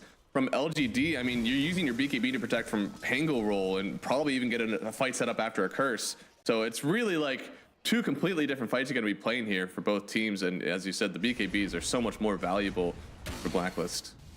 Yeah, definitely. And, you know... Yeah, these guys are going to start hitting hard. You got the minus armor from the SF, you got the minus armor from the Snap. That's also true. Terrifying here. You know, here we go, they're going to get the jump on General once more. Yeah, and that's just a smoke pick out. Ain't nothing you can do about that one, but oh, the farming the cogs? Oh, not quite as good as the Undying one, but still not. It's true. They'll go away eventually. And 9 power cogs have been killed for 162 gold, baby. You have to be thinking about the Roche eventually, right? If you're LGD at this moment. Actually, no, definitely. Yeah, they're deciding to TP mid instead, though. Natsumi has to. Well, they thought about it. So he's definitely ready now to go. Drawing lines on the map as well, thinking about the smoke for sure. I mean, you said it, they have so much more minus armor on Blacklist than when we think about Roshan potential. Like, that's really the name of the game. Sometimes it's attack slow when you're thinking about maybe an Enchantress or a Phoenix. Most of the time, it's just like, how can we get his armor taken down so we can take this as quickly as possible? And they're going to just walk right up to it. I mean, Wisdomers are out right now, plus they have the Tormentor. This is something that if you know a team wants to go right in for this Wisdom and the Tormentor, you just go in for Roche. Not only are they so far away from it, but also they just lost so much HP from the Tormentor. I don't know if they're going to be able to heal up and come through, and you can see here, Roshan, that's almost out. Yeah, this is rough. I mean, now it was already hard to deal with the Morphling to begin with, but now you're going to have to deal with the Aegis as well. We'll see if LGD, they look like they want to fight anyway. They obviously saw the center tipping away right now. Yeah, if they find any stragglers here, looks like Tim's could be the one. Trying to TP away. Avalanche, it does connect at the very last second. Tim's gonna get double jumped up, and that's gonna be a kill here. So it might stifle the Aegis push just slightly, but probably not too much. Only up in another 30 seconds. Blacklist they'll be able to get something done then. Yeah, they're at least gonna be able to get these D words here, so that's good for them. But you know, the map is still quite a bit smaller for LGD. They haven't been able to take this tier 1 mid down, and now Blacklist as well. They're gonna start poking at their tier 2s. I don't even know if you want to take this fight without a Snapfire, but it looks like they are actually. It's hard, right? Because you basically need to jump and burst the Morphling, but not use too much for it at all, right? They catch him low agi, get him with an Avatos, but not assuming he's better than that. He won't let you just get that kill for free. Definitely good choice, good patience here from Blacklist, backing up, but waiting for the full 5-man. Yeah. There's just no reason, right? No reason to throw it away, waiting for one other hero that's going to be up in 15 seconds. It's unfortunate because I think they probably could have greeted for the tower, but they certainly lose some heroes if they do. Broke the smoke. Do they know he's there? Woo, so much damage. Does he even have... I don't think he has Flak or anything. I think that's just pure agi on the adaptive strike. Yeah, man. Thank you, Observer, by the way. Yeah, and now you remove the threat of PYW tossback, so now you're going to be confident finishing this tower, right? After this, you can go into the tier 2 top, or you can even go into enemy triangle. Take this outpost out. It's true. Far and away for it to be a high ground. I think the high ground is hard. You're looking at like the tiny toss back, also the wyvern curse. Like too many things can go wrong. But with this first Aegis, you're usually just getting these tier 2 towers anyways.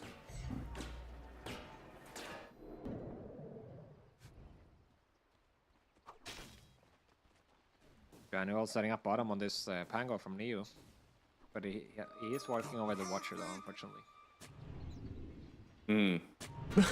Actually, that's a Radiant Watcher. My bad. There we go. Oh, hookshot connects. Where's the rest of the team though? You got to come in instantly with the Requiem, with the raises. They'll get it there. Man, that Yasha Kaya giving that amped cast speed is pretty valuable for the SF. And without it, you definitely don't get that kill. Now LGD is going to respond here. They're going to try to get the Morphling instead, but this is not an easy kill, even though he's alone. And he's actually turning into the gank. Natsumi, yeah, give me more. He's going all the way in, realizes that there actually is a team around that one, and then backs off just slightly. But I mean, all you used was a BKB, and you just backed off 3 LGD players. Yeah, this feels really bad if you're LGD. Like, okay. Oh, going for it. Do get the toss back, able to get away, not getting the stun on the real Morphling in that tower. You use the fortification, but it's not long for this world. Yeah, I mean, Blacklist, they had a really cool setup here. The Morphling is hitting the top tier 2 tower while the clock is preemptively setting up bottom, you know? He doesn't even know that there's somebody farming down there. It's just anticipation, basically. Sets up this ward, gets a kill on the Pango, and then Morphling, he's still protecting the top area, right? Which essentially means that LGD, they're not getting anything back from losing this Pango here, right? So it just feels bad, and at some point you gotta start feeling stressed because you have this Alchemist. It's a hero that falls off pretty hard. Yeah, I mean, we haven't even gotten to his full potential yet. We need to see that 6-slotted Alchemist. I'm not sure what his item progression really is. Looks like he's going for the Masher. I suppose maybe there's going to be like a Swift Link in here, something like that to get himself even further towards slotted, but you can always buy your team some Aghanim Scepters. There's no fall off there. Oh, curse down in the mid lane. I wonder if they have the damage. They do. Why to go down? They did use the Mortimer Kisses for it, but hey, getting a hero off the map pretty much means a free push wherever you want to go. Yeah, Blacklist keeping up the pressure here, not slowing down whatsoever.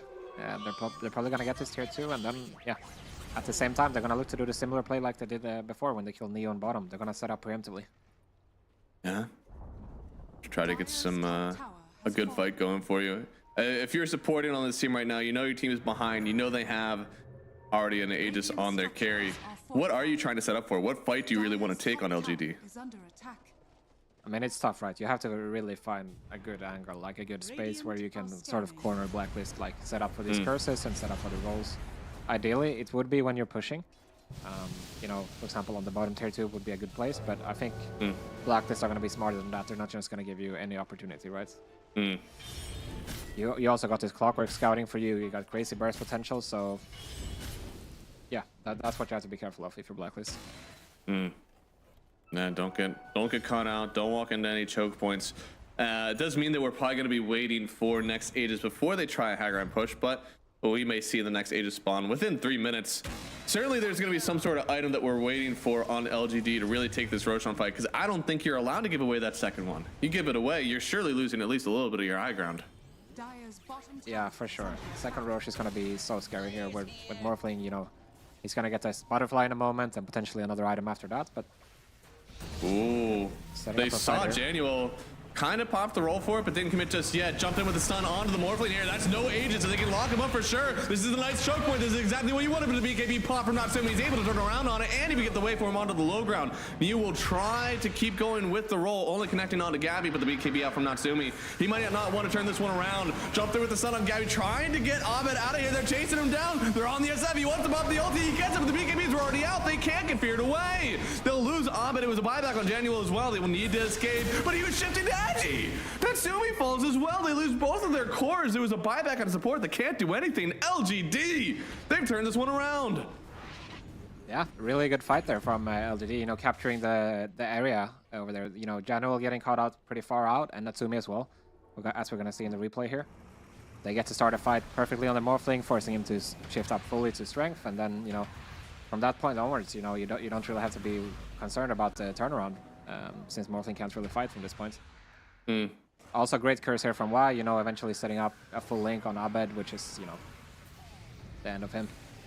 It's so hard to get out of that one. And he did get the ulti off. I didn't even know if he was going to get it off, but BKBs were still there. We talked about there's still some good stuff. It's usually the poke that you have to use your BKBs for from LGD, but since they got such a great fight for themselves, they were the aggressors. They were able to use it, just keep that pressure on. Yeah, it's just a power of positioning, you know. Whoever gets to initiate typically wins fights in Dota, you know. This is a fight where everyone on LGD, their backline is able to cast all their spells freely, and on the opposite side, you know, there's no good way to cast a Snapfire ulti or Clockwork is already getting jumped. There's just no opportunity for them to do a turnaround. Yeah. And now with that, 14-14, net worth lead is evened up. Alchemist feeling a little bit more powerful, but as you said, there's still going to be an end time for this Alchemist. Eventually, he'll get all the items. He won't have anything left. And we'll just be waiting to see what is his last pickup here. It looks like he could probably still get rid of his boots. A little bit there, but oh man, roll through. Actually went onto the low ground though from New, so they're not really locked in on the Centaur quite yet. Lotus will even reflect the Alchemist stun. Right? They've used so much already. Still have Stampede as well. They do. Got him out. He's not even forced to press it here. I thought maybe they want to go forward for the curse, but LGD, no. You've used so much already. The roll is out. No sense in trying to keep that up. Yeah, and of course, instant smoke from Blacklist now. Trying to get a kill before this Roshan is going to happen. Yeah, and it's going to be huge. If you're able to get this kill just before Roche is available. We said it's so important for them.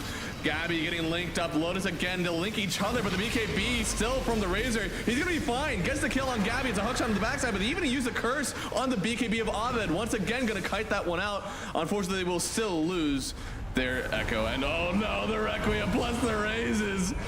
Natsumi will get a double. This time, Abed was able to stay in the fight the whole time.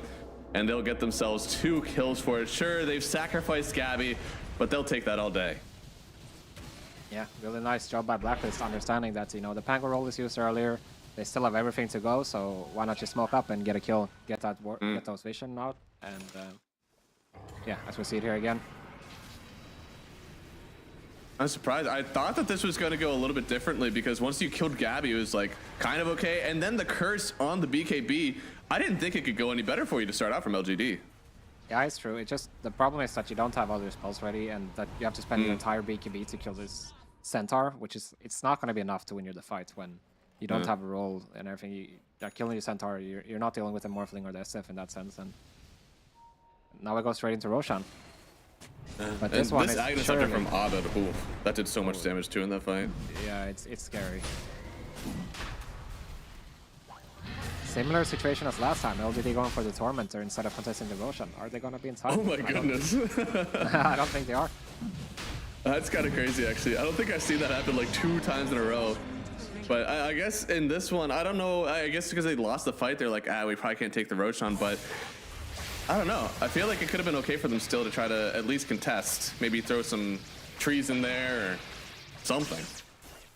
Yeah, a little bit surprising that they decide against it.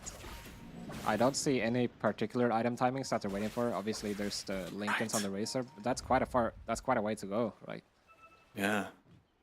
And now there is a butterfly on the Morphling as well, so Natsumi just getting more and more powerful. This is going to be a hard fight, especially, oh no, they break on Shiro, finding Y instead, but he's able to get the Glimmer away. It seems for now, this could be a turnaround, but there's an Aegis here. There's vision here for the other team. LGD, they just don't want to take that. They will still cover the high ground with their vision, so they will take the fight if they get the right angle here, the right target rather. Yeah.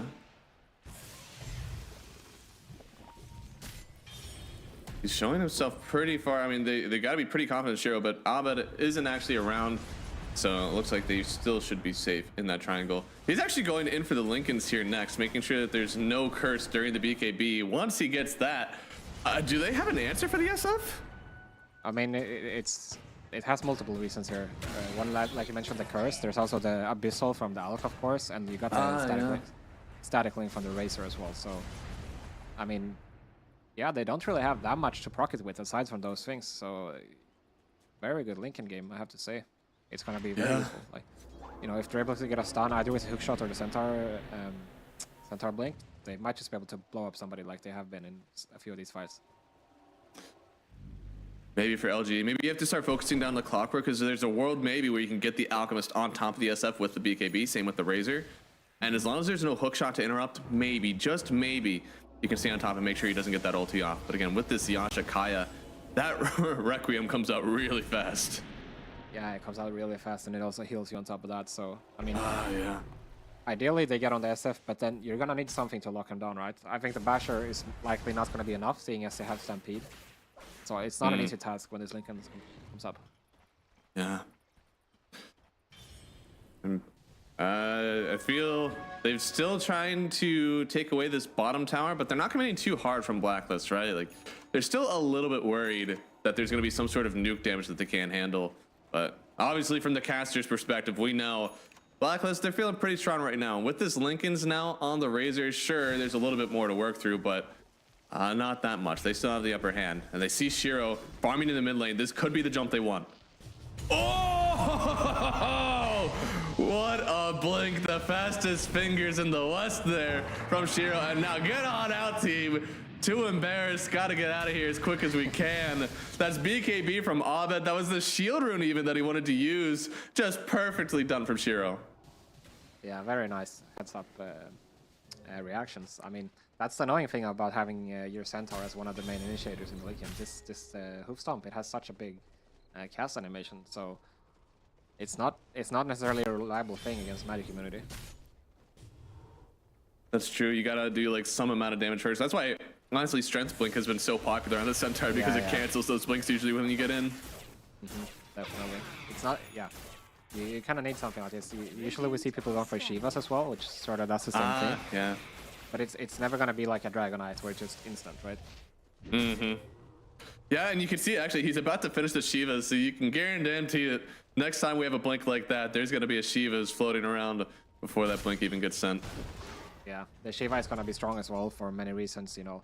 Obviously the aura component of it, removing attack speed and healing is gonna be great. But also when you're blinking in, you press the Shiva, you have the gem on you, you're gonna be able to find these Wyvern easier in the trees, for example. That's true. Looks like they, ooh, another quick blink away, already using the raises though. It looks like Natsumi gonna try to get on top of him. Nice Ogre Seal away. Surely if they wanna get on top of him, they can do it, but no, they feel too unsafe right now. And Shiro actually taking away the backline. This may be a fight turnaround for LGD. They have a buyback of the clockwork, they want to use it, but right now the Stampede just trying to get everybody away for the moment. They're still on top of the Razor, sending him away. Mortimer's Kisses haven't gotten stopped on the backside. Natsumi's gonna have to turn around with the BKB on the Alchemist, but now it's time to peel away for LGD. You've used a lot, you got one support kill, but there's still an Aegis over here. Stomp down, using the Requiem. Echo's gotta get away for a second if he can. And it looks like he's out as well. They've kited almost everything, but now with the Aegis, oh no. LGD, is this your fight? It's looking pretty good so far. I mean, they're able to kill the clock for free and then not really getting punished for it at all, even despite Natsumi having the Aegis there. So LGD looking like they want to go in again. There's no Requiem anymore. And they find Tim's on the backside here, but this is a Pango caught way on out. I mean, he gets the roll up, sure, but he's just dead. Natsumi, he definitely pops the damage for that nice one. And yeah, no, Alchemist could turn around, yes, but he's got to get a few chain bashes around using the Wyvern Curse as well on top of the Centaur, but it does mean you can't really connect onto the Morphling anymore. They'll try to link him to get something done. You can see the double stun into all the damage. They'll try to heal Shiro up, and oh, they don't have max damage right now to take him out. He could actually get away from this one. Anymore. Gabby, what? How did Gabby get on the backside there? Oh, they got him. Now no, oh no.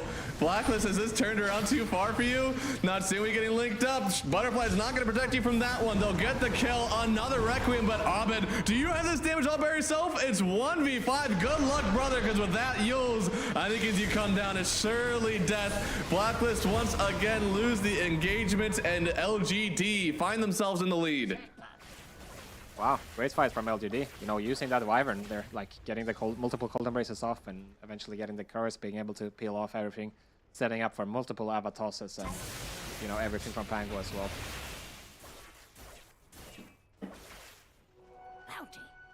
So yeah, there's no buyback on Natsumi or Abed here, so this should lead to some objectives. Minimum 2 tier 2 as Smiling after that one. I mean, that was a really good fight, as you said. It took forever. A lot of back and forth, and I'm sure at some point Blacklist thought that they had the upper hand, because I kind of thought they had the upper hand in some of those, but unfortunately just getting really split, which is a kind of a symptom of having a Wyvern on the enemy team, right? You don't want to group up for everything. You do want to stay apart as much as you can, but yeah, they try to get on top of this Alchemist, and that heal is way too much. Yeah, exactly. Like if you already used your Requiem, you use your Snapple, see your magic damage is quite limited, and if you're not killing the Wyvern at the same time, then you know he's gonna get these multiple cold embraces off, and that's just way too hard to deal with if you're Blacklist. I feel like this Shiva is gonna be so important being able to find this Wyvern. Yeah. Does have it complete now, but as you see here, this replay, this is where it was looking kind of good, right? The double cookie, double stun. But this heal, look at that, as you said, there's limited magic damage, gets up almost all the way to full. Oh my lord. Yeah, Natsumi's sitting on 6k HP here as well, so he has very limited damage. I think Blacklist not exactly on the same page there. Abed kind of committing Natsumi away from me out at the same time. I'm not sure if it ultimately would have mattered in the end. I think this fight is in a tough place already after you used all your spells. Yeah, and they only had to use a buyback on you, so definitely like low committal as well for LGD. Aegis, it looks like it is up right now, so they can make their way bottom if they do desire, but they can't do it again, Hanskin. They can't give them a third Aegis. Yeah, but I feel like now LGD, they're actually getting quite strong. You know, you got this Abyssal, you got the Lincoln Racer now. Wyvern is starting to get his items. He got his Aether Lens, so he's able to play easier. And I feel like they have to go for this Roshan, right? No way they get free Roshans in a row. I don't. I thought that they could definitely fight the last one, and this one is like, I think you should be the ones to go in there first. Yeah, I mean, whoever gets the vision usually wins these fights, and LGD, they're once again a little bit slower on it. Oh, speaking about the vision, Clockwork with the Aghanim Scepter now pelting out these Rocket players. I mean, the vision game is certainly in the hands of Blacklist at the moment, but it is Shadowblade, or no, just a Invis Rune right now from PYW, trying to get something started for his team. Yeah, you mentioned the Axe Clockwork. It's because I feel like this Wyvern is definitely the X factor for both teams, you know. However well his fight is gonna go is gonna determine a lot of this. So getting all the vision you can, getting these triple rockets is gonna help so much with that. Man. They're under a ward. LGD, they want to smoke up and find something, but they're only able to smoke so far, right? They don't have vision down here. They don't want to encroach too far and find themselves under Blacklist vision, but instead they're going to trade places. Yeah, this is interesting. They're circling around each other. Ships in the night. Ships in the night. And now, I mean, this leads LGD right in front of the Roshan pit. And Blacklist C, they are de-warding, yes. But now this is their control. You can't just haphazardly run in here as Blacklist anymore. Yeah, you can't. You don't really have any... Actually, Abed just got his buyback. You have one on Tim's as well, but You definitely want to start a fight, please. Oh, Gabby. Clockwork providing the vision, popping the early BKB from Echo. They're going to link each other once again, but this is a Centaur. It's really hard to get in on this one. Natsumi, he's the target they want to focus in for a second. No, he turns around the BKB. Gabby will fall, and now they're turning back onto the Alchemist. I mean, he's able to get away. Wyvern down. He'll have to buy back into this one, but you don't have an easy way to get back in, right? This isn't your outpost. Yeah, he's going to TP top, use the gate, actually. So this is probably enough for Blacklist. Oh, he'll get out, but this does mean Blacklist with no buyback on Gabby. They're just going to lose this Roshan now. The first Roshan of the game that could go to LGD. Yeah, nice job by Echoes. You know, he just picked up the refresher. He has a link as well, so just no hesitation, popping the BKB straight away on the Centaur and just walking in there. There's not much stopping that, you know. But what on earth is happening in these fights? I see an early BKB. I see someone getting double linked, and it's Gabby of all people. How on earth do LGD still manage to turn this around, get the kill on Gabby without losing anybody else on their team, except for the Wyvern? Yeah, I mean, it's just not easy for Abed to commit, right? He needs a stun to land, basically, to be able to hit a Requiem properly, and then you're jumping the Centaur, so that means you have to combine with the Clockwork, and if you don't have the angle in the correct moment, then, you know, it's just not going to happen. I wonder if he's going to be thinking about the Hex, potentially, on Abed to, you know, make it happen on his own, but right now it looks like he's going to go for the Refresher instead. So we need to look for the BKBs early on LGD. As long as they're not getting started on, as long as they have some way to utilize their timings, it's going to be fine. Because we do have on the Razor, it's an old build, but it is Refresher BKB. So even if he does link up Gabby first, honestly, he'll have, you know, a 12-second BKB to work with. Yeah, and even if the worst comes to worst, like, he's creating space, he's potentially going to be saved by this Wyvern, right? So I think for LGD, exactly like you said, the key for them is just start the fight however way possible. You do it with the Pango roll, or you do it with the Razor walking in, or the Arc jumping. You also got a refresher on the Pango now, so you can be really liberal with your spellcasting here. Things have gotten so particular for Blacklist International now. They have to find a way to start a fight with the stun without getting those BKBs out, especially on the Razor. And if they don't get that, things could be difficult. This is the first Aegis now for LGD, and we may see them actually walk up on high ground. Yeah, it's possible. Right now, they're probably discussing what the next move is. I feel like they might be waiting for the nighttime and then go high ground, potentially. I don't see a particular item that they're really like waiting for. Radiant are scanning. Yeah, I don't think, I mean, this Daedalus surely isn't it. We thought that the Series was going to turn everything around, but that wasn't it. Yeah, maybe the 25 on Razor is what LGD is waiting for, to use his Aegis. I see a world maybe where that's it. I think this might just be the safety net, right? This is the first Aegis you've had. Maybe they don't want to throw it away.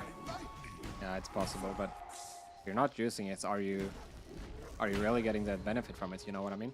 That's true. You gotta suffocate the map? Is that it? Yeah, I mean, they're at least gonna go for this tier 2 top, which is nice. They're also getting an Axe queued up on this Alchemist right now. Curious who that's gonna go to. I guess it's gonna be the Razor, right? I'd imagine it helps with their slow siege, right? Yeah, it does, it does. Maybe that's what they're waiting on, ironically. Maybe that is what they're They actually siege high grounds. Yeah, they just gave it to him, so this might be it. Although the Razor does not have the Aegis, so it's not that simple for him to just walk up, you know. He could definitely be able to be bursted if they played well on Blacklist. Well, here goes tower number 1, and well, Blacklist, they're actually pushing on their own. Who gets forced back here? Surely it's Blacklist that has to come back, right? Yeah.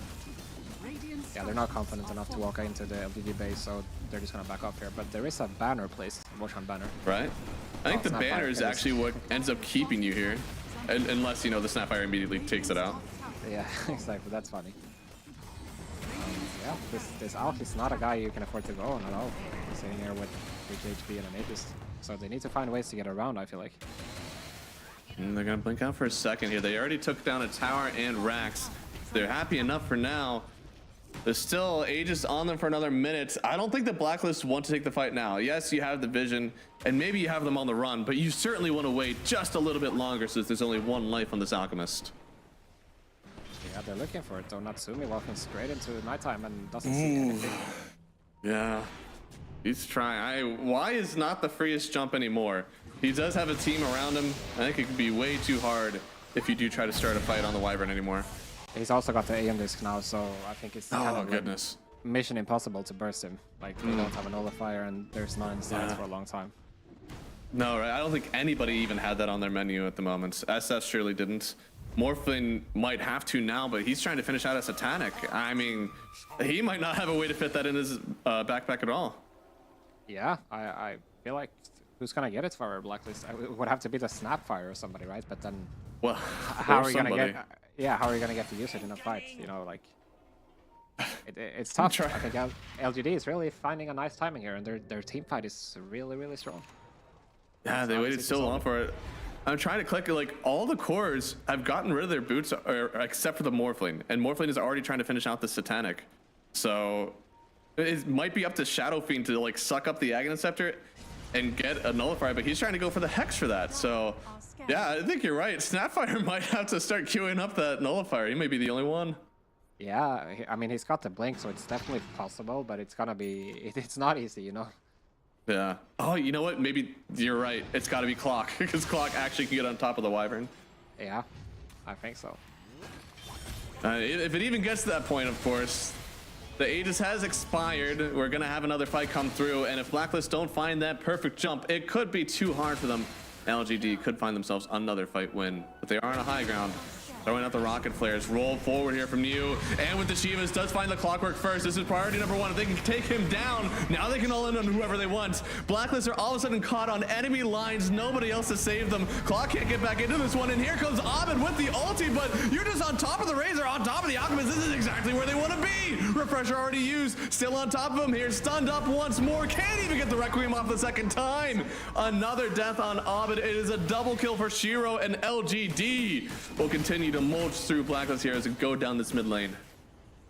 Yeah, really nice job by LGD. You know, they're playing the fight perfectly. They have no fear with the Pango, just starting the fight, and Blacklist, they have to respect it. They don't have a solution for this Pango roll right now, and basically they need to burst people. Abed eventually tries for it, but you know, it's not possible. Echoes is not going to fall for that trick. No, he's much smarter this time, and once again, perfect BKB usage from LGD. Just fantastic job in these fights. Now grabbing themselves, I think, our first high ground siege of the game from either team, except for the one. Oh no, Shiro!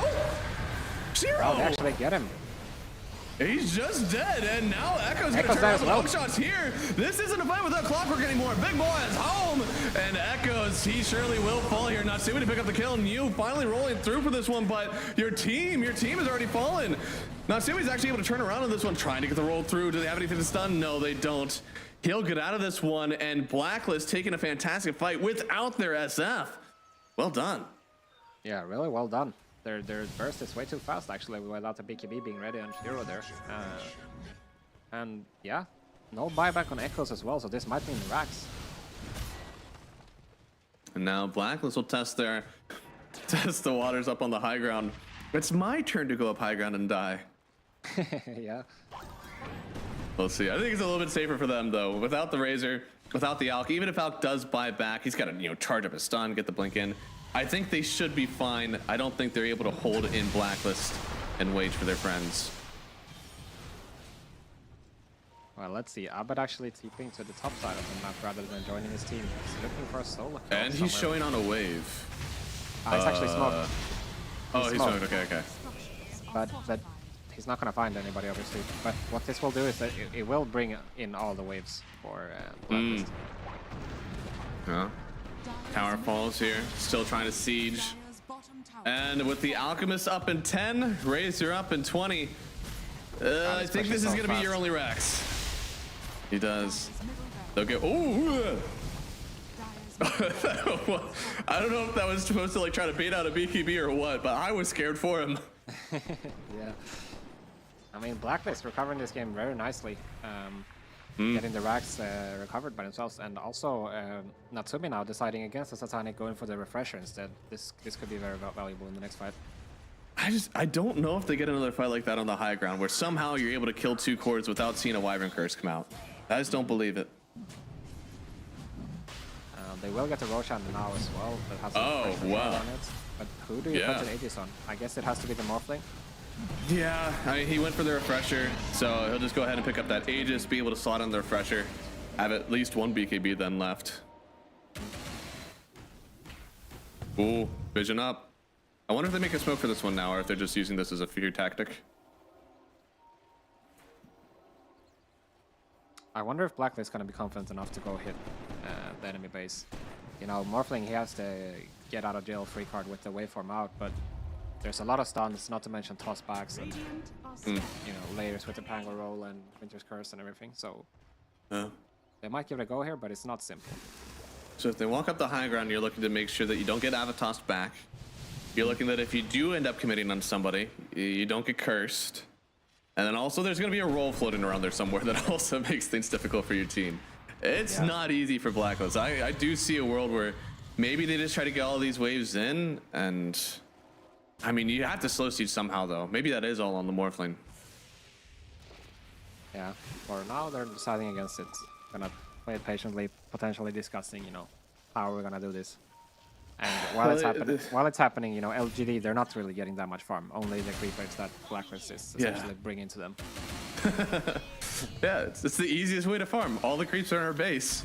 You don't have to go out for anything.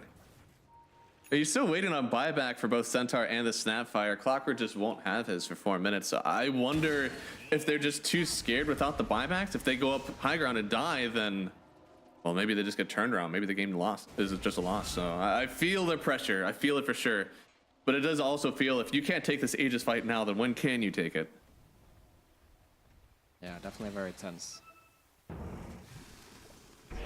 Oh, Octarine Core out for this Clockwork. Even more of these rocket flares getting sent out onto the map. Interesting choice. It's definitely all about the Wyvern still, I feel like.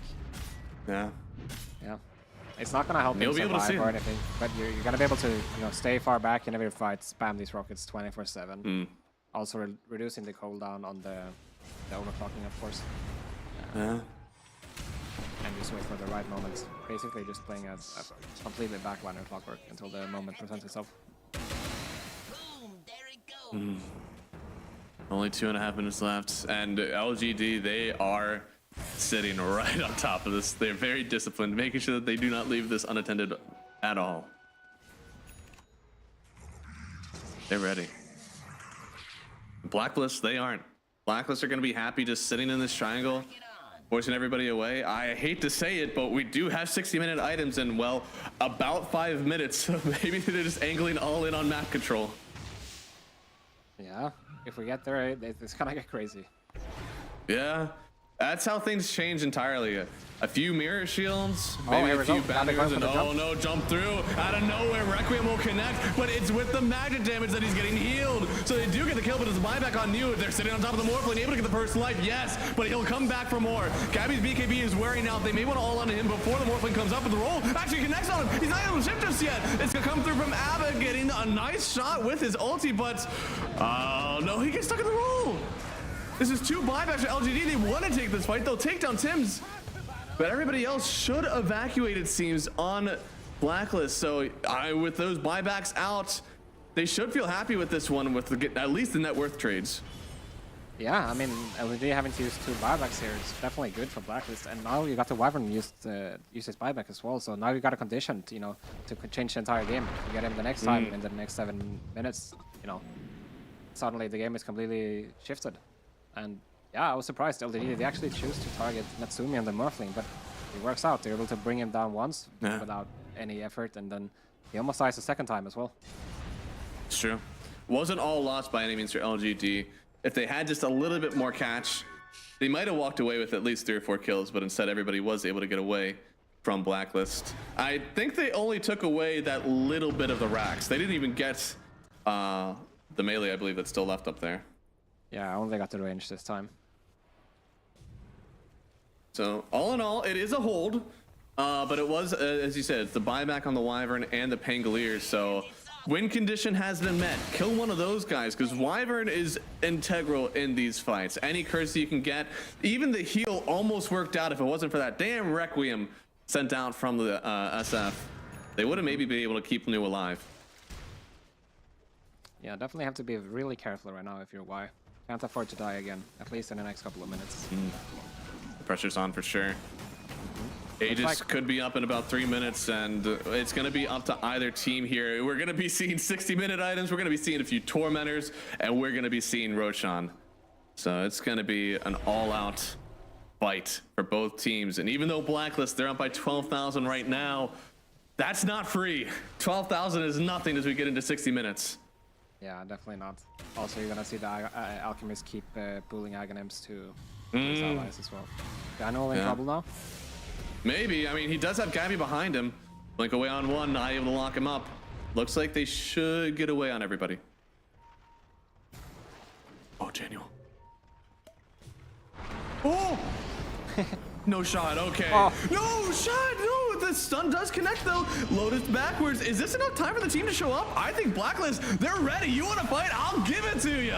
They're going to stampede out of this one just to kind of wait for a second here, but the roll through from New, trying to create as much chaos as they can. BKBs have been used. LGD, they feel fragile. They might not want to take this any longer. PYW will try to create chaos on the other side, but Gabby, he's found the Alchemist, and same with the Morphling. They don't want to commit just yet. They see him, they know what he's about, but Abed, he'll be the one to start this one off. Requiem out, Fears up on New. This is going to be dieback if they get him. It is going to be a curse onto Gabby, but with the BKB on not saying, he just doesn't care right now.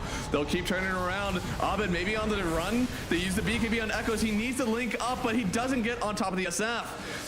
So now on the high ground, Gabby turn around with the stun. Oh, the Abyssal Blade on Abed. Raise one, raise two. Have they found this Shiro, the Alchemist, the heal, the Yules? They're actually keeping him alive for now, but the nuke damage, it's way too much. Abed able to get the kill. They're forcing the buyback on Alchemist, and this is on top of their elbows. He can come back for sure. Echoes with the link up on Natsumi. He's able to manage to turn around. Maybe he can get the kill. No, there's so much damage. Even the Snapfire getting in on it. And even with this Avalanche, it's not enough. They may still lose another one. Gabby trying to get away. He's still alive actually in PYW. He's gonna be the next victim of Abed. He gets another kill. This is the dieback of the Alchemist. Abed with another 2 rays. The heal, it's not enough for you. Gabby lives, and LGD, they're forced to buy back damn near everybody, and they still have dieback on the Alchemist, dieback on the Pangolier. This could be the opening for Blacklist to end the game. Dude, what a crazy fight, actually. Like, this whole thing started out with Januel basically cutting the entirety of LGD on his own for like 20 seconds, right? Right. Eventually giving Blacklist enough time to, you know, they got the Wyvern, and then, you know, it's all Natsumi and Abed from there. They're just playing the fight so well, being able to get this double Requiem off, and, you know, Natsumi cleaning up. Now there's no buyback, so there's not really going to be much stopping you here if you're Blacklist. You're gonna have to put together a miracle for sure for LGD. 60-minute items are coming up, but they don't care. Blacklist, they're gonna run it right up this mid lane. Megas are taken. There's still a curse available from the Wyvern, but it's gonna have to be the curse of a dream, and instead, it's gonna be the find on the Tiny here. Requiem out, Razor doesn't even have a chance to press the BKB. It's just GG. Game number 1. Blacklist will continue the streak 3 in a row versus LGD, and it took a while, but they did get it. Wow. So well done by Blacklist. I mean, it all comes down to this last fight, to be honest. Like, they they just find a way to clutch it, right? They were able to get the Wyvern buyback force out in the base earlier, and then they're able to capitalize on it, taking this huge top fight, all set up by Januel at this point. So really well done. Really, really clutch way to end the game. I mean, this was not a simple game at all, and they were able to pull it out. No, this graph is like a roller coaster here for the win probability, just all over. Once again, I mean, I wouldn't say it's the strongest Blacklist start that we've seen. They've definitely won lanes harder for us whenever we're watching these, but it was still an okay one, and then they dropped off the back foot a little bit, gave it away to LGD, but they just continued to battle back, eventually even past the Aegis. LGD got 3rd Aegis. They were the ones actually in control of this game, I feel, and they just weren't able to hold on through these fights, even with the Wyvern having that Eon disc. And as we saw in the player camps as well, I think Blacklist, they did not look like too hyped up or too happy even about this. Because we did hear Abed yesterday mentioning that, you know, they had a lot of screaming in their comms and things like that, and that's potentially something that they worked on since yesterday. You know, this is very clutch moments, and that's when you need focus, calm, communication, and... It's true. Yeah, I think this might have made a difference here today. It may have. I mean, these fights were just all over. There was not like a single, team fight ult that either team was really playing around. Even though we did have roll, that wasn't just the focus for either team. I mean, there was so much like back and forth. You can see here the Alchemist getting like healed, used up. Abed's trying to find kills on the backside. He's even gonna blink in here, I think, to try to find this Tiny. I mean, it is just so much movement from both teams. It's really hard to even just call your targets, I feel, in a fight like this. Yeah, it's super chaotic. And then, This fight was Abed crazy, he's playing the outlines so well, This Mm. is one of the only fights in the whole game where Abed was basically being able to play uncontested, casting his spells freely. He's getting like probably up to like 20, 30 races out in a fight like this, right? On top of the double Requiem. And yeah, when that happens, it's just great news. I felt like I was watching a Tinker. Just like completely on the backside, nobody was able to touch him. But no, you could cancel his blink daggers. Like that was possible, but he did go for the arcane blink, so he had the extra range. I believe he also had the resources that he gets on the blink, plus that cooldown on it. So I mean, really well done from him. I think he itemized exactly as he needed to this game. And we'll see. Again, guys, the Blacklist International, they did get themselves a 2-0 in the play-in stage, and now they have started off with a 1-0 in the group stage. We'll see if they can keep it going. It was a 19-minute game, a 50-minute game, and now a 60-minute game. Are we going to get up to 70? Who knows? We're going to go to a break here, and we'll be back with game number 2.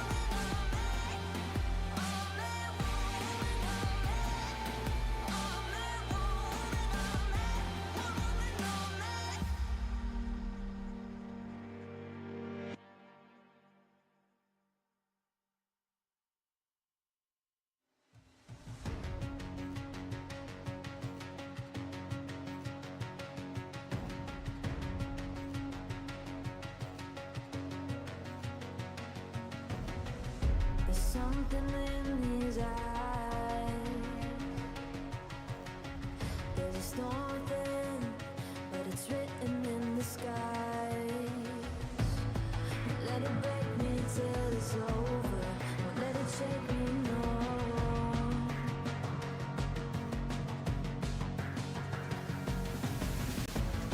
Won't let it make me go under. Won't let it make me go under. So now it's time to die. Nothing's gonna stop me now. Nothing's gonna stop me now. Nothing's gonna stop me now.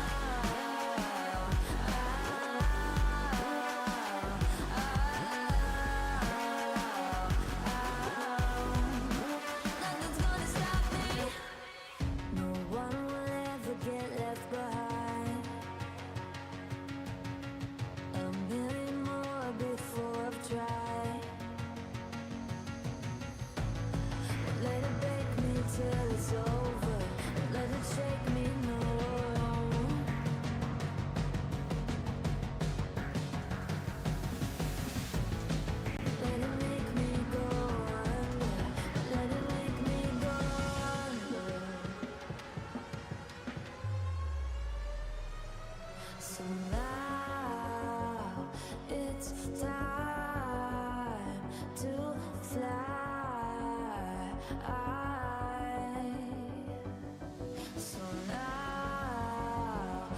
it's time to fly. Nothing's gonna stop me now. Nothing's gonna stop me now. Nothing's gonna stop me now. Nothing's gonna stop me now. Nothing's gonna stop me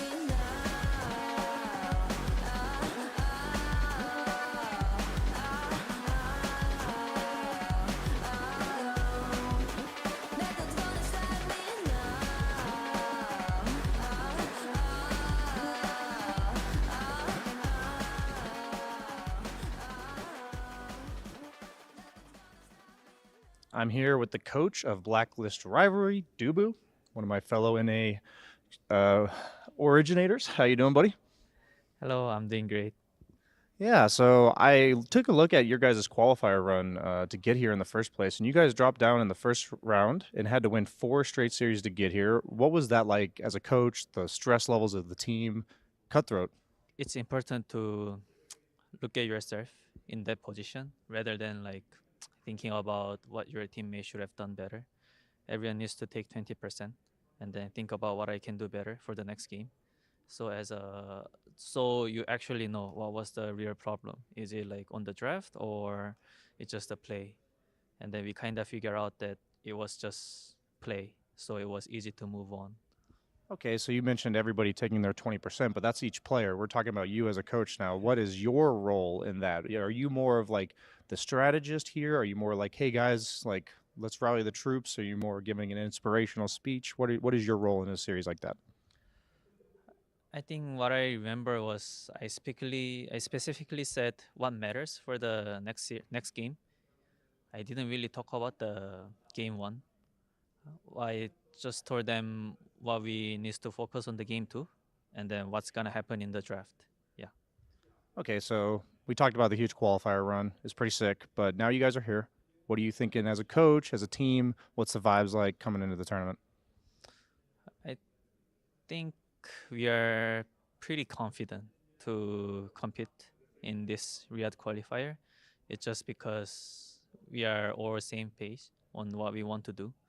And then I think their skills are high enough to beat this tournament. Yeah. Nice, man. I'm looking forward to seeing what you guys can do here. Thanks for joining me for the interview, and we'll send it back to you guys.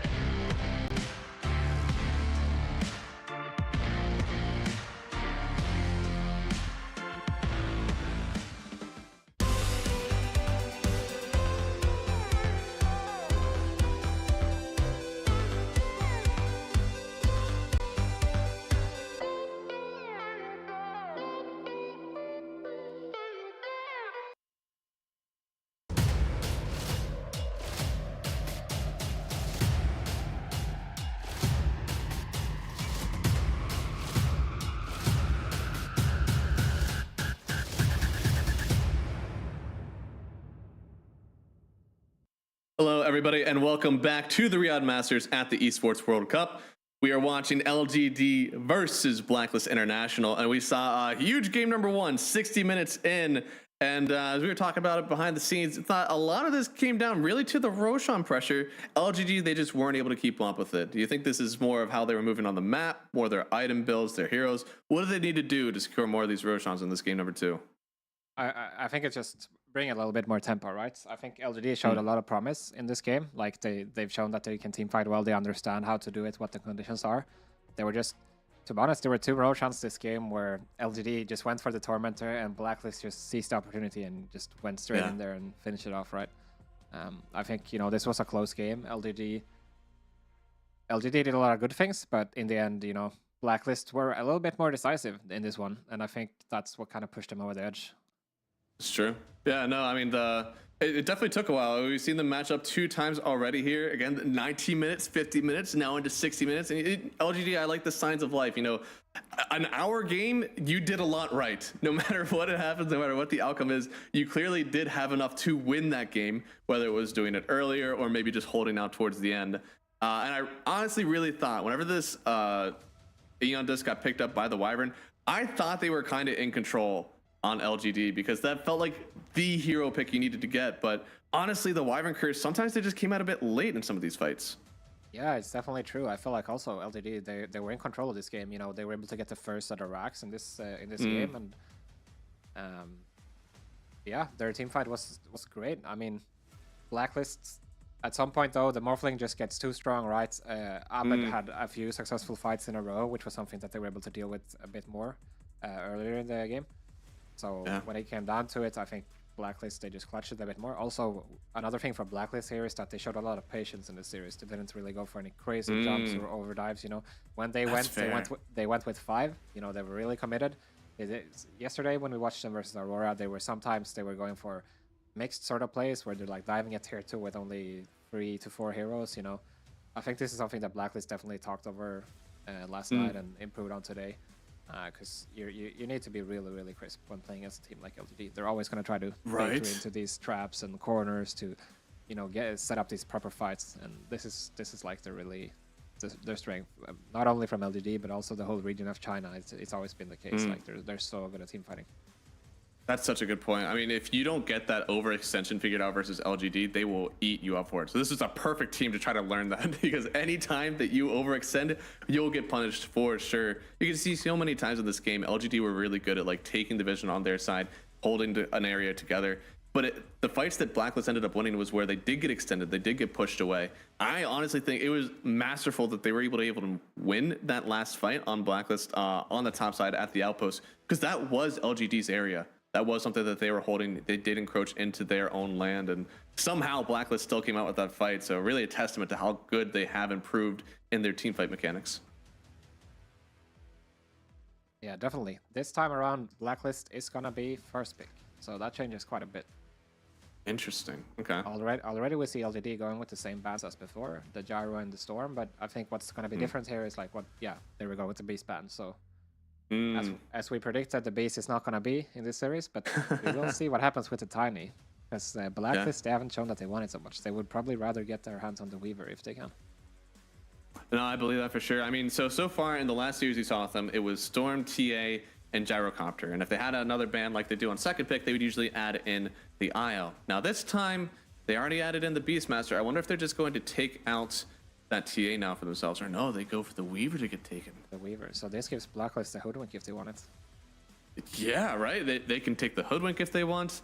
They can take the TA, the SF, all these heroes available. And again, I'm thinking about so many of these like mid +1 flexes.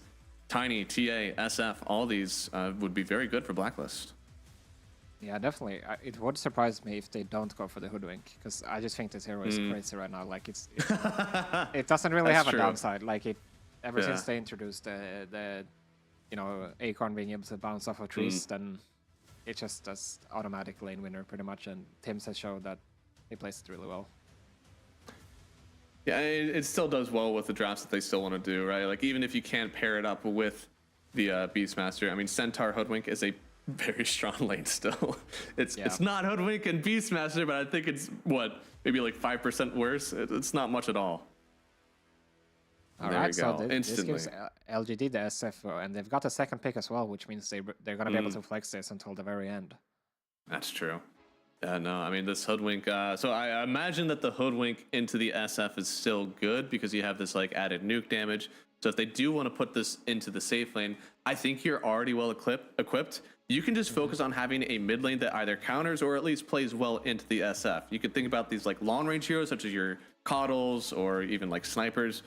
Maybe you even want to do something that gets in the face. We saw that the Razor didn't do all that bad, at least in the early levels versus the SF.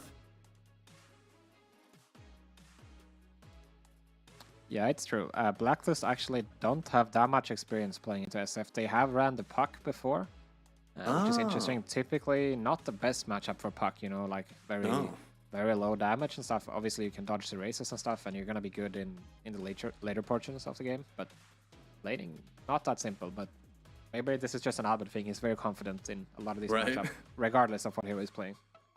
It's one of those, I think it was Blitz who was talking about it. I was like, I always talk to people about like, oh, who won this matchup and like who wins this. If you tell me that a mid laner on their signature hero won the matchup, I don't want to hear it. I want to hear about like the normal people who are playing this. So like, yeah, Abed might have beaten SF with Puck in a game, but that's probably just because he's Abed. I don't know if many other mid laners are going to try that one out. Yeah, especially with this new Yashikaya, right? That Requiem comes out fast. Yeah, it does. It does. So much damage as well. Like the burst is crazy against such a fragile hero like Puck. Yeah. They got the clock as well, probably for PYW, but they also have the option to put this on the safe lane if they want to. Like SF clock is a very good lane. Nah, really well done. And I don't believe you can do the Souls cheese, right? They took that away. Yeah, they took it away, so you can't do that anymore. But nonetheless, you got the cogs to lock people in place, setting up those triple races. And obviously, you got a hook shot into Requiem later on as well.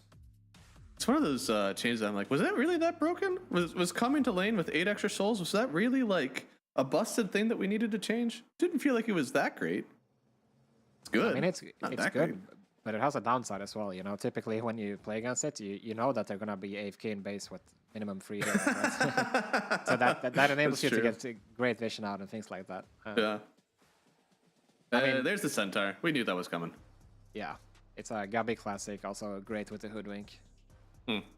I like the foresight though of this Clockwork pick then, because Centaur doesn't love playing into the clock, right? There's still going to be the hook shot, there's going to be the cogs back, so even if you do Stampede, there will be a little bit of delay.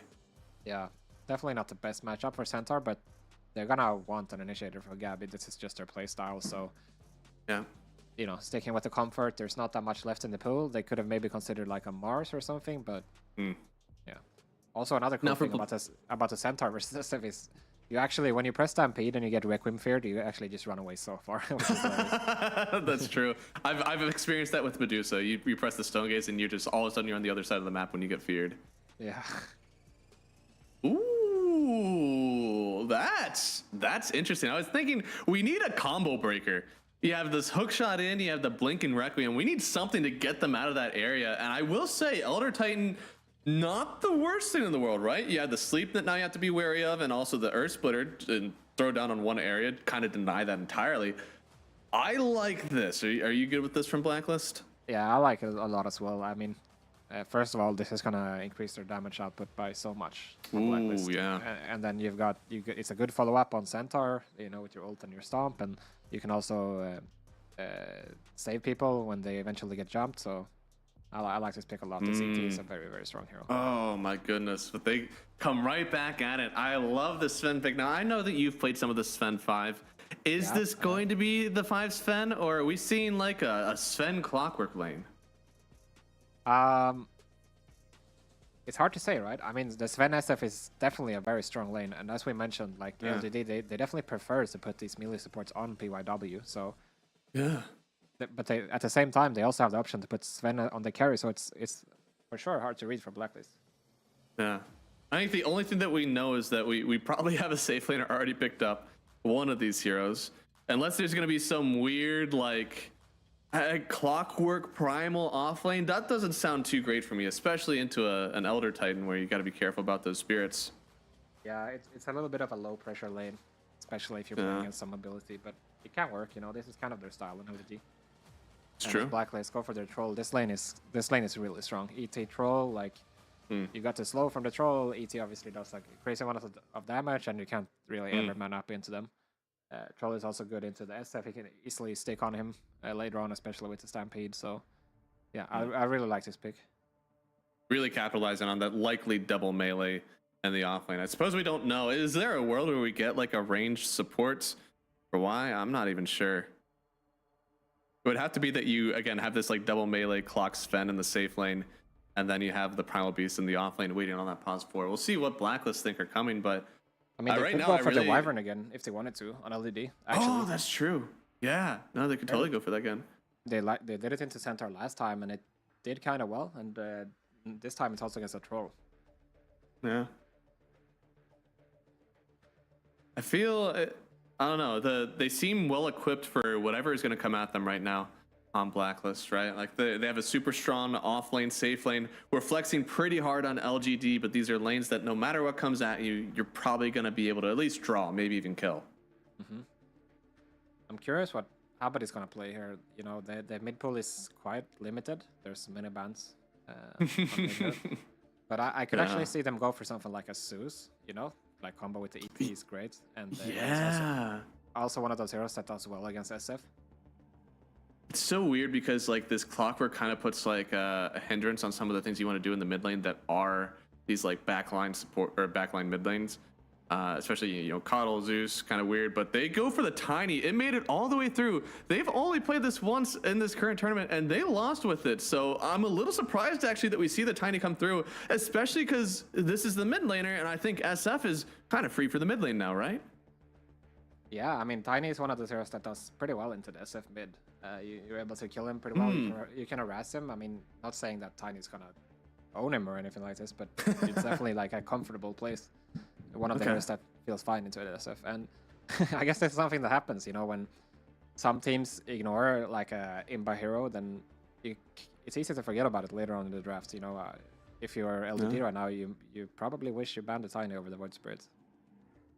Yeah, I mean, the Void Spirit definitely would have come out, and you have a little bit less lockdown for it, but hey, that lane is still pretty okay for you on the SF.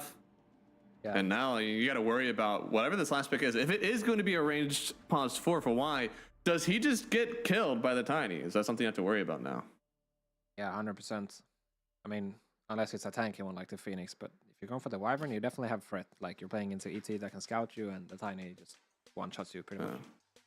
Kind of astonishing that the Phoenix is also left in this pool. It feels, oh, Windrunner. Who's picking that one up? Yeah, it's a carry Windrunner. That's pretty cool. Okay. Great matchup into this role.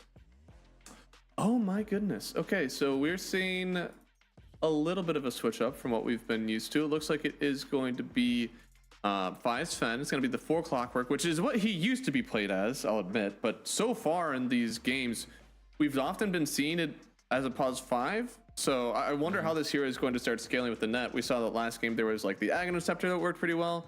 So I wonder if we're going to see something like that. Yeah, it's definitely possible. The common items on the Clockwork is like Solar or Aghanims.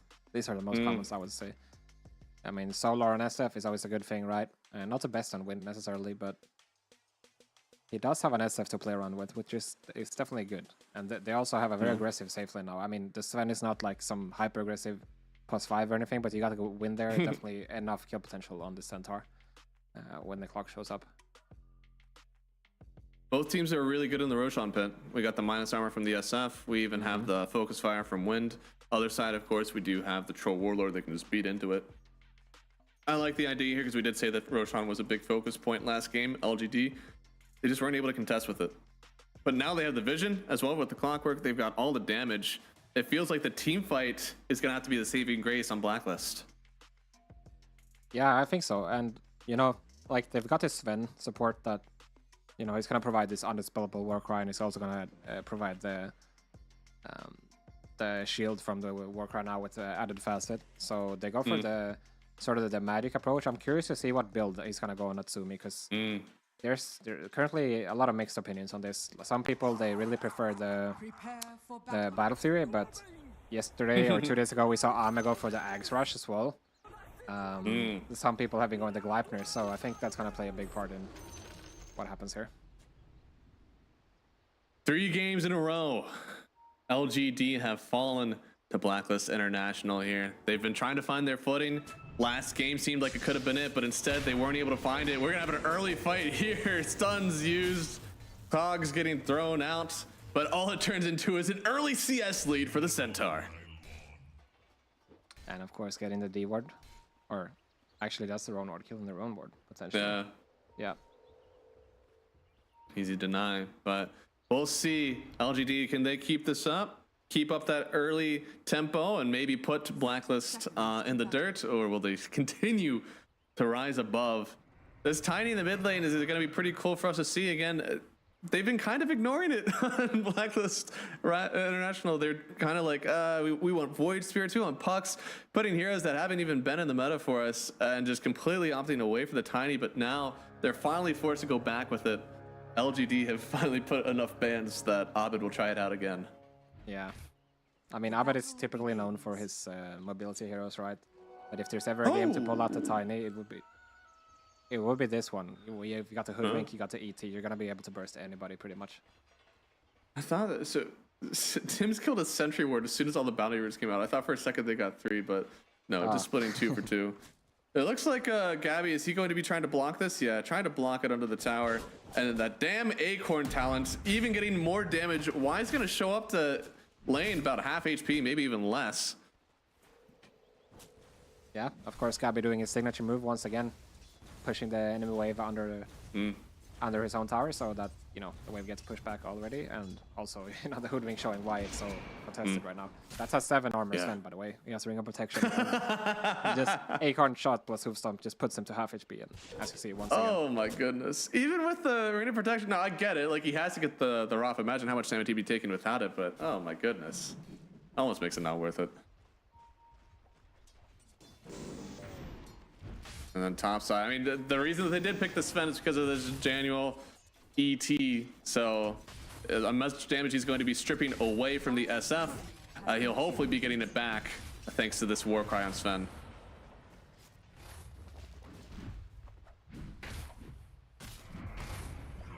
In fact, we have a lot of sources of added armor now after we saw that ET get picked up.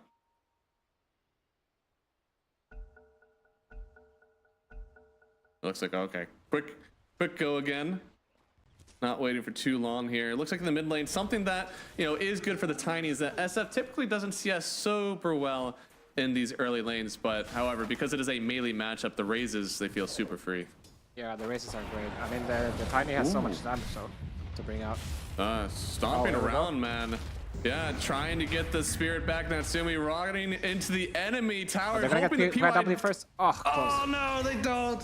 He will go down first. Niu able to pick up that kill.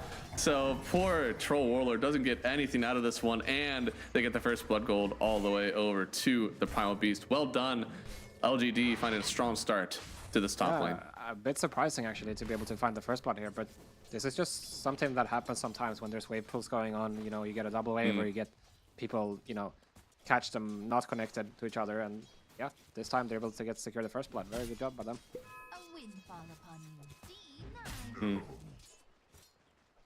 It looks like the CS is going pretty well outside of that. Pretty tight contestation overall.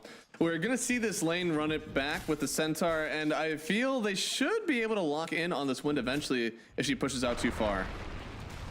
Yeah, it's possible, but it's not the easiest here to bring down, especially when the wind run is up. If you're able to catch her outside of it, though, you know, you're definitely looking at a dead wind runner. It's true.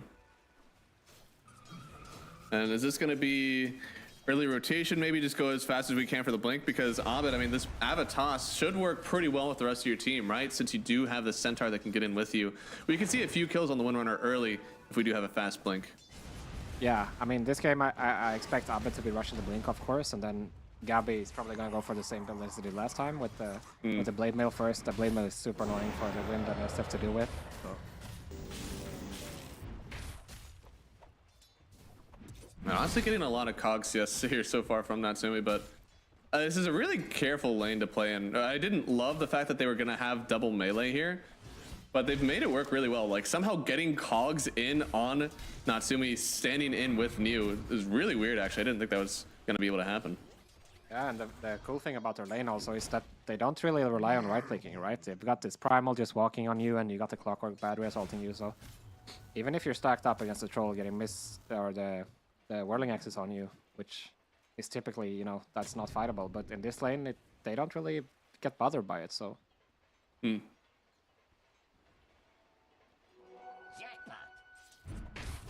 they go with the sampler actually on the Primal Beast, huh? So all in for just closing that gap, getting the charge. Sometimes we've seen people go like 0-2-1, but I think this is really good.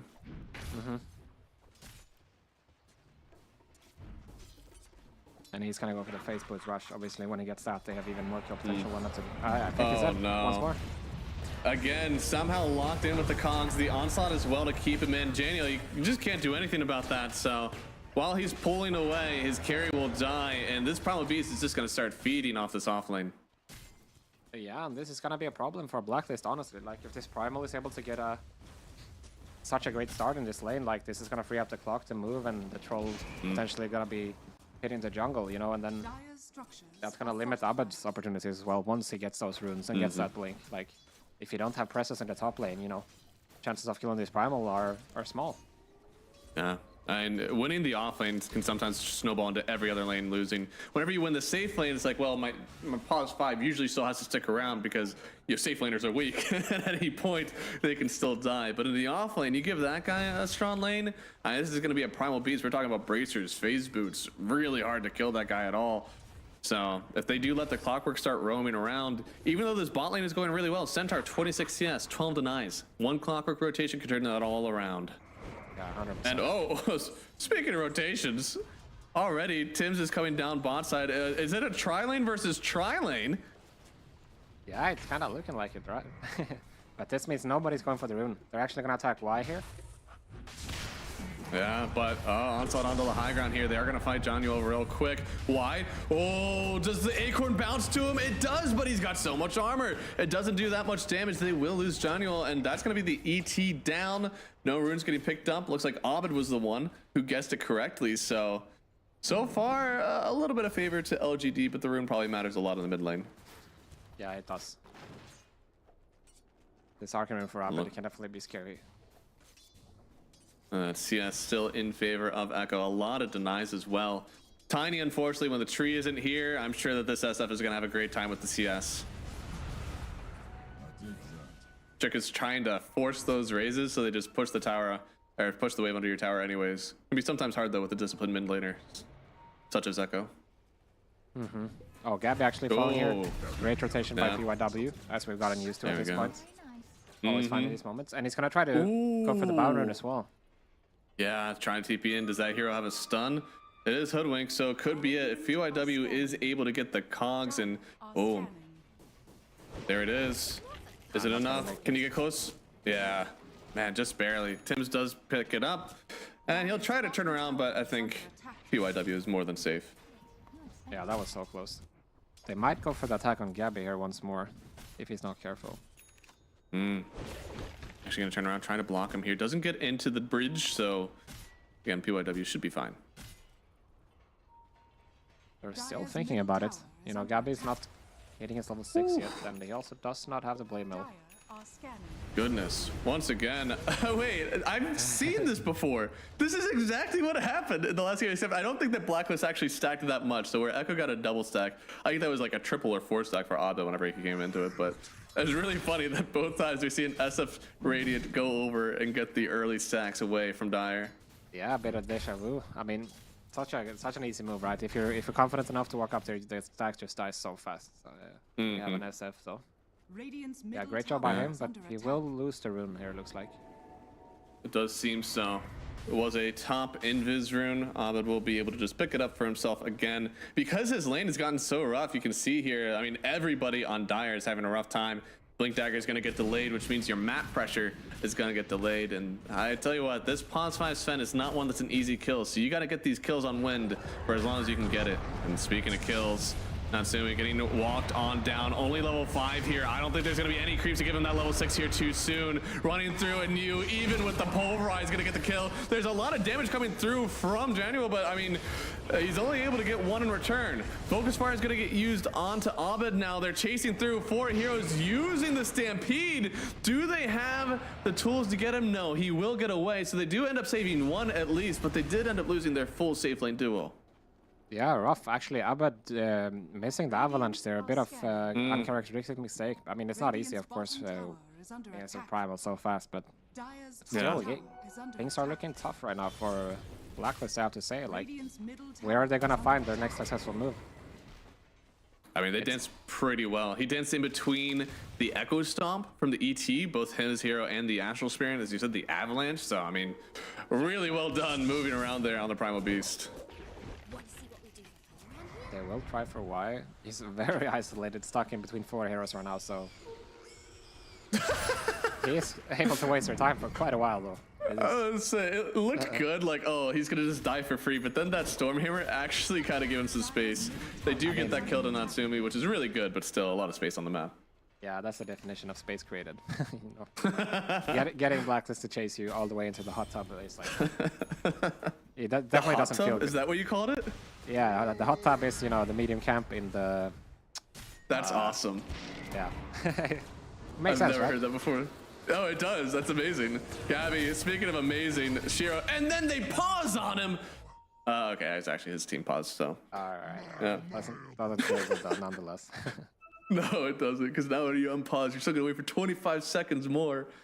It looks like just a DC on the Troll Warlord. Nice focus fire in from Shiro. Shiro shouldn't really be allowed to get those sort of kills come later, but for now, there is no Blade Mail just yet. He's just kind of free at the moment. Yeah, I mean, I kind of expected Gabby to have a bit of an earlier timing on this Blade Mail, but yeah, the lane not working out too well for them. I mean, the Hoodwink Centaur is a strong lane, but it's not like you have this crazy gap close on the Windrunner, right? Like, you can't really pressure him so much, and then you're going to be giving away pulls at some point, so... And also, obviously, the PYW getting that rotation earlier. Yeah. So yeah, Gabby, unfortunately, not having the best game here. And it doesn't look like anyone is from Blacklist, to be honest. Nobody's had a great time. They're gonna need these blinks to start playing, and now this is as scary as if he has got blink and a haste minute 10. This is ridiculous timing. No, this is exactly the reason you want to create some pressure here.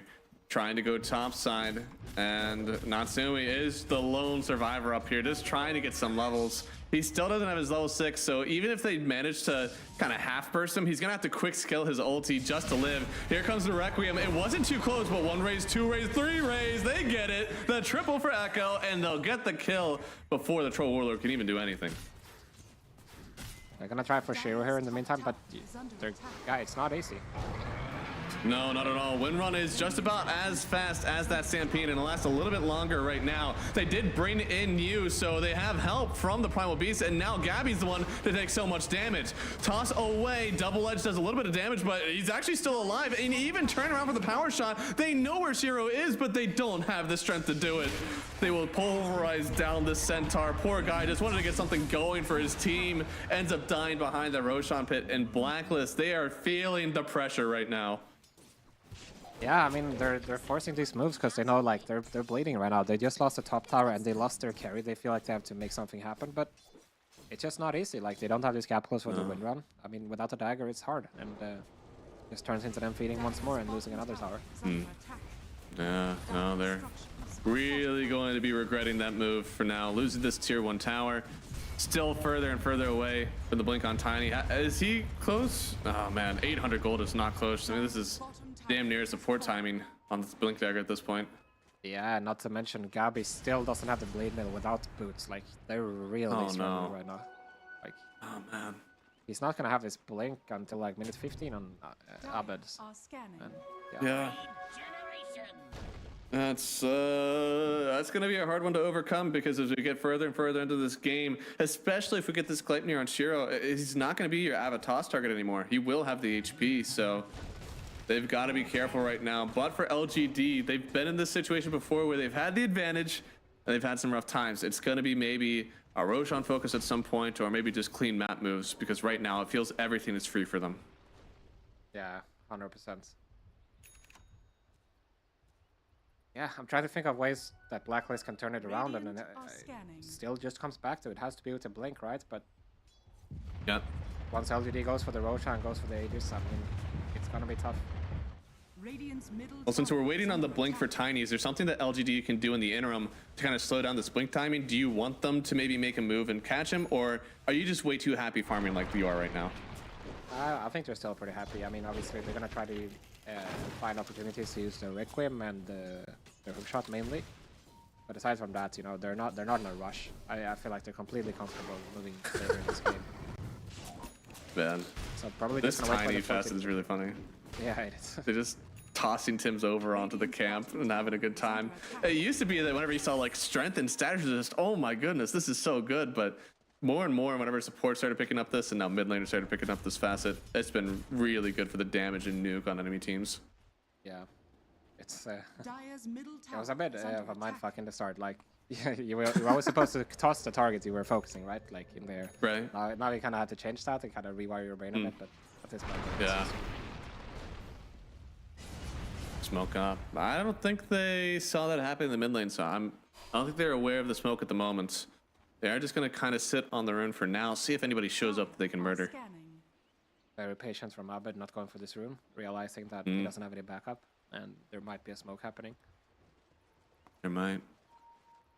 Indeed, there is. Neo is setting up here in the triangle. This is no longer safe for entry. They're going to try to send at least an Astral Spirit in, find out if anybody's around. I think it does find some, but now they're not done here. Hookshot misses. Good sidestep from Januel. Unfortunately, he's still just dead. Yeah, it's just too easy for LGD right now. I mean, Natsumi doesn't want to fight. I'm sure Gabby doesn't want to fight. He doesn't even have his Blink Dagger, and it's going to take a long time before they feel like they're ready to take this. So right now, LGD is just going to do whatever they want. And you know, they missed the hook shot here, but doesn't matter. You know, not really. Right. You're kind of right next to him anyways. So. Yeah, it's not like Blacklist can capitalize on it anyway. Yeah. And it's a 7,000 net worth lead, 11-3 right now. LGD certainly feel that they've figured out what has been hurting them so much versus Blacklist, but Blacklist, they are now, yeah, they've still got some items to go for. I feel BKB is going to be pretty powerful for them. Centaur, hopefully getting the Blade Mail and like being able to stay on top of the Windrunner, also going to be really good. But these items that I'm mentioning, once LGD gets their own BKBs, it feels like they're going to be right back on top. Yeah, 100%. I mean, once they have BKBs, what do you really have against it? You don't really have much. Like, the only way you would do it is to just get them before they were able to use it at all. But that's not an easy task. Oh, they find this Primal Beast, but this guy is big. They have a lot of damage to start off here, even getting the break, but they didn't have enough to finish him off, and now Abed, trying to get away from this one, knows that they've just gone in way too deep. They'll lose Januel, they'll lose the Hoodwink. A small price to pay for, I guess, an attempt, only losing your supports, but still, they really wanted to get away with at least one kill. Yeah, I mean, it was a good try, but they just simply don't have enough for this guy, right? He's pretty much a 2k HP Primal Beast, and that was before his BKB. Imagine what it's going to be next time. Oh, goodness. Yeah, and you just gave him 2 support kills to help him out as well. Literally any other target that they find, they would have gotten a kill on it. However, they did find the Primal Beast instead. Well, signs of light for Black is at least that Natsumi has this Battlefield right now, so he's going to be able to, you know, increase his farm speed by quite a bit. But he's going to need a BKB and probably an item more before he can deal with them completely. Like, he's going to at least need maybe the Aghanims to dispel this Warcry and... Oh, no. And the Windrun.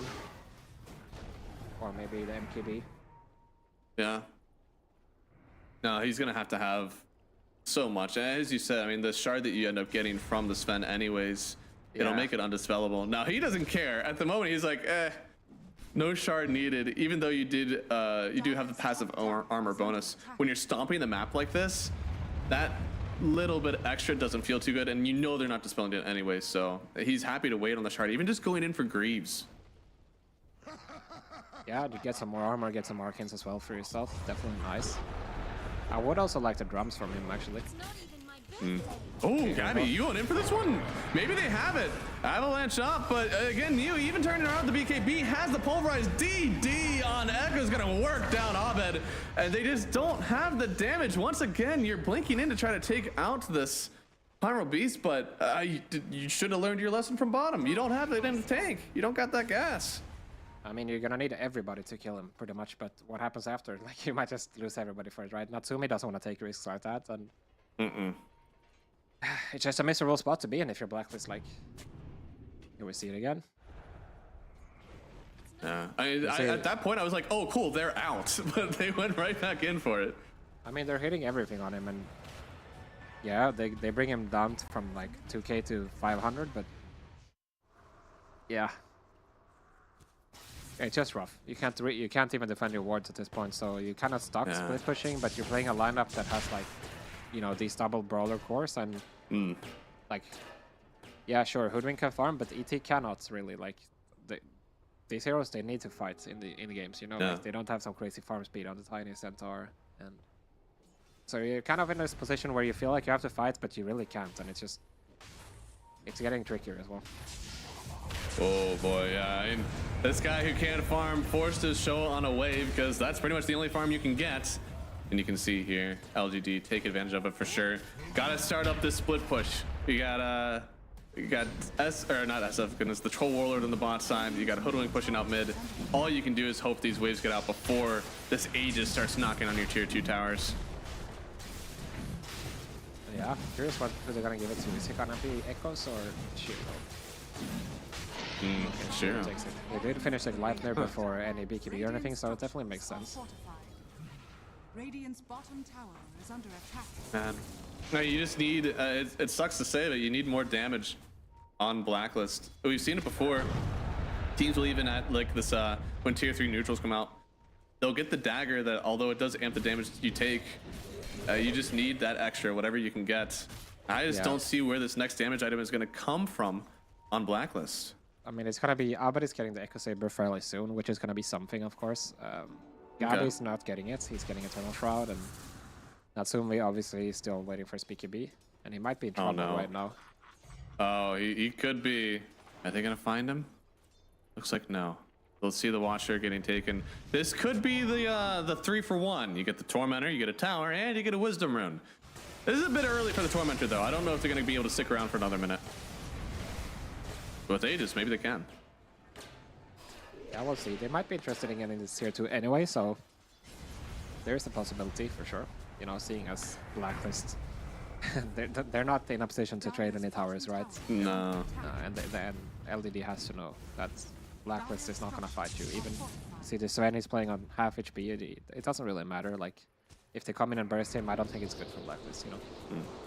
You know, even smarter here from Y. He said he wasn't going for the shard, didn't think they needed it, but they also just went in here. They probably going to get both Tormentors. Either way, he was likely going to get his shard at 20 minutes when his team takes these. But now, oh no. Mid lane. They do have the Avalanche that actually stops the onslaught from Mew, but without the hook shot, maybe he gets away from this one. Stampede used, trying to get out of here. It did create some space, which means not only did Gabby get the Wisdom Rune, but I think that his team might be able to get this other one as well. Oh no, Y? Oh, Y will steal it away.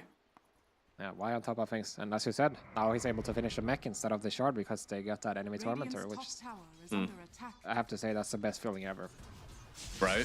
Yeah. And this shard makes the hero right now in pause 5, so you just get it for free, able to finish out even more aura items. You're doing so much that it feels, even if the ET does get into these fights, throwing around his passive, it won't matter. The armor that you strip away is even more retained from what you get from Sven. Yeah, and on top of that, you also have the barrier, which pretty much negates the acorn shot. You know, Troll is gonna go for this Axe, which it's not gonna be that useful. Right? It's gonna help with the wind run, but that's it. Well, yeah, that's pretty much all that you're looking at in here. Oh, Gabby does get locked up now. Focus fire. Shiro got to be a bit careful. Doesn't want to pop the BKB, but it looks like they will have the damage. Gets Gabby, still lives, and not even thinking about giving away that Aegis. Radiant's bottom tower is under attack. Yeah, always scary to play the map when you're this far behind, and they're just trying to find ways to. Mew just kept on going. I thought he was just going to onslaught for the wave, but he kept on going all the way to Tim's. He does throw that Primal Beast on top of Tim's. Thankfully, it looks like the Earthsman, it could be enough to stop the Pulverize, but look at that Echo. Oh my goodness, the Requiem plus all these raises. It'll just continue the onslaught. Abed with one more Avalanche, that's all he's able to offer, because the third raise, Echoes gets another kill. He is unstoppable on the SF. And well, poor Blacklist, after being in charge in game number 1, they just haven't had an opening at all in this game number 2. Yeah, I mean, Neo can just do what he wants. Like, he's diving a hoodwink, not even connecting, right? Getting tossed back in for the second time, and still doesn't matter. And this is without Y and Shiro being present as well, so that kind of speaks to the status of the game. Mm-hmm. No, absolutely. It's just not what you're really geared up to do right now. Every single fight has been starting on the Primal Beast, and I feel like that's exactly what you want on LGD. You're literally playing right into their strategy, and they haven't really had to adjust at all. Blacklist, I feel like you need to get some vision out, maybe a little bit of some weird wards on the low ground, so you can start to jump on maybe a Clockwork or SF. I think Sven might be disastrous at this point, given how much gold he has. Oh, well. We will not get to find out.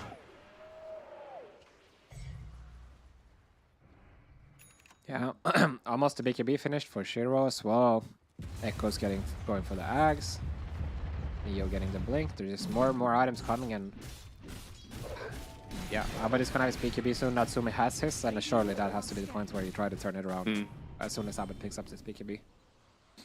Yeah, it's something, but the way these last fights have gone, it's been start on the Primal Beast, realize you ain't got it, and then you get pulverized. And BKB really doesn't change any of that, so I don't know if that's really going to be the difference for them.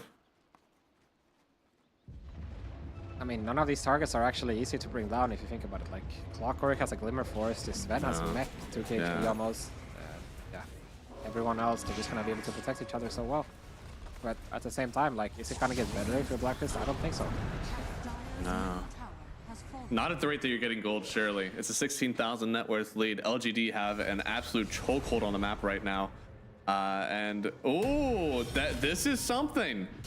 They are bringing over 2 other heroes here. Blade Mill already used, so the Focus Fire kind of free at the moment. Do get, the link. This is without Aegis, so Shiro, if he falls here, won't have another life, but they do bring back Mew.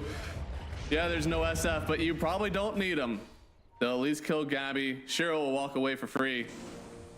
And LGD, maybe with that kill, they'll take another poke at the high ground? I don't know. It seems a bit ambitious.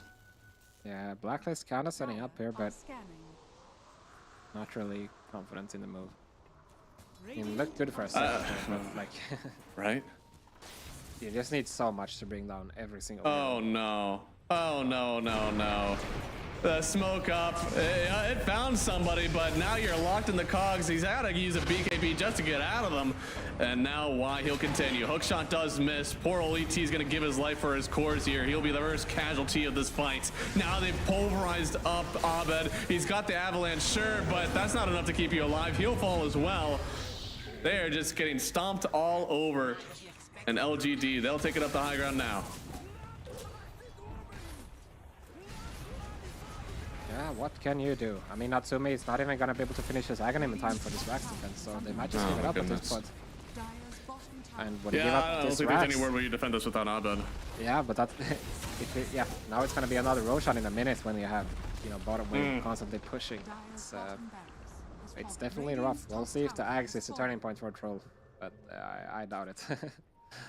Yeah, it's going to be way too hard for him. Somehow, again, you've got to split this map, but you can see here, like, the smoke instantly gets broken. Clockwork is right on top, and we talked about how tanky he is with this Glimmer. Had a pretty full wand on him as well. He was just never going to die. Yeah, it's just too rough. I mean, I agree with you. You have to split the map, but it's just so hard when you haven't killed a single tier 1. The area you're able to move on it's just non-existent still. Right? There's nowhere safe. Now we've got a DDSF. They might just go for the base dive here. Be careful, Tim's buddy. They find you. Be too rough. There's the Nemesis Curse. As I said, somebody's going to pick it up. You need to get amped damage on someone. It sucks that it's the Troll Warlord because it feels he's the one that is most vulnerable to this group up from LGD. And they find, oh, Abed. Does he even know? He doesn't know yet. He doesn't get the blink off. Now the Requiem. Well, that'll kill you. That'll do it. That's the way to kill a Tiny right there.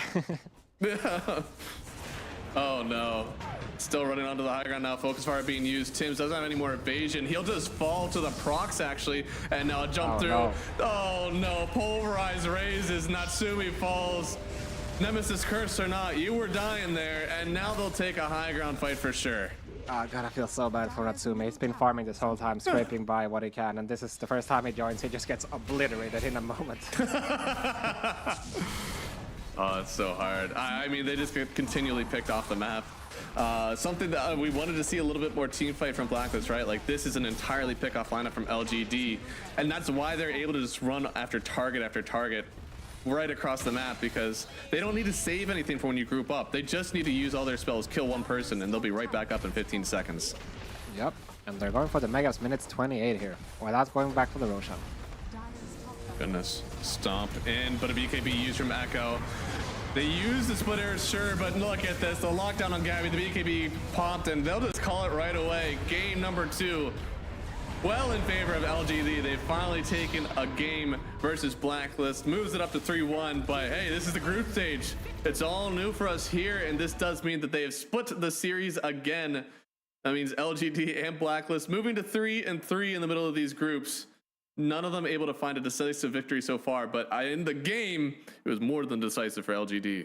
Yeah, I mean, what a stomp, honestly. Like, such a good performance by LGD. We were talking about their indecisiveness in game 1 and talk about decisiveness in game 2. I mean, like, they just rolled up, they crushed their lanes, they did everything right, they connected their heroes, and, you know, there's not really anything to criticize. I mean, they drafted well, they played well, and yeah, it showed. They didn't lose a single tower in this game, and it doesn't really get more one-sided than that in Dota.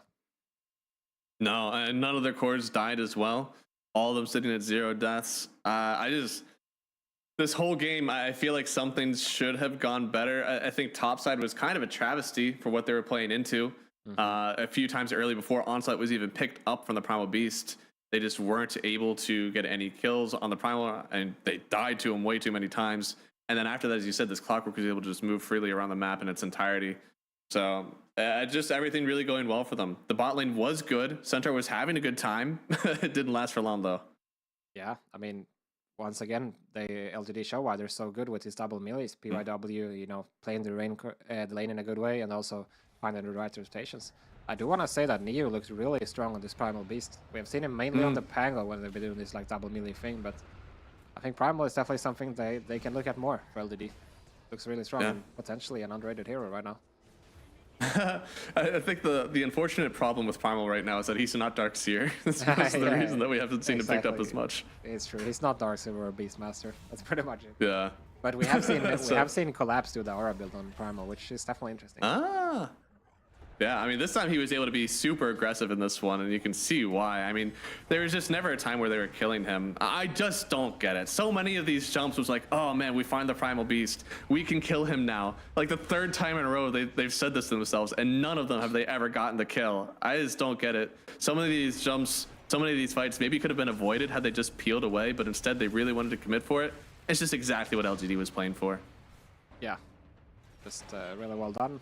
Primal always sitting in front, and you know, if you're not committing, you're not running at the same time. As you see here bottom, you know, like they have the Primal, they have the Clockwork, they have the Gleipnir from Windrunner, Blink SF. There's just so much to catch you. So if you're not the one killing them or starting the fight, winning it, then it's gonna be tough. And it turned out that they just didn't have that much in this game. And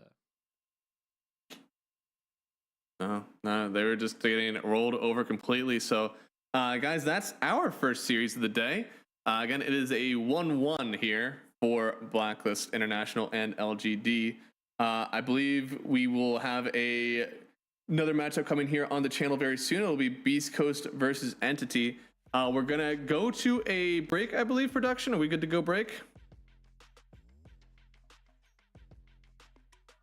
Not yet. We're not going to a break because we get to talk more Dota. Damn it, if you want me to talk more about Dota 2, then I'm going to do it. Is that right, Hanskin? That is right. Amen. MVP for this one, LGD. I mean, they were pumping on the map, but as you said, New, so good, man. 10-0, just running the map completely on this Primal Beast. Never were able to kill him. It's heroes like this, and as you said with the Pangolier, kind of like tempo setters, right? Something that really makes it like, your team is fighting here, we're going to create the fight, and the rest of the team can just follow. Definitely the SF was a big thing this series as well. I think whoever got the SF was very successful here, and it shows that, for some teams, this is just the go-to first pick, and for some teams, they don't really care about it. But I think this series highlighted what this hero can do in the right hands. No, I mean, definitely made it look exceptionally good for his team. It's sometimes hard whenever you're like, oh, well, the hero was just stomping the map. Of course he's going to look really good. But literally, guys, didn't die. Constantly the one that was started on the first. And never died at all. Like, that's something that still shows, man, this hero was pumping. No, I don't know. This hero, I don't think it should be first ban priority.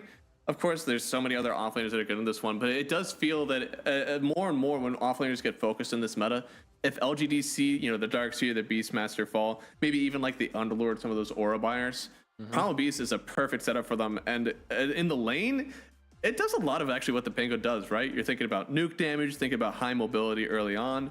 Yeah, it kind of plays the same way.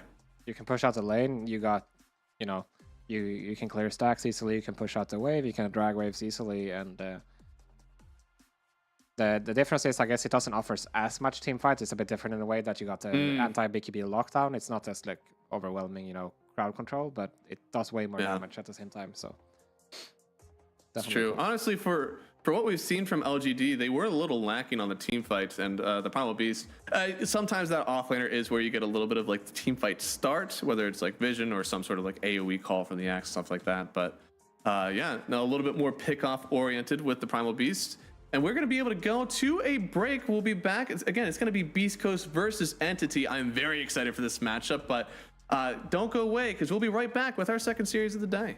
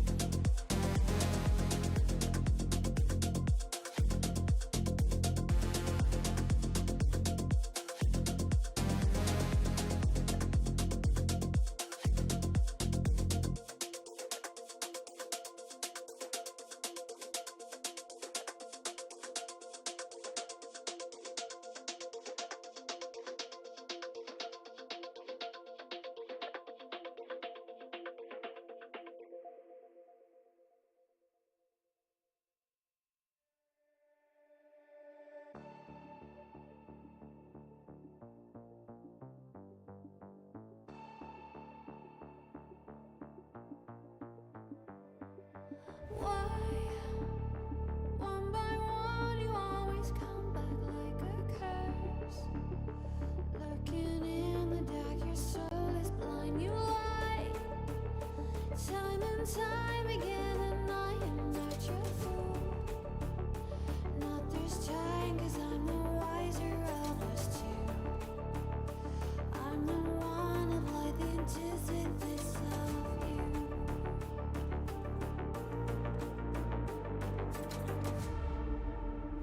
If you shoot, I'll take you. If you run, I'll chase you. If you scream, I'll whisper. La-di-da-di-da-da-da.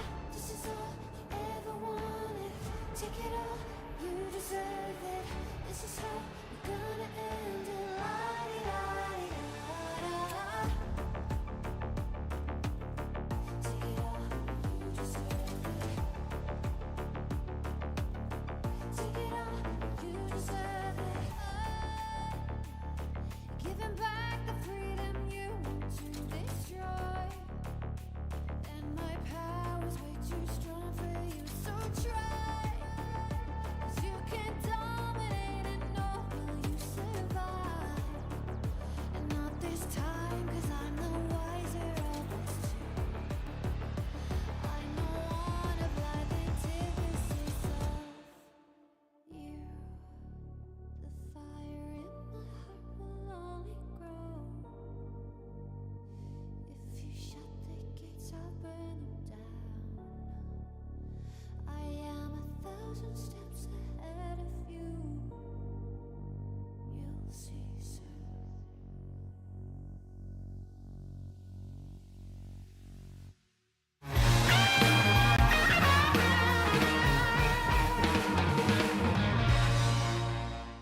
I'm joined by Moose of Beastcoast, and I was hoping to go back into the history books on your career, Moose, because you've had a long and illustrious history in both North America and South America, but I want to know what the baby Moose was all about. When you first picked up the mouse and was like, Dota 2, I think this game might be up my alley. So what was the process like? How did you first start playing Dota in general? Well, it was because of my brother, like his influence. I was like a little kid, 11 years old. Mm-hmm. He joined college, and it was pretty popular game for back then.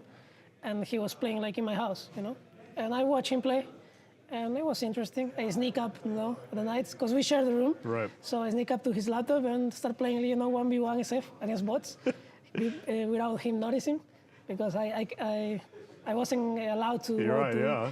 Like every brother, So that's what I did basically a lot of nights. Wait, what's the age difference between you and your brother? It's like 5 years. Okay. It's a little bit, a lot. No, he was like 16, I was 11. Mm-hmm. So it was like that until one day he found out I was playing Dota. He was like, "Why is my MMR so high? Who's been boosting me?" No, it wasn't MMR back then. It was that's true. Dota 1. Oh, okay. It was Dota 1. Wait, so what year is this? It was like 15 years ago. Oh, wow, okay. It's a long time ago. So he realized I was playing and he teach me SF, I remember. The first hero I learned. Was he a mid from player him. as well? Yes, I was mid player at first. So he teach me how to play SF, how to use the ulti. And that's when I, get interested on the game. And then I just play, by myself. It was just a hobby. I just played when I was in school. I finished school, then I go play. I like to study a lot. I was a, how do you call the guy who studies a lot? A just scholar? Stays in the library every day. Oh, okay. So you were a good student then? Yes, I was a pretty good student. Okay. I You were a entered- bookworm? Yes, I entered like the hardest college in Peru. Mhm. It's like for maths and physics. It was like really tough. It's 3 exams. So I ended up joining at 16 years old, which is pretty good because usually people join there like they are 20 or like 18, Okay. So I just finished school and did my exam and joined. And I didn't really know that I was going to be a pro player back then. It was just a hobby. I think like every teenager, like every person, at that age, 18, you start thinking for yourself, what do you want to really do for life? Yeah. Maybe what I'm doing right now is not what I want to do. I want to choose my own path, In the meantime, that I was doing when I was in college, I had more time, more like free time. And I wasn't really that good student in college, I just, my whole goal was to enter the college. And when I entered, I was kind of relaxed a bit. Gotcha. But, that was the mentality I had. I was, a little bit immature back then. But in the meantime, I was playing Dota, and I was getting quite good at it. I mean, I think I always think I was pretty good at the game, better than others, because my friends, we played together, and I always beat them, Sure. But I never took it like, like a real shot that I could make. But eventually, the opportunity was appearing, I was finding out that I could make something for myself that nobody influenced, just me, So eventually I got the opportunity. Of course, my parents didn't let me play this professionally because you spend 16 years of your life studying for this, and then you And want then to you drop got it. into one of the best universities also. Yeah, of course, you don't want to do this. It's not. Of course, you understand them. Yeah. Your kid is leaving everything for this, and it doesn't make any sense because they don't know about the game. In Peru, it's not that popular. People are kind of old-minded. You gotta go for the regular stuff. But so I ended up like in Gorilla Sprite, like a side hustle. So what was the process like? Sorry to interrupt, but you going from pub player to, did you try to get yourself scouted for teams, or someone approached you and was like, hey, you're really good, you should come play professional? I mean, that was the approach. I was like, I was getting high MMR. I think MMR came back, just appeared, I mean. Yeah. And it was like 5K, which was pretty decent. Like the max was 7K. I remember, yeah. No, I started calibrating 3K. And then I got 5K like in 2 months. Well, how many calibration games did you lose if you went 3? I calibrated at 4K back in the day. I mean, I don't think I lost much. Because I was just playing a laptop, like a 30 FPS. Was it still your brother's laptop, or you got a new No, it was mine. Oh, okay. I was in college. But I was playing a laptop, like it wasn't nothing serious, Uh-huh. But I don't know, I just always had that in me that I wanted to do something for myself. Gotcha. And I was just aiming for that, waking up every day and still managing to getting some good grades for my college and doing my side hustle, as you call it, because my parents didn't let me to go full time to it. And I wasn't that stupid. It's not like I'm gonna go, okay, I'm gonna go all in on this Yeah. without knowing that I have a real shot. Did you even have a salary on Gorilla's Pride? It Or? was pretty low, Okay. but it was almost not non-existent. Sure. So it was more like like a dream that I wanted to do it for myself, but I wanted to do it smart. It's not about I'm gonna drop it just because. I remember I stopped playing for 1 year in that time because I knew that I didn't see the opportunity. Because I remember back then it wasn't a slot for SA. Yeah. It was a The slot united Americas. for America, and the competition was like really rough. not even SA players. So I was very, very realistic about my opportunities. And back then I was like, there is no shot I'm gonna make it because I don't have much time to put on this. And with the amount of effort that I'm putting right now, I don't think I'm gonna even become close to get the opportunity. No? And that's what I thought back then. And I stopped playing 1 year. I remember Sunday, let's say, I was making this, thinking that in my mind, and I stopped playing Monday. Wait, so it was like a decision that you made on a specific day. You were like, I have to focus on my studies. Yes. This isn't going anywhere. I'm wasting my time, basically. Wow. I said, and it was pretty heavy because I stopped playing. I deleted Dota, I remember. So you weren't even pubbing? No, Wow. 1 year. I got excellent grades. I went to the gym. I ate right. So I basically put my life in order. you Okay. know, doing the right things, because I was, as I said, very rational about everything.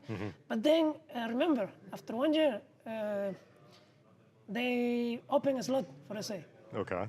And I'm started thinking like, okay, maybe I have a shot again. Maybe I can try this because this is more realistic. So I started, I download Dota again. And I start playing again. And then, I was getting a high American. And then Gorilla Sprite called me just to try out. And I said, okay, this is, I'm gonna try some teams, I'm gonna keep climbing, I'm gonna keep getting better, keep improving as a player, and eventually I'm gonna get a good opportunity. And that's my start, G Pride. I was still going to college. And yeah, it was basically that until I got the Infamous. Yeah, Infamous I would consider to be like your first tier 1 team. So you're still in college whenever Infamous rolls around, or have you graduated, or have you? No, I didn't graduate. I was didn't? like in the middle of the career. Sure. I had a decision to make in that time. I had a decision to make. I was in college still. Okay. And I remember I was doing the tryouts in hiding. Because before that, there was an open qualifier for TI, I remember. Okay. And Fear came, and I played with him. Yeah. It was a big opportunity for me. And I remember telling my father, if I don't make this, I'm gonna focus on my career, 100%. Like I made that promise to him. And I didn't win.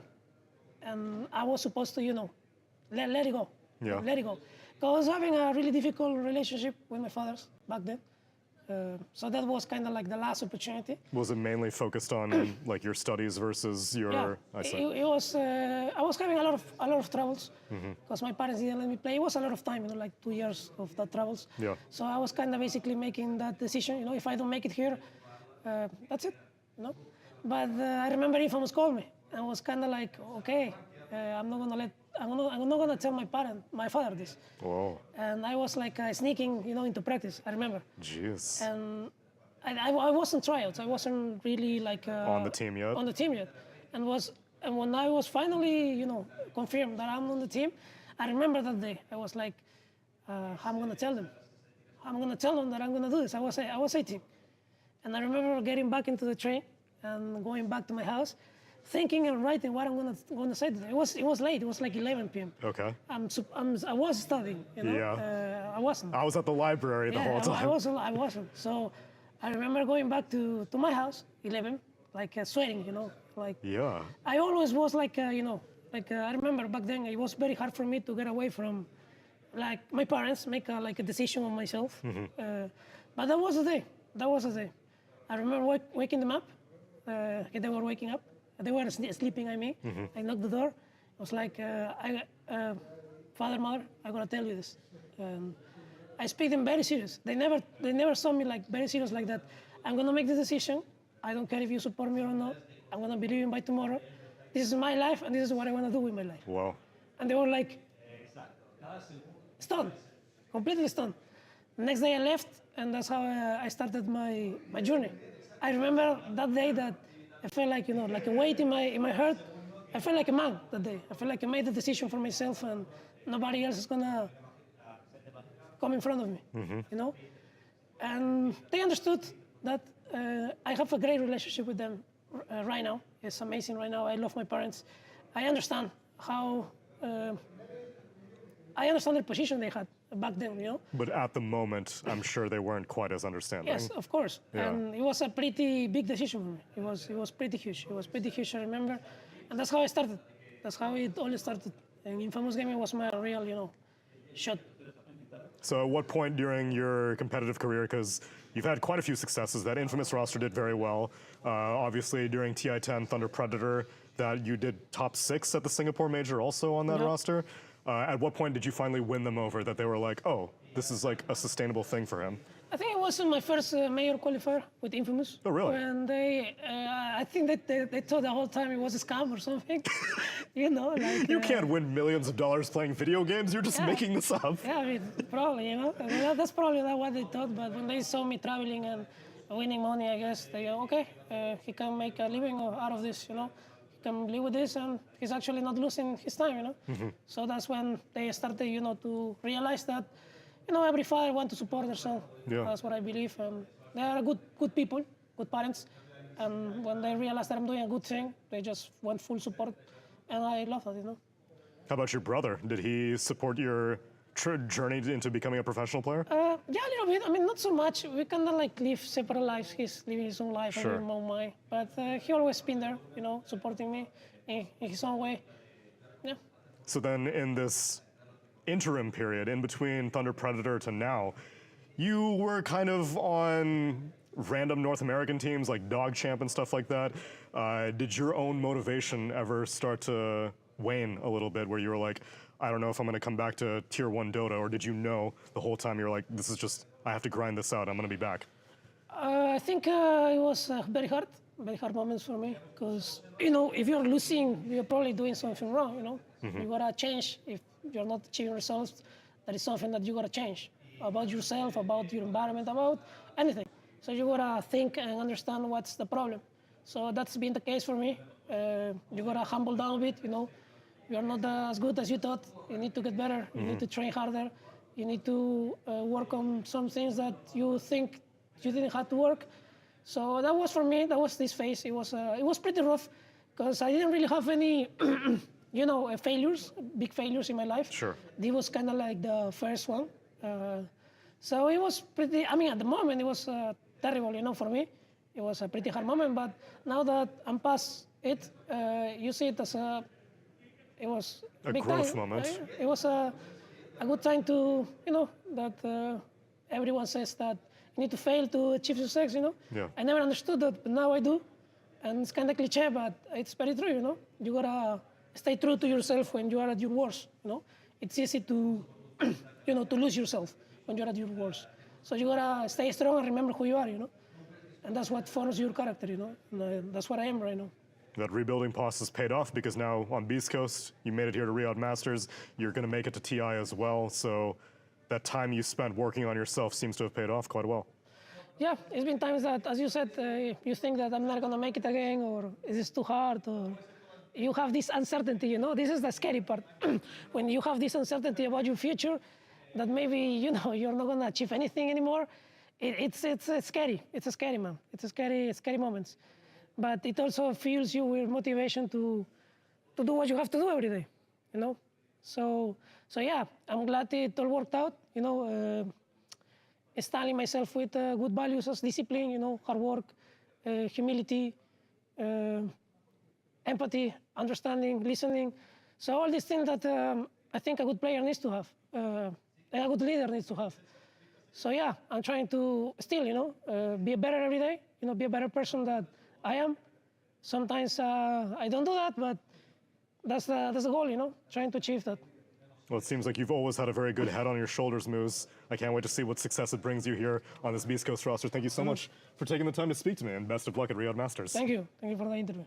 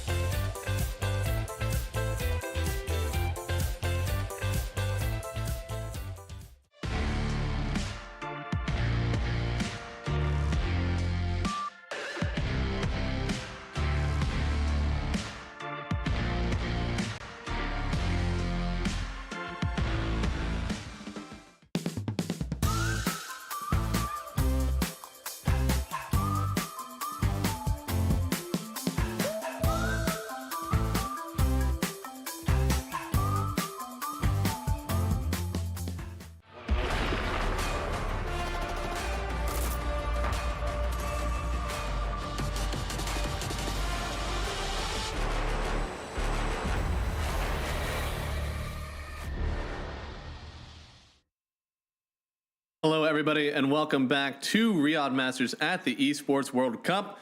It's me, Math Magician 10, and Hanskin. We already had ourselves one pretty tight series today. It was a 1-1. Hanskin, do you think this is going to be another 1-1? Do you think that one of these teams has the edge over another?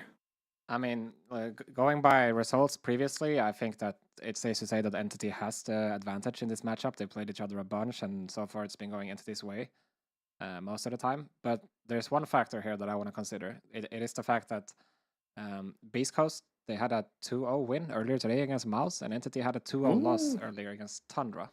I believe it was. Yes, against Tundra. So the momentum is definitely with Beastcoast on this one. With that said, though, I think Entity is very comfortable in this matchup, and I think a lot of it is going to come down to the draft, because Entity has some nasty heroes that they like to run. You know, so far they are rocking a 100% win rate with the Darkseer that they were able to get twice in the last time they played against Beastcoast in the play-ins earlier. And they've also got 100% winners with the Enigma that they played 5 times so far this tournament. So goodness.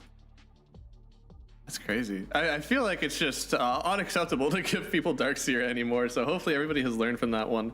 Of course, Beast Coast do play it as well. So like it's going to either get contested, or whoever is a first pick, well, the other people are probably going to ban it because you just can't let that one through. But no, it is interesting that so often this has actually been a series victory for Entity. I know that we've started to see more and more of these kind of inter-regional matchups with all these tournaments, and Beast Coast has started to kind of float into them. They are in TI, they're of course in Riyadh now, and they made it through the play-in stage very handily. They were, top 3 of the group, but they were top 3 with Entity, as you said, where Entity, they got the 2-0 on it. I have to wonder, there's no way that Beast Coast let this Darkseer through, right? Because I think they only gave it away because there was also a Weaver in pool, which doesn't seem like the end-all be-all to Darkseer anymore. yeah, definitely not. I feel like Darkseer is probably, I mean, I've heard other analysts and casters say it's kind of the hero of the patch right now. It gives you everything. Solid laning and enables a lot of melee plus force. It gives you all the auras that you need, and just really hard to shut down this hero. Yeah, it feels whenever you talk about like what the Darkseer offers, you can draft so well around it afterwards. Sometimes you lock yourself in as like, oh, we have this offlaner, so now we have to like kind of fill in the gaps around it. But as you said, it offers everything. It gives you a little bit of team fight. It does have lockdown. It provides those auras for your team, and even initiation. I mean, tower pressure, Roshan taking, those are pretty much the only 2 things that you're looking for. And boy, you got 4 picks, not a problem at all. Yeah, definitely. At the same time, though, if you're gonna ban the Darkseer, you have to consider other things, because yeah, I mentioned Enigma earlier, something that Entity hasn't lost with so far.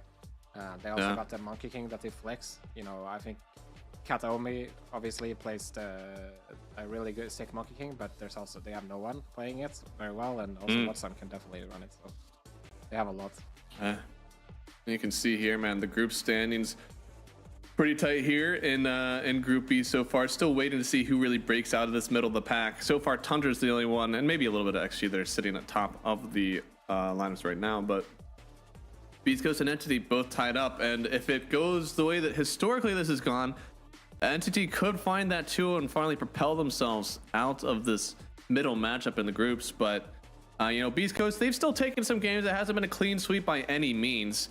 Looks like they've taken 3 games over the last few that they've played, so they know what they can do to win. It's just whether or not they'll actually pull it out this time. And I have to agree, I feel like part of their keys to success here have to be banning out this Darkseer. And in the last game that they played in the group stage, it was Darkseer and the Spirit Breaker both times picked up for Entity. Yeah, definitely a scary combo. Right? I don't even know if you have to focus as much in on the Spirit Breaker if you ban out the Darkseer, because Darkseer Spirit Breaker is such a potent lane. No wonder they were picking it up. I don't know if they would pick up Spirit Breaker just because if they couldn't also get the Darkseer. Yeah, I don't think so either. Maybe they would run it with Enigma, or maybe if they go for a cheeky visit or something. But so far, they don't really save DM's heroes for last. Like, it's usually gonna be the Enigma or the Darkseer. If not those, he's gonna get a, early second phase pick, Centaur, Doombringer, or Underlord, or something like this. So they typically want to leave their last picks for Watson and no one, which is understandable, of course. DM is kind of this type of player. He just does something, you know what he's gonna do, but he's gonna do it really well, and you can rely on him to have a solid game no matter what. First pick his hero and he's gonna be fine. It's great to have this sort of player on your team, especially on the offlane. Yeah, and they have so many people that they would first pick. So many teams have actually been banning out the Monkey King first phase versus them because they also know like they'll pick up this Monkey King too and just run with it. They don't have to wait that for too long. Of course, you'd like to, but man, so many of these guys, yeah, it's either Darkseer, Enigma, or Monkey King getting banned out in this first phase. So I don't know. I feel like this is going to be a nightmare to draft around because that's not even considering some of the top heroes that we're considering, such as, you know, we thought that the Hoodwink has looked pretty strong so far in this tournament. Also looking at Weaver, Tiny being pretty good. So the fact that like we're banning out just what you're specified against this Entity team, we haven't thought about the meta that surely they play too. Yeah, 100%. And I want to give some credit here as well to Stinny. They've added a new coach this season, and I feel like they've looked a lot more structured, you know, ever since that. Yeah. From what I know, also, they've changed their communication from Russian to English just to help their coach out, which is pretty cool. It shows a lot of commitment, I think. And yeah, it does. It's been a big contribution to them. Obviously, I'm a big fan. Yeah, he was with Nouns last season when they got that TI round, so definitely making a name on it for himself here. Yeah, you know, whenever I first started getting into the actual professional cast, I was doing, I believe it was an ESL qualifier. The first professional co-caster that I had was actually a Stinny. He and I rolled it up for our first game, so definitely a big fan of his. And this team here, Watson, No One, DM, Karaomi, and Fishman, you can definitely tell that they have flourished under his leadership. And as you said, it takes a lot of trust to change so much for him. He had a lot of success with Nouns. Their team now actually going in through Riyadh and 2TI, and now coming here with Entity and kind of doing the same thing. I have to wonder what he does so well that really kind of like amps the power of these teams, because we all know that they could be very successful, but he's doing something to kind of draw it out of them. Hey, maybe if they win, we get the chance to talk to him afterwards, right? True. I don't know, man. I'm looking through the chat, and every time the Entity is up there, like, we interview a Stinny. I really want to, because I want to talk to him again, but man, maybe we do need to grab somebody else. We'll see here, because they do have to win the series, and they're looking pretty strong so far versus Beastcoast. They like this matchup for sure, but you know, if the draft changes up here, we've seen, especially with last series, LGD, they finally changed up the draft a little bit for them. We saw a different outcome finally, so maybe after meeting them in the group stage, Beastcoast, they're doing some theory crafting. Maybe they have the tools this time. And I also want to highlight, of course, Beastcoast. They have their own coach, which is Mariano, also previously known as Papita, which is definitely like a very old school South American player. So yeah, obviously I don't speak Spanish, so I don't know as much about how those things work, but the experience is there, to say the least. Absolutely. Yeah, Pepita's been down SA brawling for a while. I believe I did see him in some stacks during the SA DPC as well. So yeah, exactly. You love having that sort of like experience. I feel a lot of the times as well, it comes down to like how to take these like late game engagements or in tournaments, how to draft for these, you know, tournament scenarios where the meta starts to really like crumble and it turns into more like what does your team do well versus what we do. So those sort of things, definitely great to have a veteran on your team. And it looks like we do have already the side pick figured out. It is going to be Entity. They actually just chose Radiant, but it doesn't happen very often. Most of the time people have been sniping up that first pick, but instead Entity, they get the Radiant, and Beastcoast actually picked second. So I think Entity probably got everything that they wanted out of this coin flip so far. Yeah, it looks like it, right? You know, right now everybody has different takes on this, whether first pick or second pick is right, Radiant or Dire. I'm kind of feeling like over the years, it has evolved in a way where, you know, the team that you're playing against matters more in this. There's not just like we're always taking first pick or we're always taking Radiant, you know what I mean? Some teams play slow, some teams play fast, and there is an upside and downside for both sides. Pick and draft. I mean, draft and, you know, the map itself. Yeah. No, and you can see the odds there, man. Almost 80-20 in favor of Entity. I mean, they're a good team, and history has shown that they will be the ones to come out on top, but everything changes now. Again, we've already gotten 2 reps. It was in the play-ins. We already saw them face each other. We'll see now if they continue their reign of terror for Entity, or if Beastcoast have finally figured out what they need to get a dub in this game. And so far, the bans are looking at almost exactly as I thought. We talked about the Enigma. They got Darkseer and got burned with it twice in a row. No way that gets through. Next one, maybe we're going to see. Yeah, okay, the Monkey King is taken out. Yeah, the Monkey as well. Nothing too surprising here. The last time they were banning Ember in the first stage for Beastcoast. This time it's going to be Centaur, Yeah. so DM being targeted quite heavily here.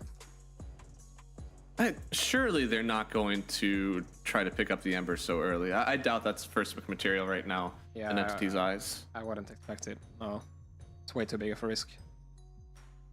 Hmm. Oh, they actually banned it themselves for Entity. That's interesting. Whoa.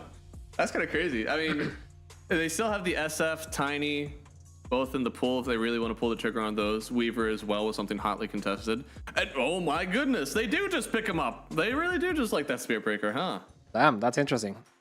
I wonder if what they're gonna couple it with on DM, because what I see in the pool right now would be the most obvious one is Visage, but I also know that DM is historically like Benno is his favorite hero by all time.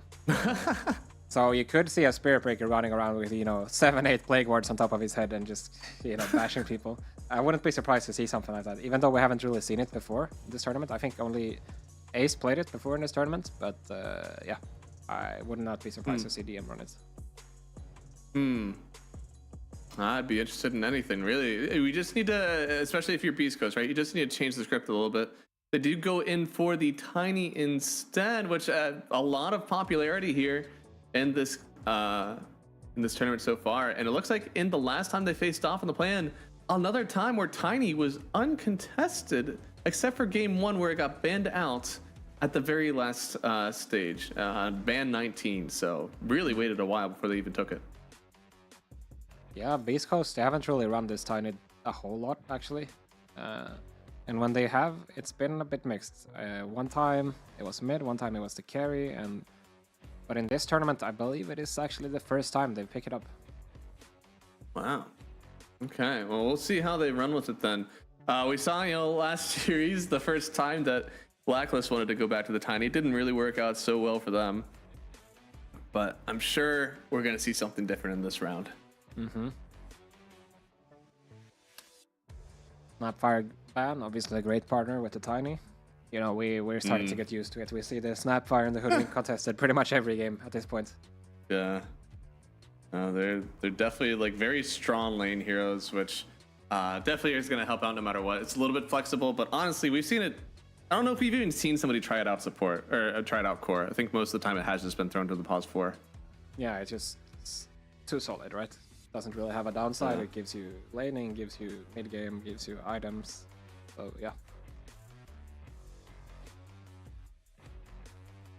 You can see here, even the Rubik banned out does kind of open up the Weaver. Weaver is something that Beastcoast actually prioritized 2 times when they faced up in the group stage. I feel maybe they could go ahead and pick that one up for themselves, but first pick is going to be in their hands if they want to ban something into the pick for the Weaver. Is it too much to pick that up with the Tiny? Because it feels like both of those are your 1-4 flex. Or sorry, 1-4 and then 2-4 flex. Is that flexing too hard? I think that's fine. I think just strong heroes, right? Weaver, you might say it's like a bad matchup into the SB, but if it's a core Weaver, you can go for the Linkens. Also, we've seen for some players is when you play support Weaver into the SB, you can just go for the Yule Rush, which completely nullifies the SB until the SB can be. So I wouldn't be against it at all here. Let's see what they want to go for. I mean, it feels like they had also valued up the Pangolier if they really wanted to go for it. So far, that's still in pool. Another one that it doesn't feel great into the Spirit Breaker. Another thing they could do is they have the Moose Jakiro, which is something he's shown to be very comfortable on. It's kind of I love that Jakiro has gotten back in. Yeah. I saw a really cool guy that I was watching on, I think it was called Rust Farmers, who picked this up into the Underlord all the time. And he really made that hero look good whenever nobody else was picking it. Yeah, I mean, you have 2 builds now with the facets, of course. I mean, they picked Weaver, so we don't have to go into Jakiro too much. Damn it, I was in for it, man. I love seeing that hero get played up, but of course, Weaver's still very good, a flex potential as well. Into now the SK and the Crystal Maiden. What's up with the Sand King, man? I was told that this hero was kind of rough now that they nerfed his one facet. Yeah, I mean, that was the initial feeling that everybody had, but then after some more, I guess, research, it's not bad. So I don't know if you saw the game that Free played it the other day.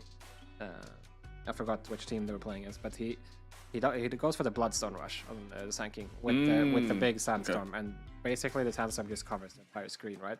You play it in a sort of way like you play the Beastmaster, like you just go for stacks 24/7. You get the early Bloodstone, and you don't really even prioritize getting the Blink Dagger.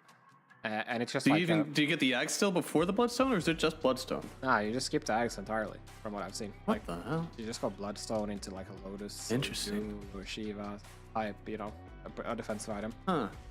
The downside compared to the Beast though is that you don't really kill Roche that fast with this hero, but it covers team fights really well. It's true.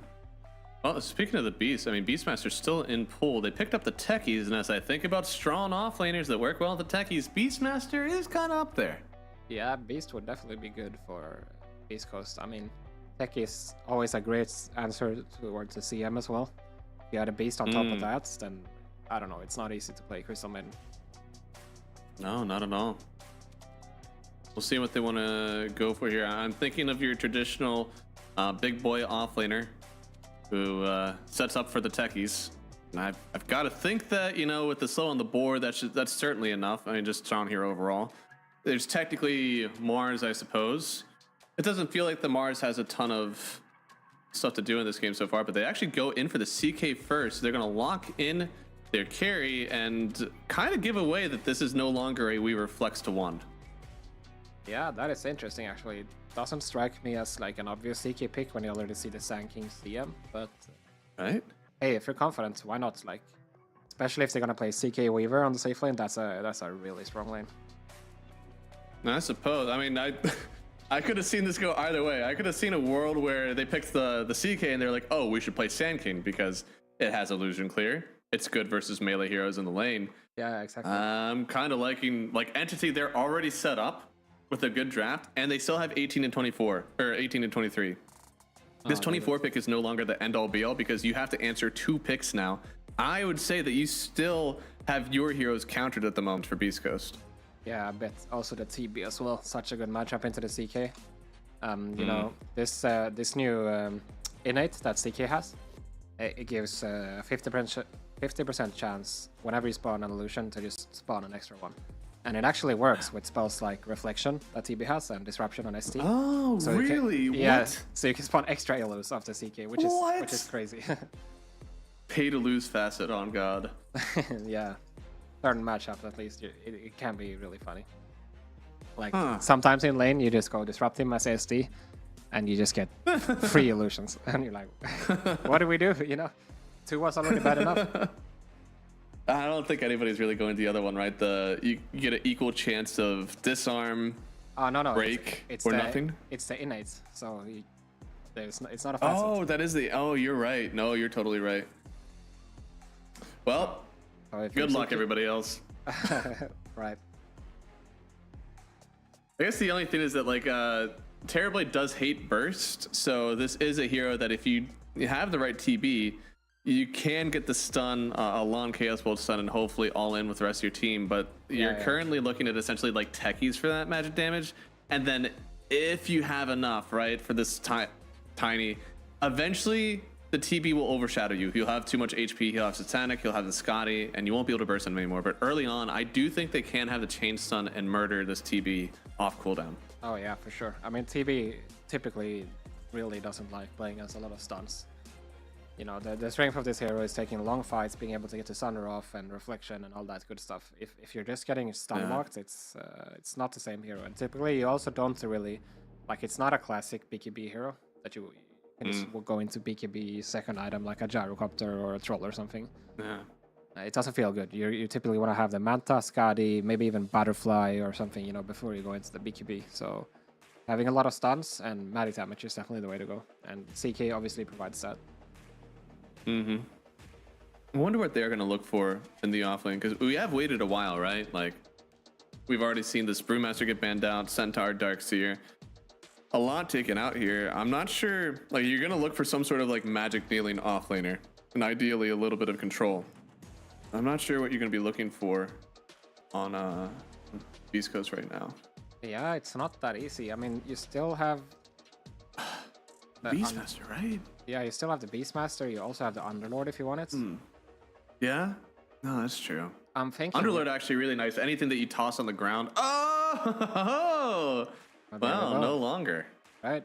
I wonder if there's a world where they put the Tiny on the offlane and, you know, grab a Zeus or something. Because now there's Entity suddenly revealing that it's going to be an SK mid. Yeah. Man, I think they totally just threw Beastcoast for a loop. They did not expect this one. And I would agree.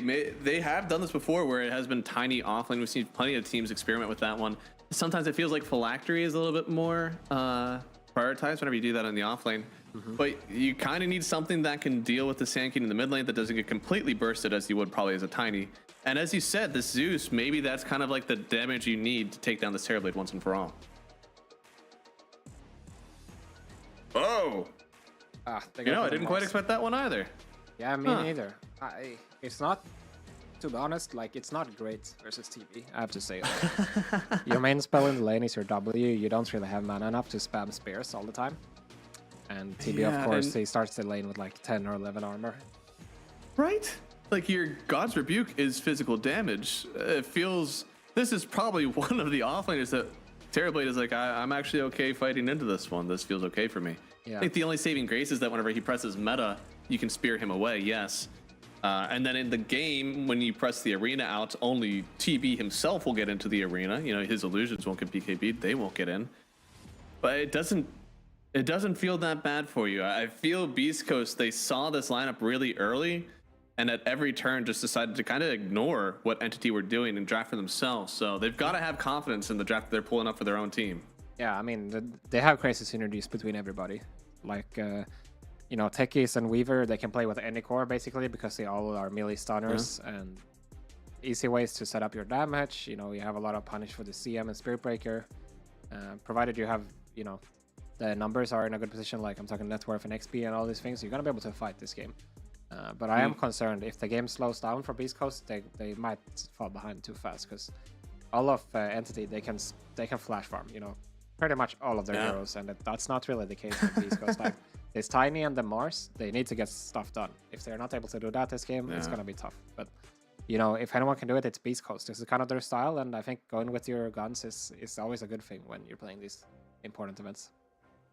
That's true. Got to make sure you draft for yourself. No matter what, even if you feel there's some hard counters on the board, your team isn't comfortable with it, your team hasn't scrimmed with it, then don't run it.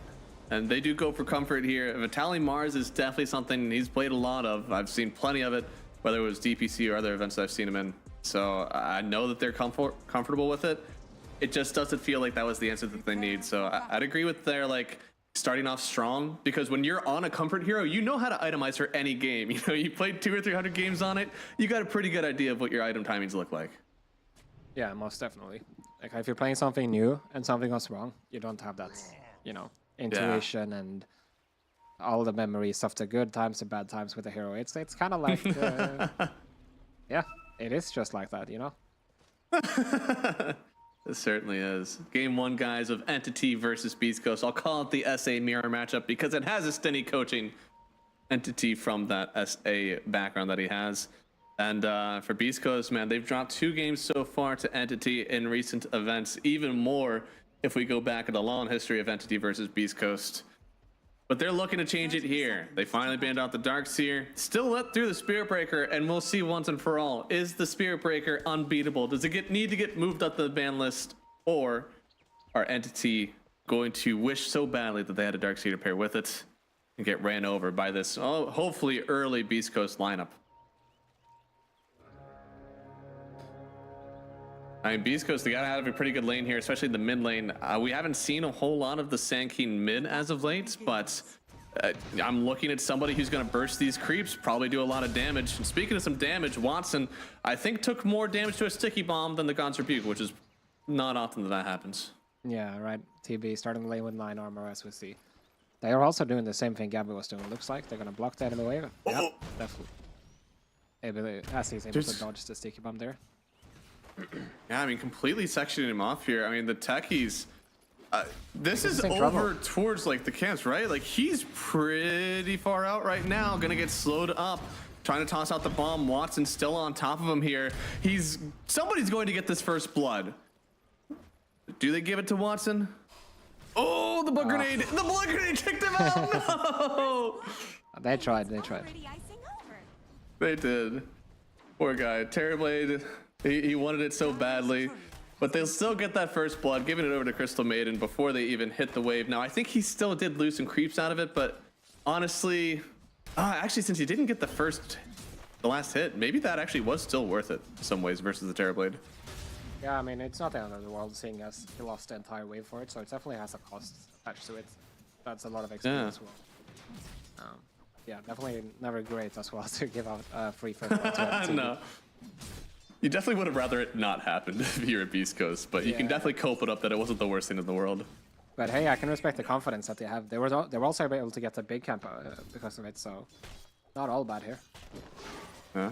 Oh, no one. Instantly getting rid of that sentry as well. So I feel like we're going to see a sentry battle in the mid lane. And the fun part about the mid lane is there's no support sentrying down usually. DM? Oh, one hit. There we go. Moves, picking it on up. Kata Iome not able to really protect him there, but getting a lot of bashes. Oh my goodness. One more? God damn. Oh my goodness. Weaver, I'm not sure if he would have lived anyway, but I feel like there was a chance. Yeah, turning around for that was definitely crazy. I guess I don't mind the reset happening before DM gets back in, but it's still a little bit weird to stay on in that. Oh, let me try trouble once more. If he dies again here, I mean, oh, Salve, high ground miss, no. Gets the deny on the Salve. Fishman just going to continue to run it down. Can he get the deny off these creeps? Oh, nice. Oh, nice job. This is supposed to be a strong lane, right? The techies, we thought it was going to be able to pressure up pretty hard. It's versus a Crystal Maiden, where you outrange, and also Terrorblade, who hates magic damage, but haven't really put on the pressure yet. I mean, it's a great matchup. I mean, this techies was a counterpick to the CM, but I think one mistake leads to another, right? And now he's just way too far behind in terms of XP. He was still level 1 at that moment, so he's not able to bully the CM as he maybe should. You can see here, they even get the Lotus now on Watson, so Ling going pretty well for the moment here, spearing him away. Now that sticky bomb was on the Crystal Maiden, and the spear was on Watson, so a little bit of disconnect here in the off lane, and El Micho gonna get ran down by the Terrorblade once again, dying. That is his third death in this lane. Very hard to keep up pressure in the off lane if you're losing your pause 4 that many times. Yeah, I mean, they're just trying a bit too much, right? It's like, at least the first and the third goes, it's just unforced errors. You know what I mean? Like, the second one, hey, maybe you can't do much about it since you already made a mistake, but this time it's like, yeah, they're a bit too eager. It feels like it's their own pressure, right? Like they died twice and then they're like, oh, okay, we really need to get something done in this lane. We've died too many times. And then you die again because you're trying to make that move, you know? It's a classic. You just try to overcompensate. Yeah. You die the first time because you try to be a hero, and then you want to be the hero that saves it as well. Gotta make up for your mistakes, you know? You couldn't hear it the first time, but you could the second time. Unfortunately, it just doesn't work out. Thankfully, topside, you see Pyke here actually getting some pretty nice CS, even versus the Underlord. With the pressure they put on here with the Weaver, I mean, this is a pretty nice lane. CK is one of those weird, like, enabling safe laners where you have heroes like AA and Phoenix and Weaver that typically aren't kill threats, but with that one stun, and especially the drag back of the Reality Rift, all of a sudden, be really pressured. Yeah, for sure. And I mean, also, one thing top lane that happened earlier is that, you know, typically what you see in these double melee lanes is you always go for the second wave, the wave pool, right? But because the Weaver is so strong, he's got the Shukuchi now and the Geminate level 1 already. He's actually too strong. Like, the Spirit Breaker just weren't able to do it, and from that, they're just able to get such a good start for Beastcoast top lane and even killing the M1s, right? So, good job by them. It's a hard place to be if you're an Underlord and you're wave pulling. I know that he has some matchups that are a loss, but it's hard. Your hero does love to just kind of like throw the waves in, get the pulls behind. When you're not able to do that, it feels like you lose a lot of the strength of the hero on the laning stage. Yeah, definitely.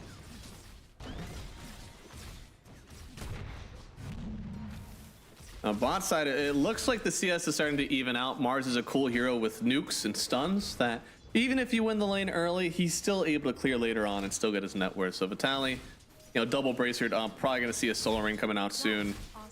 He'll recover from the rough start that they had here. Yeah, I mean, the Smash is gonna do okay, but you know, Watson is getting to the point where he doesn't really care anymore. Like, he's just gonna start pushing these waves out with his illusions and hitting jungle creeps. And you know, Mars techies, they can't do that much about it. Like, even dealing with his illusions, you know, it's not that simple. You're gonna have to spend a lot of mana and never mind threatening the tower, right? Oh! They caught. I'm surprised they only caught him on the first one, but now with the tree throw and the toss, moves to pick up another kill. He's 2-1 right now on the Weaver. He's having such a good time, man.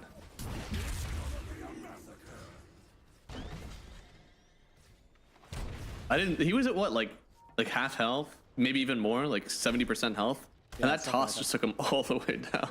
It's a toss and the tree throw with the swarm on top. Yeah. Uh-oh, Vitaly getting charged up here. They brought in plenty of people, tried to time the charge, wasn't able to get it. I think Vitaly still falls here underneath his tower. Big hit, they get the kill. Kanayomi to pick it up here. Now Omisho paying for the sins of trying to help his boy.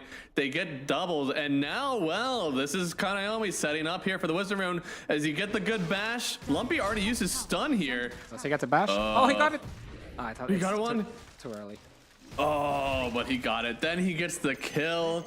Vitaly pretty happy about it. They almost got the rune down here as well, but DM was one to pick it up, so the core is coming around to help their poor old supports get that wisdom. Yeah, definitely good moves from Entity coming out right now, you know. DM also reading the play that Kataomi is rotating bottom, so he has the responsibility of getting the wisdom, able to get it. Unfortunately, Kataomi doesn't get the enemy one, but hey, he's making the tiny waste a lot of his precious time. You can see here, I'm surprised that the net worth isn't in favor of the Sand King here. I mean, you think about lanes that you just get to push in, nuke the entire thing. It feels like Weaver versus, or Sand King versus Tiny would be just that. And oh boy, under the tier 2 tower, Entity trying to turn around DM, even though he tosses out the Firestorm, they'll lose Moose, sure, they may even lose Omisho. It feels like it might not be worth the trade 2 heroes away for DM, but you know, Beastcoast, they're happy to take some cores out at least. Yeah, why not? I mean, actually, so far, the Tiny and the CK, they have really, really good games, so keep playing around them, you know, let this Mars recover on his own, and I like it. Just keep enabling the CK and the Tiny, and, you know, CK is a hard carry in a sense, but he's also a hero that you can actually play around, especially once he gets that armlet, you know, he's not a weak carry. He's more, for me, he's more of like, if you would have to compare him to a similar carry, it would have to be like a Gyro or something, you know what I mean? You said it's also like the enabling carry. It's not the same, but the same category, if you know what I mean. No, I get it. It livens up some matchups and maybe some support duos that you don't typically get to see in other lineups. You can see here Vitaly, man's got like half the net worth of Terrorblade, but he's gonna try. They do have the toss up, trying to nuke him down. Need to be careful, time the stun so that they don't get the Sunder off. Do you have the damage now? I don't think so. He should be able to get the Sunder. In fact, if he gets close enough to Lumpy, could just take away all his HP. But they're coming out on the CK. Pike offered his body up, but he didn't get the stun in time. He just dies, and now Watson able to turn this one around. Still low, still no Sunder, but the team has arrived. Vitaly gonna get walked on down. I am astonished here. Oh, the toss. Oh, okay, Lumpy still gets the kill. Oh my goodness. And poor guy, he's gonna get ran down too. He does get the return kill, but Lumpy, unfortunately, not enough to keep himself alive for now. In fact, they're gonna lose 4 heroes. Oh no, only 3 now from Beastcoast. Trade away really only for the Terrorblade. Not the greatest of all trades, especially knowing I think they had the chance to get that Terrorblade kill. Yeah, I mean, they got him in the end, but it was very costly, right? I think everyone played it so well here on Beastcoast. They were able to kite him out for so long, you know, not overcommitting their spells, really holding this bear so long. And, you know, they don't have Ava toss ready here, so they're not committing. Pike also, he's coming in here on the CK. He has the right idea, but unfortunately he tries to burst his CB, which is just, it was never going to happen, right? This CK is way, this TB is way too tanky, so if they had just waited... I'm surprised you tried to do that without stun. Like, you have to wait for your stun on CK to do that. Yeah, and I mean, if they had just been slightly more patient there, waited for the toss, I think they would have gotten the TB without any trade, really. So, but nonetheless, they have the right ideas. They just need to make it work a bit more because, as we mentioned in the pregame, they still need to keep up the aggression in this lane. They can't afford to slow down too much. Not at all. And you can see here, man, Pike, he's having a good time, but his poor offlaner hasn't had it. Vitaly has a lot to come back from. the Spear Breaker actually about to get more net than him, and no one has really pumped up the farm. Top net worth now on the Sand King, and you can see, as he said, just going right in for this Bloodstone. No bounty castle needed. Yeah, and Fishman, he just walks up and places a ward in the middle of the tower, so that's gonna be a free D ward. Well, they haven't gotten it yet, though. Yeah, I mean, I'm sure he meant to put a sentry, but you know, those sort of things happen sometimes. When you go to LAN, you're used to a certain chair or a desk or you know, whatever. Misclicks happen, you know. It's true. Okay. Ooh, Avatos plus the blast off. Fishman is just gone. But Mars, this guy has struggled so much. Please don't kill him again. Oh, poor Vitaly. He's having such a rough time out here. He's about to get eclipsed by the Spirit Breaker net worth. I want to say it's okay because, boy, you're always that arena. Arena Spear doesn't have to have a certain amount of net worth for it, but you got to come back eventually. Oh, they're going to stop Kadomi here. But well, are they? I mean, they're going to stop him. Lumpy might pay for this. Right? You're going to stop him, but I don't know if you really want this. Did you really want this smoke? Lumpy, feeling the pressure now, has to toss up, trying to get the kill on Kadomi, but they don't have the damage. And now Lumpy just trying to evacuate if he can. Looks like Moose goes down on the other side, so it makes things even worse. Toss, can you get it? Yes, a kill maybe? Oh my goodness, he gets Kadomi at the very last second with the toss. I mean, so honestly, funny. really well done from him, but still, they lost 2 other heroes somewhere. Yeah, I mean, it's funny that you can get the toss like that before the charge hits. But yeah, like you said, it's not the fight you want, but at the same time, you also need fights in this game. Radiant's bottom tower is under attack. Because You need some point, something. like, you see this Sand King, he's going for the Bloodstone, and then you're gonna have this TB, and you're gonna have the Underlord getting auras. Like, you're just gonna have so much for the CK and the Tiny, and at some point, you're gonna run out of damage as well if you're Beastcoast. Yeah. Eventually they'll catch up. They'll find out that your Mars actually has no items whatsoever. That'll be really hard for you. So Man, not even going for the epicenter just yet. Wow, I had no idea actually. That is interesting. I've not seen that build before. Oh, thank God. Okay, I was like, I had no idea that was the build. I thought that spell was still pretty cool. I mean, I know the Max Stinger is a thing, and Max Sandstorm, but I didn't know it's getting Yeah. Techies instantly throws down the bombs. Unfortunately, they did not walk into it. They'll live for now. And oh, they even forced a time lapse out of Moose. He's trying to get away from this one. He doesn't have it. He'll go down as well. Fishman picking up the kill. It's 18-8. Entity have just run this through since the laning stage, and you're really feeling that you don't have an offlaner right now on Beastcoast. Yeah, it's rough, and he's gonna die once more here in the bottom lane. No, oh my goodness, they just portaled down to him. Yeah, if you think about it, this combo is actually crazy. You just charge somebody across the map, and if you realize he's alone, you're just gonna use the Underlord ulti and get a kill every time, right? So essentially, Beastcoast cannot afford to split up whatsoever. Yeah, and man, I know why you're going for the Orchid build on the CK. It's very typical, but I feel like a Manta might actually be more important for you right now because you need a way to split this map where you're not putting your body on the line. Otherwise, the Spirit Breaker will just continue to charge you. And this was a first pick. Like, they knew this was coming for Beastcoast, but they just don't have any way to really cleanly push waves without somebody really, being available for a Spirit Breaker charge. Yeah, I know what you mean. I mean, I think he's gonna need both. Honestly, like, he's gonna need more damage. He's gonna need more split push. Yeah. So far, he's actually doing all right in this game. It's not him that's the problem. Oh yeah. Yeah. He's farming well. He hasn't died a ton. Unfortunately, the life whenever your team is this far behind, you do just need everything. You need that extra damage. Yeah. You need that extra split push. And only sure Need it all. such a rough game. I believe that's the 9th death to him out of 20. So. Oh. He's just taking it for his team, Yeah. If he dies, that means that his team isn't dying. That is true. Sometimes you have to be that guy. It's very typical when you watch Falcons win all these events and they're behind. They just park snaking in the mid lane and he dies a bunch of times. But it means that their team is farming, right? True. The key to it, though, is that you die on the enemy side of the map, and it's costly, for the enemies. If it's just a simple kill with like 2 heroes just block picking you, it's not. Yeah. I get that for sure. Hopefully Techies is going to be able to keep it running down that bot lane then. I feel you got to get something going here soon. We do have Blink available to Tiny, and he is nuking down the Crystal Maiden, but that only lasts for so long. Eventually, Fishman, he'll actually have the items to live, and he'll be quite sad. Oh no. It does so much damage. Oh, now no time lapse. It does. Yeah, no time lapse. Already used the charge. Did use the blast off actually from Techies, but I don't think you're saving this guy. He is gone now. And then Fishman actually able to dump the ulti and to get the kill on Elmisho, man. It just keeps on coming. Watson gonna try to run down Vitaly, who's essentially another pause 4 here for Beastcoast. It's hard right now. I'm not sure how you want to take a fight, because currently a Terrorblade walking down your 2-2 tower just 16 minutes in. You can't let this happen. Yeah, the map is completely entities, and when is the response gonna be? I'm not sure. Like they're thinking about setting up something with the mines there, maybe going for a toss into it. That's definitely a thing. One thing they have going for them in the mid to late game is the arena can be quite useful, right, into the TB.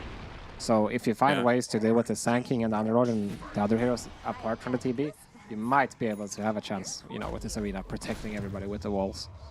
But that's about it I can see, you know.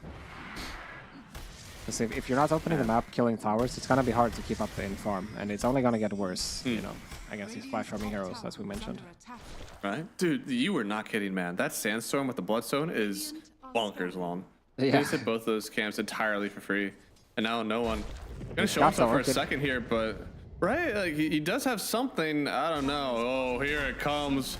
They don't have the pit on just yet. They need 20 seconds, so that's what it's waiting for. Okay. Let's see. I thought for sure he'd just go in there and kill him himself, but I suppose he's more lifesteal than he is really damage at the moment. Kind of, yeah. But mid lane. Ooh, they're trying to get a fight going here. Lumpy get caught out for a second, but Blink Arena what a stun does from catch no one. 3, but no spear, and the blast off. Yeah, they get a few. No one. He's trying to keep this away for a while. Techies will eventually fall, it seems, but they did end up losing Fishman to start. If they can get away, maybe only losing Vitaly, it's not so bad. I believe they're gonna keep going here on Entity. Kadomi survived. Maybe did. Really well done on the arena, but even better from the Sand King. Immediately stopping them. There was no pin to the wall. Yeah, it was so fast. That's the only reason Kadomi lives ultimately. So really nice job by no one. And of course now we've got the Atos pipe on the Pit Lord, and we're gonna looking for the Greaves. So you know, all this damage reduction. Oh, the Pavis. It's enough. Fishman is alive. They tried to get the kill. Moose wants to finish it off, but now he's rooted under the tower. They'll lose Lumpy. The illusions, they're not even enough. Moose has no more mana. He'll fall as well. Man, it was just supposed to be a pause 5. It was supposed to be easy, but they still lose 2. And now they'll even go to the top side. The Spirit Breaker never rests. Yeah, they're not stopping. Elmisho's gonna die once more. Is that 10 or 11 for him now? That's number 11. Oh, goodness. Oh, gotta feel bad. Yeah. And you can see here, I mean, as you said, you're now focusing on tossing onto the target instead of tossing up the target. And they had it, but just 20 HP, a physical barrier protected. Now the pipe coming in from the Underlord. You just never had the damage to kill this Crystal Maiden. Yeah, I mean, if you can't even kill the CM with your mid and your 5, I mean, it's tough. Yeah. It's definitely tough. That's definitely showing, like, we said that how the Tiny needs to really be the burst damage to kill this Terrorblade. If you're not killing the Crystal Maiden, you certainly aren't killing him. Going for a BKB next on the Tiny as well. I don't know. In my head, you just need to wrap that damage up. The BKB is cool for you living, but what's it matter to live if you don't do anything when you're alive? Yeah. In Dota. There's also going to be a Scott in soon on the TB, so, I mean, there's just so many problems to deal with, right? It's like, even if you press the BKB, sure, you're going to survive the Sandstorm and the CM and the Pit Lord, but then you might just get Scotted, and you can't really BKB TP out because you have a Spirit Breaker following you, and yeah, I agree. You need damage, but at the same time, like, if you don't have the BKB, can you really hit them? That's fair. I don't want you to hit him. I want you to go in, have a toss, and run away. I don't know if anything happens after that. Yeah. Oh, wow. A little bit of a stalemate here with the Tormentor, huh? Okay, eventually the Sinner works it. They got the shard on CM. Very cool shard. Very underrated. Hmm. Yeah, able to walk around, right? That's what's going on? Yeah, you can jump. You know, no, that's a Crystal Column. Oh, yeah. Yeah, you can jump across ledges and stuff. And this ability just helps you flash farm as well. You can suddenly one-shot waves. And you... It takes a lot of mana to do it, though, right? Because you typically want to use a clone and then you Crystal Nova it. Yeah. Or you can do it in a way where you just, like, the way you do it preemptively on a wave that is coming towards you. So the creeps will aggro to it and then we'll frostbite all of them. Let's see. Well, 8,000 net worth lead right now. So far, Entity, they haven't really considered the Roshing, but I think it's in a similar vein as we saw in last series where just isolating the map is enough for you right now. If you go into Roshan, it's going to take forever. You may as well continue to just shove Beastcoast away, get the items that you need, and then you can press your towers really without the Aegis if you feel compelled. It's kind of a good general rule of thumb for this is like, if you can take the Roche and then translate it into objectives when you're ahead, it's gonna be good. But if you're in a spot where like you're leading, but you're not ready to go for objectives, like take a proper formation fight, let's say, then it might just be a waste of time getting the Aegis, because then you're gonna reset the quick waves everywhere, and then you're gonna go back to playing cat and mouse. But here they got the Scotty, they got the item timing ready on Watson, so they're just gonna get the Aegis and then go club down these towers, and then it's up to Beastcoast to do the responding. Yeah, no, I mean, being able to force those towers, right, that's going to be the biggest thing. It still takes a while, I'll be honest. They are probably losing a little bit of the net worth lead from this. But as you said, I mean, you've got two towers right in front of you now, this tier 1 and tier 2 bottom. So honestly, Watson and crew can probably just run it down, make sure they get the both of them. Yeah, the good thing for them is that they have this Underlord and they have this Spirit Breaker. They can grab the, the shit waves, let's say, if they need to. Yeah. No, that makes sense. Having something like that, both a Spirit Breaker and an Underlord, just means the rest of your team is able to group as much as they want. And even when you get to this point where maybe Beastcoast are split pushing, it's so easy to just send one hero away and be like, okay, we'll just deal with this wave for 30 seconds, and then we'll be right back with the rest of the team. Radiant's middle tower is under attack. Let's see. Now they're gonna try to use the Aegis. No one has it, and he's gonna catch Misha once more. This is on the other side of the map. This is technically Entity side, just barely, but it counts.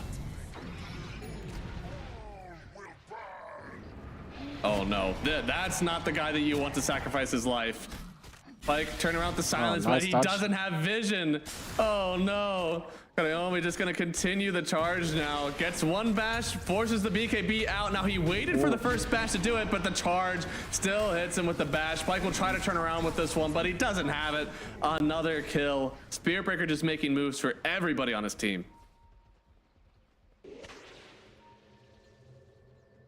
Yeah, what can you do? You see this Sand King running at you with the Aegis. He's got the Bloodstone. He's also got the Shiva. There's no way you're fighting this guy at this moment. So you're just gonna have to sacrifice Misho, and then Kadomi, he reads as well, going for another kill immediately, as he understands that Beastcoast is not ready to fight, and they end up getting the CQ as well. So now they're ready to pressure tier 2 and tier 2 top, it looks like.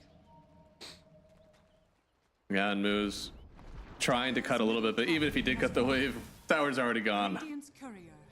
Kataomi instantly TPing. This is like the best feeling ever when you're playing a +4 setup hero like a Clock or SP. Your team is winning, you can always beat the guy playing alone, setting up kills, and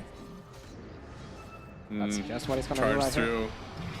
Yeah, I mean, you do have, oh no, I was gonna say, he does have the time lapse, but he doesn't even get a chance to use it. Instant in with the ulti from the Spirit Breaker, and again, even though it is on the other side of the map, Watson and crew feel so strong right now. They don't care that their supports are on the other side. They're still able to do this all by themselves. Yeah, and they might even go for the high ground here. This lineup, when you got the Metamorphosis coming through, I feel they could do it. All the area control from no one as well. I don't love the hard commit just 25 minutes in. It feels like with the arena and the BKB from Mars, you could be a bit surprised. But so far, I like the slow siege, just sending the illusions out, seeing what happens. Yeah, the key here for entities, they need to be all together when they do this. So play in the Sandstorm, play with the Greaves Aura, play with the Pipe Aura. if you do that, Now this is committal. You might lose the CM, but okay, good enough. Nice toss back. They bring him back. Watson, he's on the high ground. Here comes a Sandking eliminating Almisho. Surely they've locked down the Terrorblade, but he's turning through. He doesn't even need to use the Thunder just yet. He'll go down the first time, but your team on your own high ground, Beastcoast, they lose the CK. They don't have a Tiny anymore. Vitaly's getting ran down. They tried to take this fight. It felt like it was all or nothing, and it turned into nothing.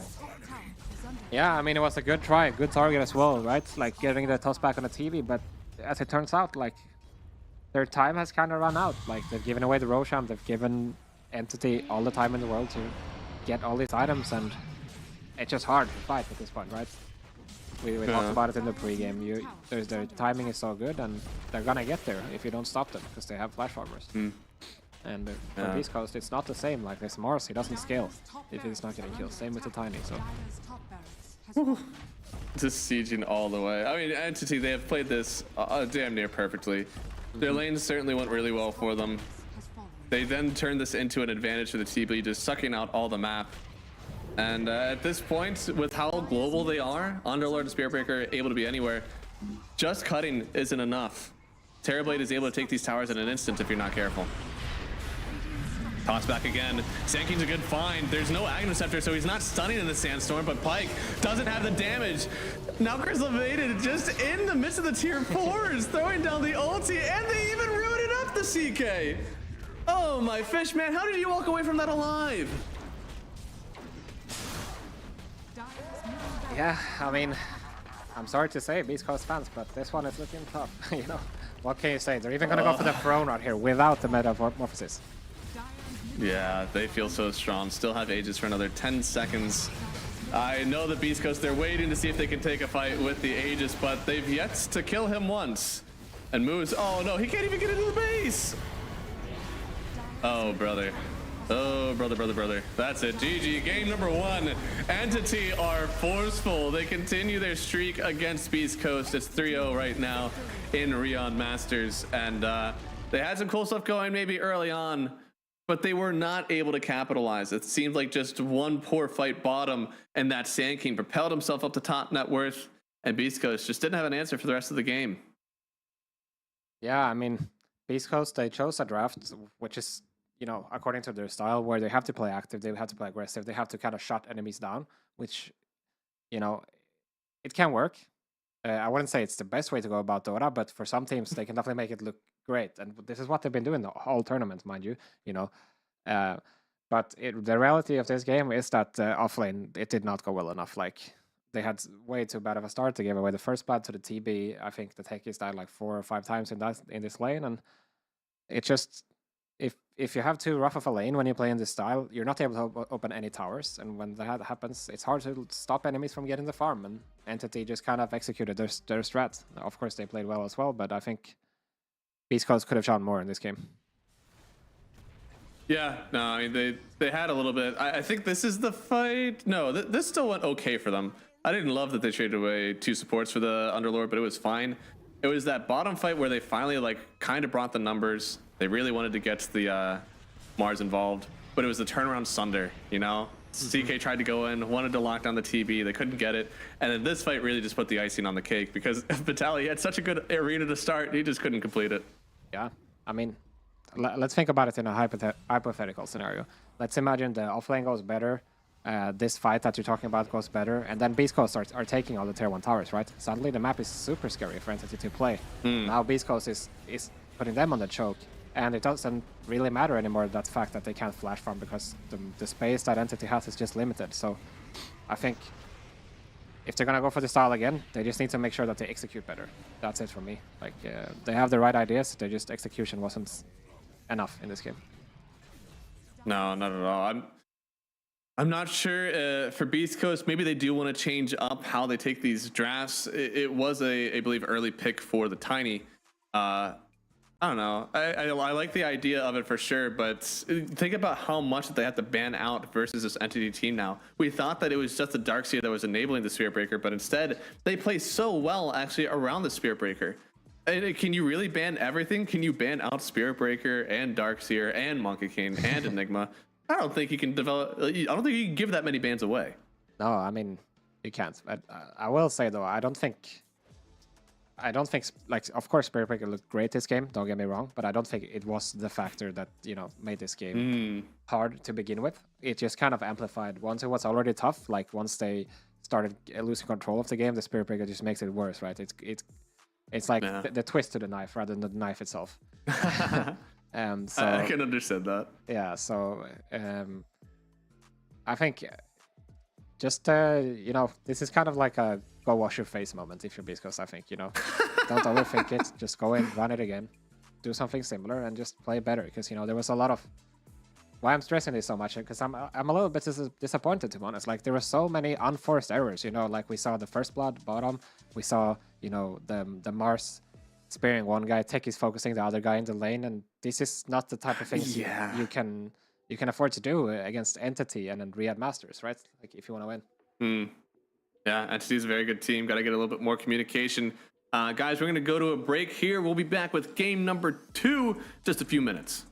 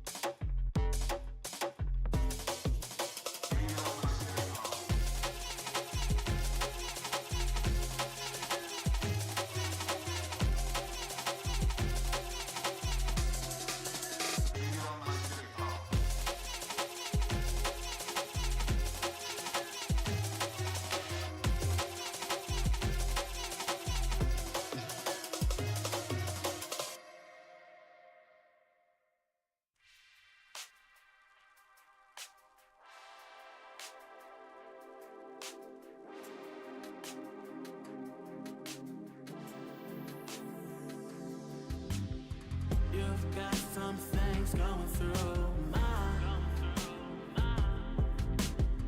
Why can't this be all the time? You at the top of your class, you change your drip to a splash. The way that you laugh, I just hope that it lasts. I just hope that it lasts. Stay on my mental, you keep me sharp like a pencil.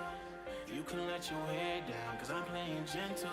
You can let your hair down, cause I'm playing gentle.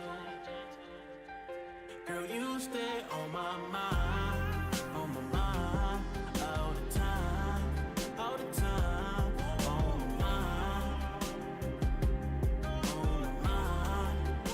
Girl, you stay on my mind, all the time, on my mind, all the time.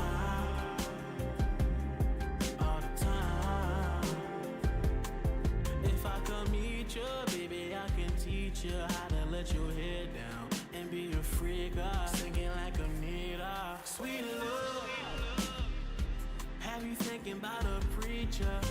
Also, how I need her. Girl, we can kick it. Have you ever had Chinese after 9 on a Friday? It gets so different. Cuddled up tight, perfect like a fitted. Arm around me, then you pick your head up for me to kiss it. Stay on my mental, you keep me sharp like a pencil. You can let your hair down, cause I'm playing gentle. You can let your hair down, cause I'm playing gentle. Girl, you stay on my mind, all the time, all the time, on my mind. Girl, you stay on my mind, all the time, on my mind, all the time.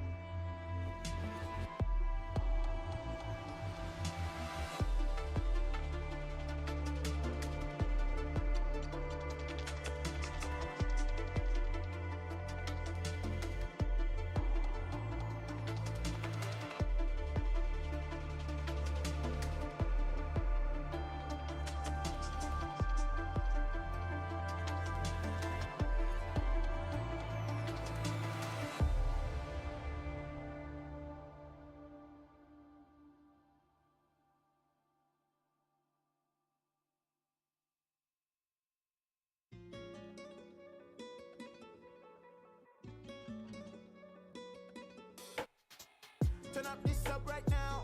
I like this up right now. You might be stuck right now. This might loosen me up right, up right, up right, up right, up right now. Get off this bus right now. You're acting sus right now. This one. Turn up this up right now. I like this up right now. You might be stuck right now. This might loosen me up right, up right, up right, up right, up right now. Get off this bus right now. You're acting sus right now. This one. I know what you want. I know what you need. Here's some seeds. Grow some trees. Ain't no smoke, it's made for lungs, but you believe. But it's okay, we make mistakes, be relieved. So why art doubting?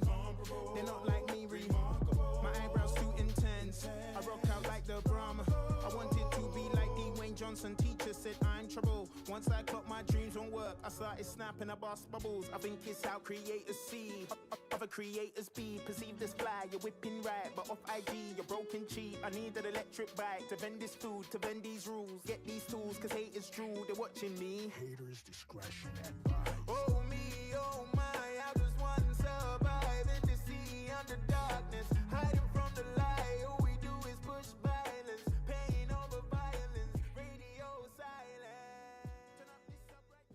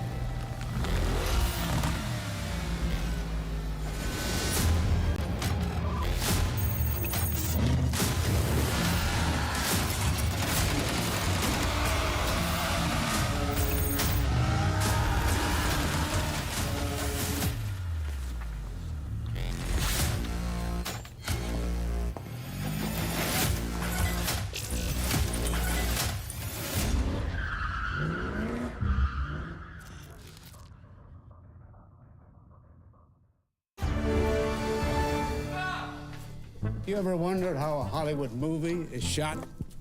On a Sony. You review it on a Sony. And how do you make that sound epic? You record it on a Sony. Lunch break on a Sony. So why wouldn't you watch it on a Bravia by Sony? Have you got what it takes to get to the top? It doesn't matter how high you climb. To reach the top, even the biggest champ needs a break. So you can recharge, dive back in, and dominate.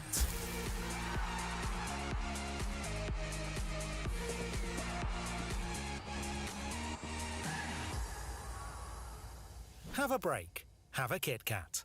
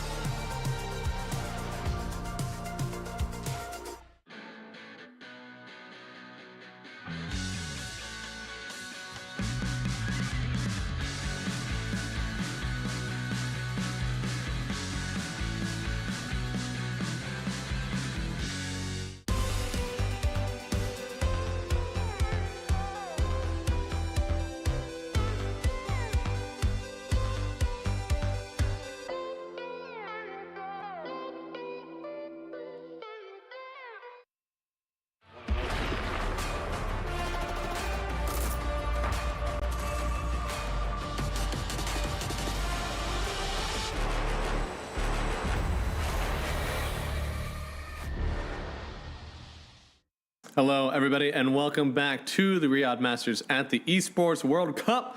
Math Magician and Hanskin, and we've seen some big stops today. We saw LGD and Blacklist, unfortunately, for last series, and this time kind of seemed like one of those stomps. But we did still see that Beastcoast, they had the opportunity to kind of win this game, right?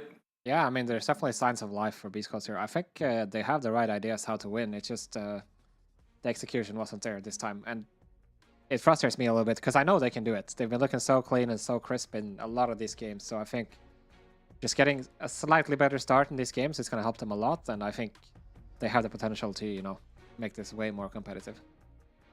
Absolutely. Now we are going to have a run back, at least in the draft order of this game number 1. Beastcoast had priority. They chose second pick. Entity chose Radiant. So pretty much exactly what happened for last game. I'll tell you what, they're kind of reading Beastcoast like a book because it feels that they're getting everything that they want. Yeah, it kind of looks like it could be a bit of a mental edge here, you know, also after beating them before. Yeah, Beastcoast, I wouldn't really put it on the draft or anything. Like, I think everything is fine. So, you know, if they want to ban the SP, sure they can, you know, get rid of the Centaur ban, but I don't think that's the main problem. It's hard, right? You play a game that poorly afterwards. It doesn't matter what draft you had in front of you. You play like that, you're going to lose the game. It can be frustrating sometimes to think about it. So I agree. Keep it the same if you want. I don't know. Are they going to potentially first pick the Tiny again? It felt like that was okay. It's just like this 17 pick, all of a sudden you just give away everything, right? They had this Weaver Flex as well. We were liking it until we got to that point. Yeah, I agreed. I mean, if you if you're gonna go for a Mars or something like this anyway, you might just pick it there instead of the Seeker, right?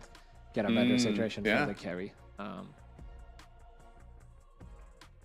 Because I don't think it will change much in terms of like Mars. He's like a solid hero that can lane into pretty much anything. So yeah, we'll see. Yeah, he's safe, and honestly, he's gotten a little bit worse as time goes on. He doesn't scale as well. A lot of these carries are actually a lot better versus him. We'll see here, man. Yeah, look at those top bans. Last game for Entity, they did ban out TA, Hoodwink, and the Ember Spirit. So I imagine they're going to do something similar this time. Yep. And for Beast Coast, they have the same bans rolling through here. Ooh, yeah, they wow. changed the Centaur ban for the SP, of course. Okay. But SF is a very strong counterpick to the SK. I have to say, like, if you're able to lane it against him, which you should be able to, seeing as you have the second pick, you can flex the SF and the entire way. You will have a very successful lane against the SK, I would say. You know, SK doesn't really have any sort of threat on the SF. And, you know, when you're sitting in that sandstorm, you're going to set yourself up to be double or even triple raced. Right? The only thing is, like, the sentry control is going to be a little bit harder. Potentially. Actually, no, he was a Tiny the other way. Never mind. That was even rougher because you could never get 2 hits off on the enemy sentry before he kills yours. Yeah, and Sand King doesn't care if he has a sentry, right? A sentry if you're Tiny. Yeah. Sand King doesn't care. If you have a sentry, whether or not, it doesn't matter. All that matters is that the enemy doesn't have one. So I feel it's going to be a little bit easier in this way. Plus, don't you get souls out of sentry kills? Oh, good question. I think you used to, but maybe since they changed, you know, since they removed the SF. The cogs one. Yeah, it might be the same that you don't get it anymore. We'll see. But I do agree with you. I think overall this is much better. You're also not stepping up into the wave so that you get burned by the caustic finale. So I think a much stronger start so far for Beast Coast. Still keeping that flex alive as well. They do end up, as you said, they banned out the Spearbreaker instead of banning out the Centaur in this one. That does leave that open, but I'm sure for Entity, they kind of want to keep this flex alive. Maybe this is a Sand King offlane. Maybe it is just a mid Sand King again. We don't know. Marcy coming out of Beastcoast, this is definitely a very strong combo, giving a live seal to the SF, and also, you know, you can do some combos setting up for the Requiem and races with the Dispose. Very nice combo. That's an old one. Everything about it works well, right? It feels like so many times I see this Marcy paired up with, I think Razor was also another one. Just every single thing about it. You also, you know, relocate the hero so that you can start off with a long raise, bump them back so you get the short and the close range as well. Yeah. It's pretty nice. And then you get to slow from the races as well, helping Marcy get his unleash off. I like this a lot. I'm not even sure. I already don't want to lane against this. I don't know if there's an offlaner that really succeeds versus this. We can think about the strong offlaners, such as, like, you know, Techie Centaur, which is still in the pool right now, could be okay.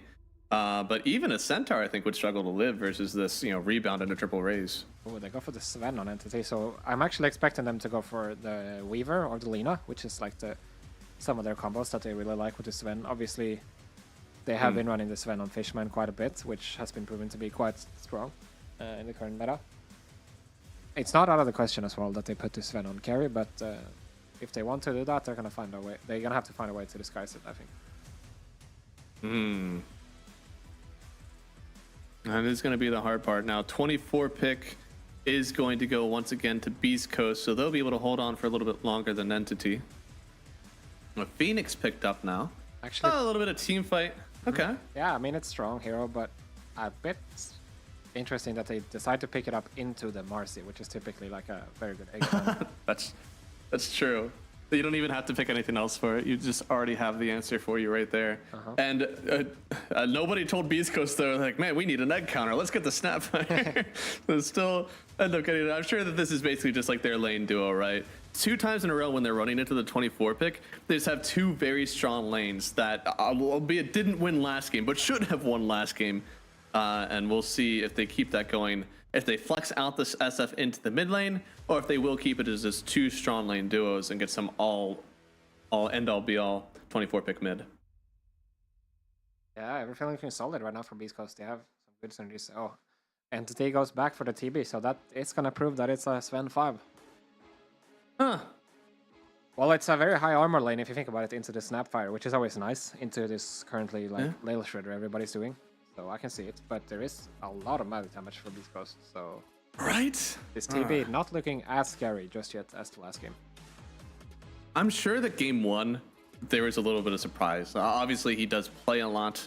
Watson, he loves the Terrorblade, but it's really like, this hero isn't too meta. There's still other carries left in the pool. They might not have expected the TB. But in this one, after absolutely getting worked with it in game number 1, you guarantee that Beastcoast were thinking there could be a Terrorblade coming through for this one, and every single pick is geared to whether or not I have to play into a TB. So I think this one they're going to be caught significantly less off guard. And as you said, all it takes is what? Stun Mortimers, and you could kill this TB from range. Yeah, pretty much, yeah. It's true.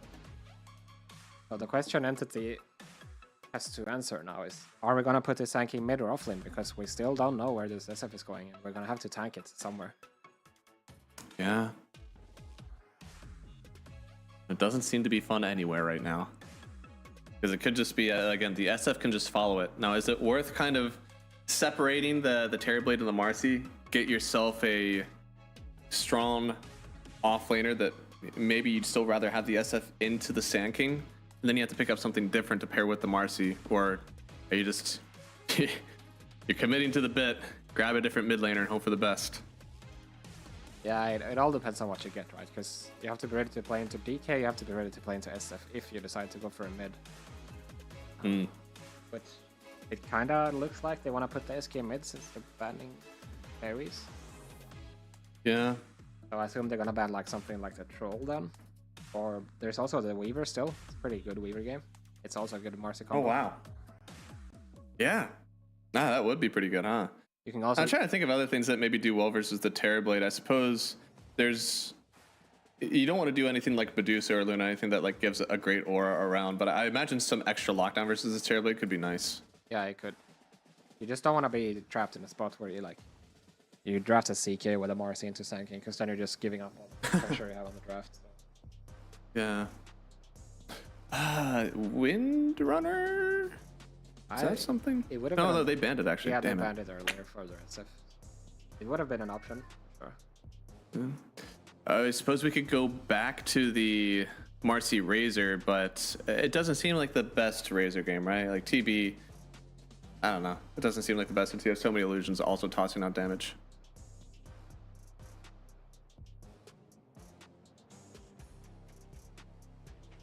You know, we haven't seen much of PL, but I feel like the Sand King immediately blocks that out. Yeah, pretty much. This hero is very undiscovered, let's put it like this. Haven't really seen it. Undiscovered. You know, is there a Drow world? Drow does do well versus heroes with a lot of base armor, but the Sven, like, you just throw that away now, right? You got armor on top of armor. Is it even worth bursting through one of those knowing you still have to deal with the Sven's armor? Yeah, probably not. Well, they go for the Leshrac. This is not a hero that we see a lot nowadays.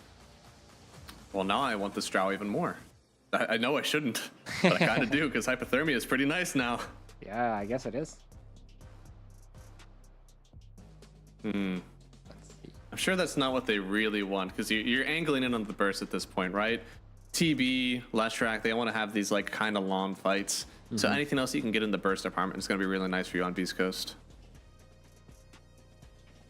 Yeah, personally, I'm still looking at the Weaver. I think the Troll is not amazing, but Underlord. Yeah. Okay, so this means that they're putting DK mid, SF safe lane. All right, this makes sense. So they get the SF tanking matchup. They also got this like great aura buyer, you know, into TB. There you can get the. You probably want to skip Atos this game on Underlord and just go straight for like Greaves, Pipe, and Crimson. These three items are great. Maybe you could go for the Atos if your Snapfire gets the Greaves. But I think Pipe and Crimson is going to be incredibly important this game. Yeah, I mean, Pipe on Vitali, Mage Slayer on Lumpy, and you mitigate a lot of what no one wants to do. I feel like the rest of your team is able to deal with Watson, so I like what they have set up here. At this point, we're talking about lanes, right? We know that the items they can get on these heroes are going to be important. They need to get there, because last time their lane stage was abysmal. So Underlord into the TB. This seems like it should be more favored towards the Beastcoast lineup. Yeah, I mean, the offlane hopefully goes better for them this time. It's not like... It's definitely better than last time, but it's not free. Like, Sven TB is definitely not a bad lane. You combo them with the reflection, the stun, and eventually with the meta as well. But if the Underlord starts getting ahead a little bit, then, you know, he can take over the lane entirely. And, you know, basically, the Watson is never going to be able to pressure the tower. If anything, he's the one that's going to be pressuring, going to get pressured eventually. Yeah, I guess thinking about the reflection as well, you do get to reflect and get the Underlord passive for yourself for a little bit, but yeah, exactly. That won't be too long lasting, hopefully. The top lane, though, is where I think Beastcoast have the most potential. You know, the SF versus tanking, obviously a great matchup. There is a Phoenix to cover for him that, you know, throw out the birds and slow them up and stuff. But Marcy SF is a really potent lane, and I think that's where they can do the most. Mid lane has some potential as well to go for the tower, especially if the DK does well early on. Get a bit of level advantage maybe and start pressuring the tower, but he needs to be careful because they have a lot of magic on Radiant, so they will be able to kill him if he steps too far. That's fair. Don't want to throw anything away. This is one where I think Beastcoast, as long as they play standard, right? I think we would give them the edge for this draft in game number 2. Yeah, maybe just slightly so, yeah. But I like what they're doing. I think it's way less all in. They're gonna have auras this game, and they're also gonna have pretty decent late game. You know, pretty much everybody can scale on their lineup, and it's gonna come down to execution. Yeah, the execution certainly will matter here. Beastcoast, they're feeling it. Felt a little bit of pressure from Entity in the play-in stage. They're feeling it now in this group stage series, but they want to even it out. Entity, on the other hand, they're looking to finally break out of this middle of the pack. So many teams have been locked in here at 2-2. They could propel themselves up even into the ranks of the 4-0 and 3-1, I believe it is Tundra and Extreme. So hopefully they can get themselves up there. If not, Beastcoast will hold them down, keep everybody even, and extend their hope in this group stage.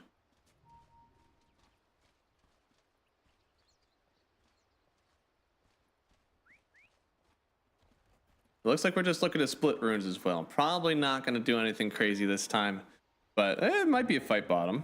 Yeah, looks like they're thinking about it on Beastcoast. SF is playing very scared up top now, so this looks like it could turn into a fight. The battle begins. Oh, oh no, Moose is probably who's walked up? Is he dead? It's gonna be close. Okay, okay, they got the reflection. I think with the reflection, yeah, that's gonna be more than enough here. They will throw down the Firestorm. Well done. Honestly, knew that they're gonna lose one, made sure that they could get another, and really beat down this Terrorblade. Damn, that was closer than I expected. Almost turning the first blood for Beastcoast there, so. And obviously, Watson having to start the lane now with like 30% HP is great. He doesn't have tangles also. 30% HP, and as you said, getting beat down already as this wave gets pushed under his tower. One more Firestorm, honestly, could be his death. Yeah, great start for Beastcoast considering the fact that they lost first blood. This is really right. The small camp is also blocked already from El Misho, so if Fishman doesn't get his sentry instantly, then they're gonna be looking at lane control here with the TB that is gonna have a hard time entering the lane. And that's our lesson here today, kids. Never get first blood. Only pain.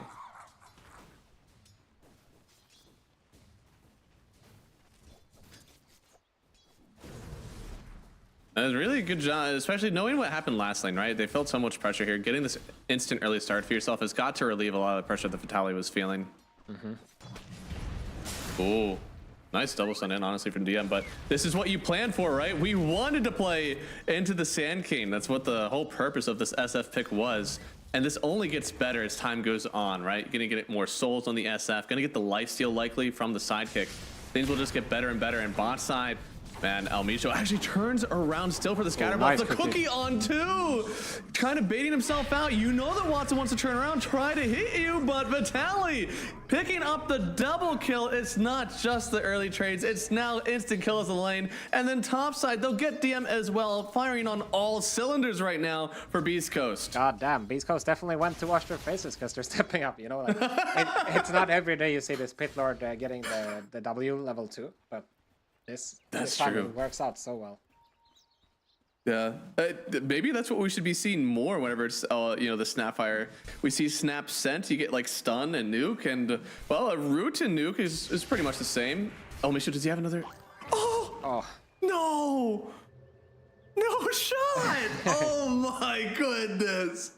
You know the script. Oh, poor Fishman. You know the script is the same, but the storyline have changed. Fishman chasing Elmisho in the early game, but this time Elmisho actually, you know, he's making Fishman pay for it. Like he's wasting his time entirely. So this has to. That was a huge time waster. Yeah, this has to raise so much confidence if you're Beastcoast right now already. If there's one hero to do it to as well, I mean, Vitaly, he's got 2 points in the Firestorm. He's already, you know, as you said, he's got the root as well to kind of protect himself. He's perfectly fine sitting here and waiting for the Snapfire to show up again. Now Fishman still, he barely hit level 2 now, but yeah, things are looking good right now. Look at Sand King CS as well. 4 CS against the 14 of SF. Actually out to 9 he's lasted, so. That's rough out there. I mean, yeah, this SF lane is only going to get worse for them, right? So much damage. It feels that the Sand King, because of this change to the stain, it should be a little bit better maybe, but no, still feeling the pain right now on DM. And level 3, this is the power spike. You've got the stun, you've got the rebound, you've got the lifesteal. It's the sampler always for Marcy. You never really go too far into one spell. The Elmisho going for the rune here as well. Flash Rack desperately needs it in a matchup like this. Yeah. Looks like he's gonna get the top rune though. Happened last game where we saw whenever an offlane started to win like this, there was a lot of rotations into the mid lane. And here comes Elmisho, right? You're able to. Underlord can survive all by himself. All you have to focus on now is make sure it's a win in the mid lane. Fishman up top. Ooh. Yeah, they brought a few. They're bringing the boys here. They have a stun cell on the Sand King, trying to TP around. It's a nice jump through from Moose. Cookie connects as well, but this is under the Sandstorm. This isn't your fight to take. Karyomi, a little bit more. They get the kill. Now he ended with a double, and all that XP, all that gold ends up funneling into Elmisho. Still getting the kill on this SF is well worth it. Very nice move by Fishman, I have to say. He realizes that he can't really do much in the bottom lane, so what's the next best thing? Next best thing, it's definitely going top. But as we see, Watson might take the L for it. He might. Stun connects. Karyomi, he did get some spirits around. They're fine for now. Vitaly might be in trouble though. He might. I think he's dead, yeah. Oh? And maybe Elmisho in trouble as well. He should have ran over to Roche. Oh, never mind. He should have ran to Roche and get that deny. And now, yeah, no, he should die here, I believe. Toss back. Good kill from Moose. Now Watson with the reflection. How long has this gone on for? Is this 30 seconds yet? Yeah, it's a while. But I feel like this is where Beastcoast thrives, in these type of environments where it's just non-stop action. Oh no. There's a demon on that high ground up there, buddy. Watson just pops the metamorphosis and waits for his food. Well done. Yeah, you walked up to the wrong high ground, my friend. That's a horror movie right there, man. You walk up and it's just instant death. Yeah, for sure. I mean, suddenly DM has recovered his game almost entirely, right? Yeah. So no, it's looking pretty good. Yeah, and they also got this kill on the pit lord bottom with the Kataomi rotation. So Entity was able to stabilize really, really well here. Yeah, the net worths have actually looked pretty even now. There's a little bit of separation starting to creep out since it's only like 6 minutes in, but this Phoenix is currently as farmed as the Dragon Knight, the Sand King, and the Terrorblade. And he might get even more farmed now. Trying to TP away on the Dragon Knight, doesn't get away. No one the one to pick it up. Now Misho under the tower. Beastcoast had a good thing going for them, and all of a sudden, Entity just rip it back away. That is so unfortunate. Oh, nice stun by DM.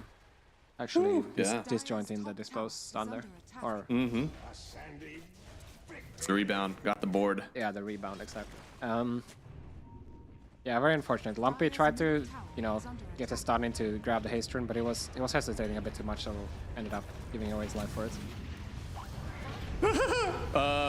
Double stun there. I think they may pay for this one because they destroyed it. No, Moose still will live for now. They get the kill on no one. He was pretty deep under the tower, but Underlord gets to get a kill and then run right back into his lane. Yeah, nice recovery, getting the kill on the Lesh and trading wisdoms. You see they're going for Vitaly. Yeah. No! Sunder? Do they have the stun? No, he gets out. Very heads up. Perfect TP out. Oh man, Lumpy is having a rough time, man. 2 times in a row, it feels like this mid lane has just been really hard for him. Yeah. Definitely not. I mean, I guess he might die again here, actually. Oh no. Guys, stop it. He's already dead. Actually, maybe he is alive. Huh. He could actually live through this one. He's got his team around him. Jump through for the Marcy Firestorm roots. It's all centered there. Even with the ulti from Pyke to center it out for themselves. Gonna get the kill on no one. They will. Misho in from the top row. It looks like this could be the fight they need. A few more hits onto DM. Misho to pick it up. A double for the Snapfire. Will Sven get it? No. They'll battle him back with the raises. But, oh, buddy, don't give it to him, please. No, okay, that raise is way too far away. Well done there from Beastcoast. Basically, circles on circles. That'll do it. That'll get you a 1 fight in the mid lane. No! Don't tell me no! What, dude, what is up with Fishman and Misho? They will just never stop. Yeah, if somebody's under like 10% HP, they will run to the other enemy's fountain to get the kill. Maybe there's some pub beef we don't know about or something, you know, because something is going on here with these two. Yeah, both teams super eager to play, super bloodthirsty. It's very nice to see. Look at this pit coming out here. And then the Requiem on top as well. Right. Oh, there's just so much. And Kataomi, he doesn't even have level 6, so it's not like he was really able to offer the egg. And wait a second, is this a replay or did no one die in the mid lane again? No one died again. It's starting to get a bit concerning for him actually, because Lesh is like a hero where yes, you can play very fast. But if you start slowing down or feeding like this, and then you have to go back for farming after that, like your timings can get all messed up. Because this is a hero that relies a lot on his farm. Like in this game, I would say he's definitely gonna need a Bloodstone and a BKB to properly play. And so far, like he's getting towards a Kaya, I believe. But he's not even close. He has 300 gold right now with his null Magic Wand Arcane's Windlace. So. Oh no. You know. And in this draft, you're going to have the Warcry, and you're going to have Pipe from DM, but that means DM is not going for the Bloodstone, so a lot of your scaling is suddenly thrown out the window, just because of the fact that you're falling behind when you're doing these over-aggressive plays. And the DK has come right on back, right? Like, DK was actually way low on the net worth, but all of a sudden after that mid lane fight, he's all the way back in. And he's going to have It's huge for Lumpy, because...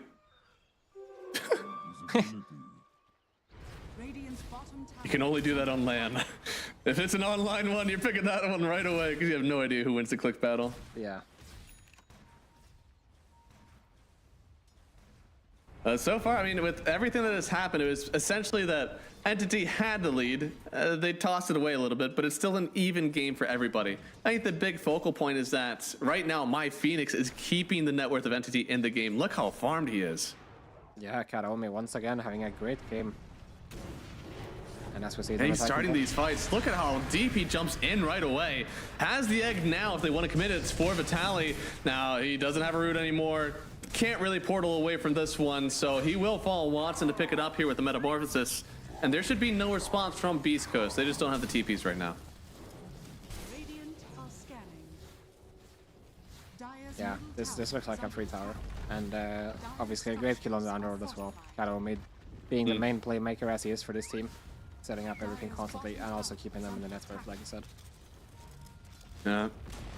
He's going certainly for having a good time right now. He's going for the Yule Rush. I'm not sure if I'm the biggest fan. I would maybe want to see something more aggressive when you have such a great game, like maybe even the Spirit Vessel. Yeah, Spirit Vessel or maybe even the Veil.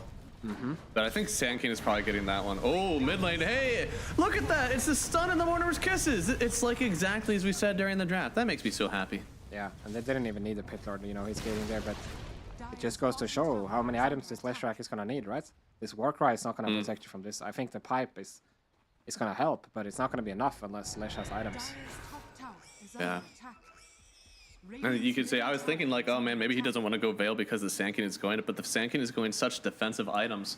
It might actually be up to Katayomi to kind of go for that Veil, Shivas, and potentially a little bit more. Could be, yeah. I mean, they have 3 candidates for it. It would be the Lesh, the Phoenix, or the Sand King. All 3 of them could potentially do it. Just a matter of which items they're going to prioritize. Mr. Sand King, he's going to want his pipe, and then he's going to want the Bloodstone as well. But if you think about it, if Sand King is not buying Blink this game, who's going to initiate? It's not going to be Sven. He's not going to buy a dagger, right? He's going to go for the Shard and some team items.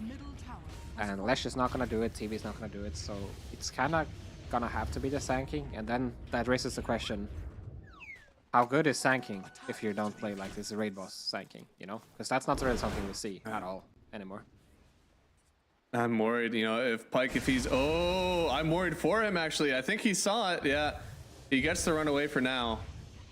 Almost a really good initiation, but as you said, like, how do you get on top of these guys? That was just an SF who was farming in the hot tub of, as now learned what it is. Yeah, and exactly. You couldn't get the kill. You gotta get a Blink Dagger. Yeah, how do you gap close? Even if you're ahead or like, even if you have good moments, how do you seize it? Yeah.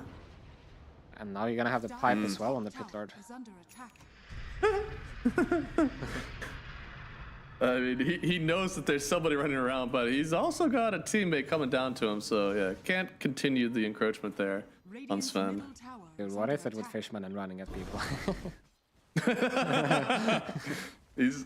I don't know what it is, man. He hates heroes on the map. He just wants to kill everybody. No wonder he's a support. He wouldn't be able to hit creeps. As soon as somebody shows on the map, he's running. That's true. Oh, no TP cancel available right now for the Marcy. So this means they're giving up the watch wisdom, the tips, right? What? That was kind of strange. Now he can just TP away if he... Oh no, he doesn't have TP for a few seconds. He's actually bringing back the Sven into El Micho, now using the ulti. Fishman falls. Now Watson's here. What's in trouble, here maybe? comes the Underlord. The boys are coming. El Micho cancels, not because he thinks the TP will get canceled, but because Vitaly has shown up. Throwing out the Mortimer's Kisses here, trying to go for anybody else. Now he will fall, yes, but how much is he taking out of the Terrorblade? DM has to get away. Watson's sizing up to try to get Asunder, but he's only at half health. He doesn't want to use it just yet. Moves in. Oh, okay. Yeah, just keep on running. I think they were already running, but with that, they're definitely going to continue running. Yeah, I mean, this is the thing, right? You have all these amazing spells. You have the Supernova, you have the meta here, but what do you do when they because just run? It's like, all right, you popped your meta. I don't want to fight it. I guess I'll decide not to fight it. And pretty simple, right? So they definitely gotta need a blink on this tanking, I feel like. Yeah. I mean, the other way to prevent or like fix this issue, let's say, is you would have to be strong enough to just walk down lanes, right? Get the Roche and just try to end. And this might be the way that they're gonna try to play this game, but that means you're gonna give up a lot of space on the map for Beastcoast to farm. And I don't think it's gonna be that simple to just walk up and end this game. There's a lot to deal with. There's Firestorm, and there's, you know, potential pulling back at the Requiem, Snap ulti, all of these things. And right now, I mean, the game is dead even, so there's no thinking about, you know, just death balling it up right now. Yeah, I think the only silver lining, I don't think this is necessarily good for them, but Pyke is going for the more physical damage SF, whereas I think if he did go for like the Blink Yules, there wouldn't be a lot to kind of stop in this game, right? There's no BKB piercing disable. As soon as you blink BKB Yules, like that hero is just dying.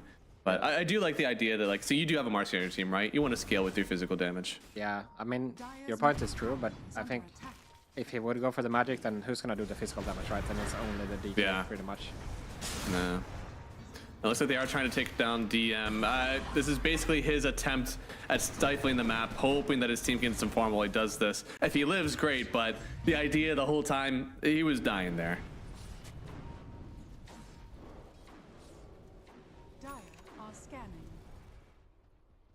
Fishman, they're gonna he try to might set be able up to start on something here. Vitaly here, yeah. Radiant are scanning. I think they actually have the tools to do it this time. Yeah, Metamorphosis down, big stun, Vitaly, he's out of there. And Watson, happy to pick that one up. He is still top net worth, despite his team kind of getting worked around the map right now. He's still getting all the farm that he needs. And now moves. Oh, a little bit of danger. Phoenix with the slow, tossing the Fire Spirits as well, even gonna Yules. This is where that setup works. And with the Stormhammer, no one has a DD still. And they'll get themselves a kill. But oh, the Mortimer's gonna get them Phoenix, actually. They can't! He's able to get the egg off! And the Mortimer's kisses, they don't even take down no one. I mean, they just took something good and made it into something great here on Entity. They grabbed themselves a lead in the net worth, and they've killed 3 across Beastcoast all over the map.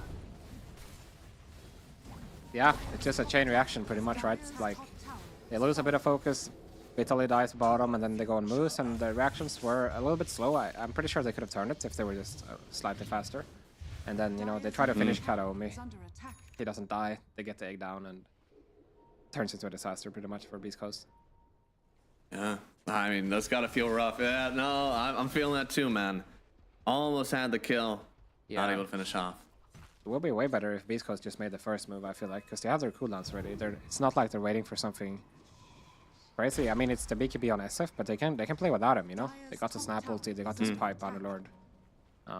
DK is also obviously trying to get his BKB, but still good to use your cooldowns while you're farming.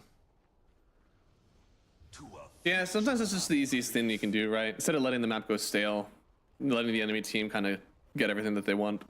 Yeah. Find out when your big ultis are up and just go at them, you know? Earn yourself a little bit of that map back.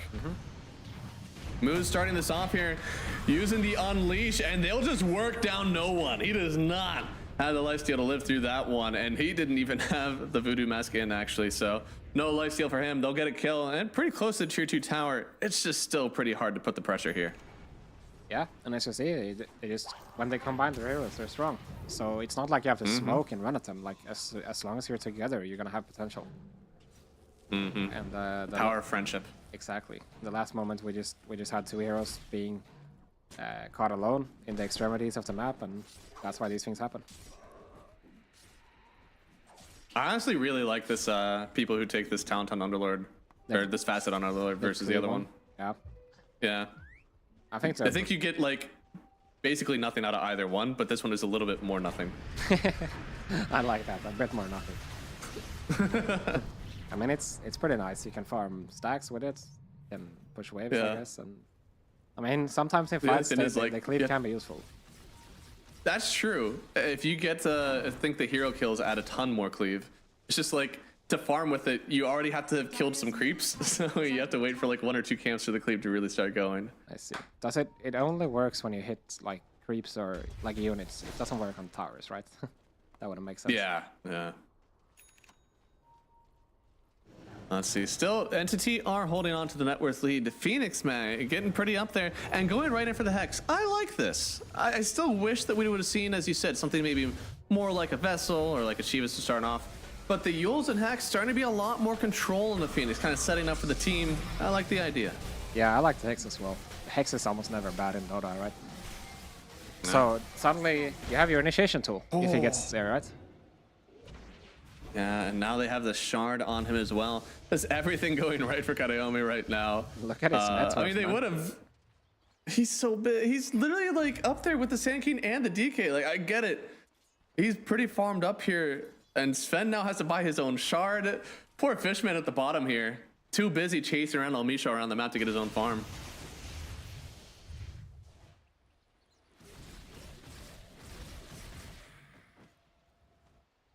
Ooh, I don't want to say it's the quickest Roche in the world, but for Beastcoast, this is definitely a pretty speedy one. They have the extra damage. They certainly got the armor. Yeah, I like it. Just get the Roche and start pumping some towers.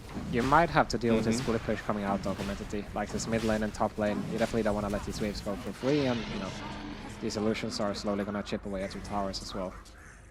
Do you just smoke behind on the gate? Or, okay, no, they're just gonna TP out. Radiant are scanning. Okay, this works. Push out 1 or 2 waves and then aim to regroup, because right now Entity has a chance to catch them off guard if they're not careful.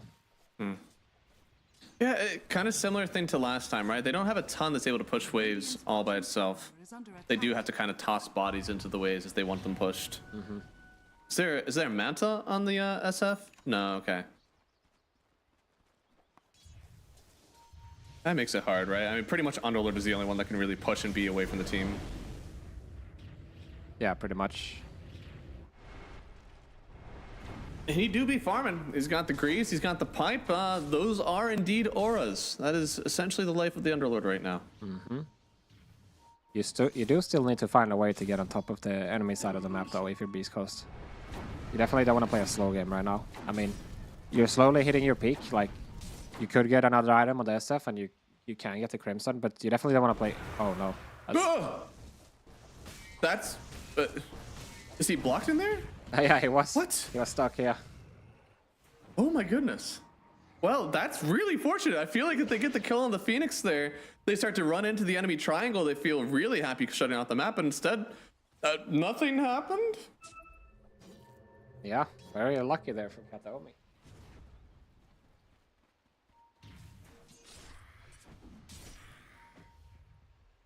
Well, I mean, they're kind of just taking this to farm, and for Entity, I think we walked into Aegis with a 4K lead, and they still have a 4K lead. So Beastcoast, they haven't really gotten anything out of the map. It only takes one lackluster Aegis, and all of a sudden, you feel like you just don't have anything to do on the map. Because Entity, the status hasn't changed. They're just doing exactly what they used to, except this time, well, there's an Aegis on the other team, but we're not fighting them. Who cares? Yeah, and Beastcoast, really, they need to find a way to get these waves in so they can hit towers. Because soon it's going to be hard, right? When the TB hits the sky, suddenly these BKBs, they don't matter as much. Yeah. Also, you've got the Shiva now and SK Entity, they're really starting to get their items. Once this Lesh has BKB, I feel like they might be, you know, they're going to be really strong. Yeah, it's already the Bloodstone, so he's gotten a little bit of sustain. Just needs to protect himself from that extra, you know, lockdown. Marcy does have the BKB. She'll be getting a Basher here soon. It's not like the supports of Beastcoast don't scale. I understand why they feel safe with kind of taking this into the late game and being a little bit scared on the map. I just don't feel like you have to, right? Yeah. I mean, what's happening right now, they always feel like they have to backpedal. It's not gonna do it, you know? Then this problem that you have with the split pushing and stuff, it's not gonna get easier. It's only gonna get harder. These illusions are gonna become stronger. Like, you know, Sanking is gonna get more items, utility to split push Phoenix. It's gonna get harder to kill. He might get an A on disc at some point, you know, after the Hex, things like that. I think they need to change their mindset a little bit here. Like, not go for kills, but rather think about the objectives. How can we get the waves in so that we can get the objectives? Because when we start hitting towers, that's when we're gonna really get the kill opportunities. Yeah, I mean, sometimes it feels like the enemy's dodging you. You have no idea. Like, they won't fight us. They just keep running away. Well, then go to a tower, fight something, but go to a tower together. You know, Vitali, the team wasn't really around for this one, and all of a sudden, you have lost your offlaner. That's 50 seconds down, and that's essentially going to kite out the rest of this Aegis here. Yeah, I mean, nice read by Entity. They're just setting up on the vision together. I mean, it's based on this the TB Scotty, so they're just ready to group up, basically. And now they're gonna force a go on Lumpy as well. Oh, he has no TP, he can't actually. really escape from this one. Pops the BKB, gonna get stunned up by the egg. They still have so much damage for him. The Requiem, maybe it sends a few away, but look at how much damage he's already taken. Sure, he lives, but he's not coming back into this fight. SF still locked in. Pike trying to turn through, but he's just dead. That's gonna be his first life. Moose goes down in the midst of the BKB. Watson is too damn strong. And Pike, is this enough? Do they have the damage? They don't!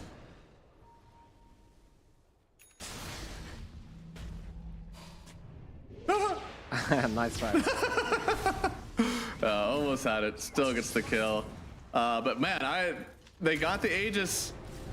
They almost took away the SF for a second time, but you can feel it.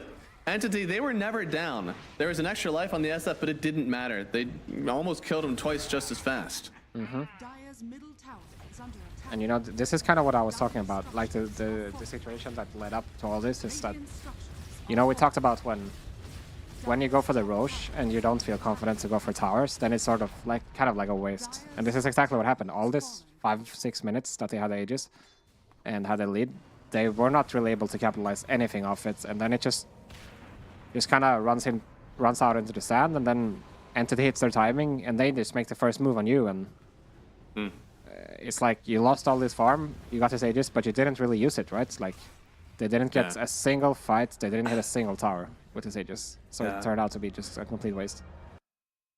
That was even without... Oh. Yeah, I mean, that makes sense. Lumpy unfortunately dies on the low ground. That was without the Underlord, by the way, for that fight. And now they're going to be sitting without the Dragon Knights. And oh no, not without a Snapfire too, please. Can we just get 5 people? 5 people on one high ground. That's all I want. Yeah, it might be too late at this point, because they're going to lose the racks right here. There's no way they're defending without their DK and the Snap. No, not at all. Once again, the push of this Terrorblade. High ground has seemed so mystical in this patch for so long. It seemed like the Roach banner solved it, but an even better solution might just be the Terrorblade. Yeah, I mean, Entity might not even stop here. Even if they respawn, they still have quite a while on the meta, and they've really hit their timing. Looking good. Have the BKB back up for this splash track as well. Pyke now pumping in the extra physical damage, but his team not able to step forward that much. There's an egg on the low ground. You don't want to step forward too high. Nice but the stun in the midst of the dive. Maybe they have this. Going to be a stun coming in from both DM and the Leshrac. Lumpy forced upon the BKB, but they still want to fight. They still want to take down the Sand King. Looks like he'll get away just barely. They'll trade away for the Phoenix at least, but Lumpy, no BKB. Hard for him to fight this one any longer. The Mortar Viscus are going to take some down, but Watson is just closing the gap, has this under, uses it right away. Basically a second life now for this Terrorblade. And I mean, this guy, he's got so much armor, and Pyke, he went all physical. He doesn't have it in the tank right now. Yeah, Pyke does nothing to him, especially with this Sven Warcry undispellable, you know. TB already a really high armor target, and feels like they've kind of lost the timing once again for Beastcoast. I don't know how you're gonna get into a position where you can contest this Roshan now with with 2 racks down. It's gonna be very tough. I mean, you almost want to build a Revenant's Brooch, but that item has been so dead. Yeah, expensive also. Yeah. That's not one you can just go to the grocery store real quick and pick up on the way home. That one you're gonna have to save up a lot for. Fishman getting the drums. They're actually going for the double Shiva on Entity, which is probably a mistake, but I'm not sure it matters that much. You know, the armor component the armor component of it is still very, very strong. And now Watson, if it didn't hurt before, now he has a Daedalus, and obviously there's not going to be any evasion on Beastcoast side, so he's going to be hitting for the full amount of damage on everybody. I want to say that a butterfly would be good from this SF, but I feel like the outgoing damage is really what's hurting them right now. They just need more. He is going to try to go for the butterfly. I don't know. Living isn't the issue. I mean, you have died a lot, but I don't think you have the damage right now to take these guys out. It doesn't matter how long you're alive for. Yeah, it's true. Taking these heroes down is definitely not easy. And yeah, they're not even going to wait for Roshan, they're just going. Yeah, dive through, Hex up on the SF, and he force staff somebody get him out of here. Pyke, if he's dead, your fight is certainly gone. Watson with the instant double kill. There's no buyback on any of these heroes. They'll continue into the fountain. They have no fear. Watson will continue the onslaught. This Underlord will fall, and the rest of Entity safe in the enemy base. They'll start to knock on the tier 4s.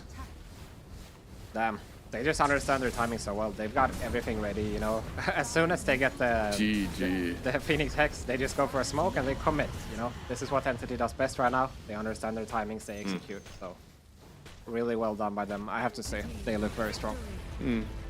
They look strong indeed, getting themselves a 2-0 here decisively both games. I mean, it was a close one for a while, and it certainly was able to come back into it on Beastcoast, but the way that they just kind of were lackluster with that Aegis, it didn't do them any favors. Yeah, 100%.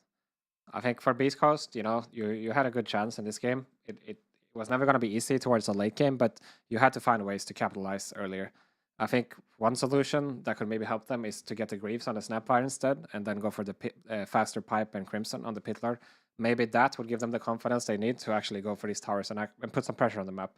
Because really, like, when they're not going for kills, when they're not pressuring towers, it just gives Entity too much breathing room, and we see what happens when because this lineup of Entity is just so scary once you hit like minute 30. Yeah. No, it scales so well, right? The Terror Blade, that's what it's meant to do, right? This isn't some sort of like early pressure. And I thought, you know, with the Underlord kind of sending them back into the jungle, opening up a lot of the map for themselves, it would be good for them. But they just never really played together after this fight. Once this fight happened, there was always one hero dead. They were never really able to group up, and you can just see how well Entity played off that, continually staggering the kills, making sure that one hero was down the whole time. Yeah, I mean, look at this. Like, Pyke is hitting them pretty much freely this fight, but he's not doing damage. Yeah, I mean, the whole time. And with all this armor, whenever the BKBs come out, you're damn near invincible, right? You already have so much magic resist. There's already so much armor from the Sven, from the TB. This one hero that they need to take down, past 20 minutes, you are never bursting him. Yeah, 100%. Well, I mean, this is really good for Entity, though. It seems like they've really solved a lot of what they had in some of these earlier group stages. They continue the dominance, though, versus Beastcoast, now 4-0 in the current event. So they put themselves up to 4-2, so they're sitting atop with Tundra right now, and even eclipsed Extreme Gaming. But I think Extreme, yeah, it seems that they could retake that top spot. It depends on how they do in this current series that they're in right now. But yeah, still very good for Entity to kind of break away and get themselves a little bit of an advantage as we get further into this group stage. Really want to sit at least in this top 6, but we do, at least they're probably shifting themselves out of the bottom 2, which is what's most important. Yeah, Entity looking strong. I mean, there's a lot of strong teams in this group, and it's going to be exciting to see how they do against the likes of, you know, Extreme and Liquid later down the line. Yeah, no, I mean, we're gonna have an interview eventually here, but we have the MVP looking at Kaiomi, and this Phoenix, just an incredible amount of net worth whole time. Looking at essentially even with all offlaners in the game, not just his enemy offlaner who was already having a rough time, but also his own offlaner who was actually succeeding throughout the map at one point. So pretty hard to compete with this big old Phoenix going right in for the Hex after the Yules. Yeah. No, I guess he also had a Spirit Breaker again. That was crazy. I think he's probably the MVP for me in both of the games. Like, he's enabling the lanes well, he's buying the right items, he's always, like, he understands the game pretty well. He has the anticipation required to be a good 4. You know, seeing what's going to happen before it happens. And this game, he goes for the perfect build. He goes for the Yules and the Hex, so he can set up kills for his team, which was basically the key that they were lacking. You know, they had all the auras, they had all the scaling, but they just didn't have catch. He gets that solved in the game before. He's just, you know, setting up kills left and right, understanding when enemies are going to fight, understanding when they're going to dodge. So, yeah, really well done by Kaiomi today. Yeah, hey, those calls are crazy important. And we'll see if he's able to keep it going here. His team definitely seemed to play well around him. It seems like this Phoenix lineup also was, like, pretty tailored towards him. I wonder if something that they'll keep continuing throughout the rest of the game. It feels like their heroes really complement what his 4 wants to do, right? Not the other way around. This one, he wants to have these like big tanky boys in front of him. He's got Terrorblade, he's got Leshrac, even the Sand King, honestly, just like sitting in front. In the game 1, he had heroes that are able, as you said, they start the charge and they can just grab the Underlord and take him wherever he was going. So really play well around him. I believe we do have our interview that we can cut to now. Let's see who they got with us. I think we will.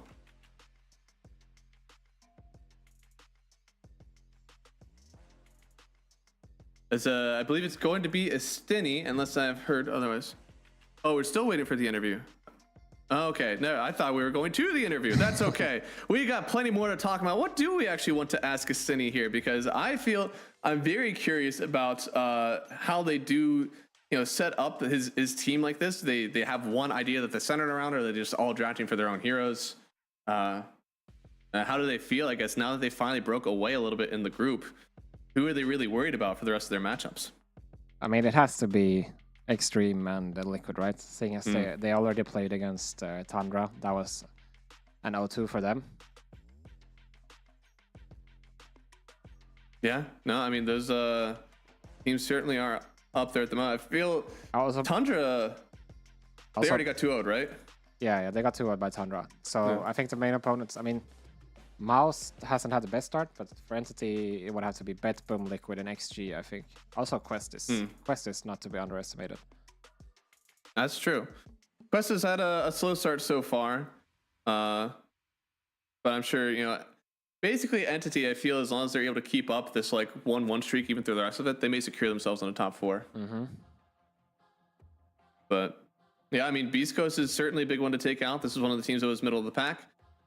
Bet Boom team is another one where, they also 2-0'd Beastcoast. So this might be another one that you're kind of trying to focus on. But I think, they might be focused a little bit more on Extreme because it feels like they've probably seen a lot of these other teams before, whether it's through EU quals or other tournaments in the EU scene, whatever it may be. But Extreme, they probably have very limited face time with. Yeah, it's true. Extreme usually only comes for the big tournaments, right? And they always show up, so they're definitely going to be scary. Yeah. I wonder, Oh, nice. All right, let's go. I think we're going to switch it over to Stinny right now.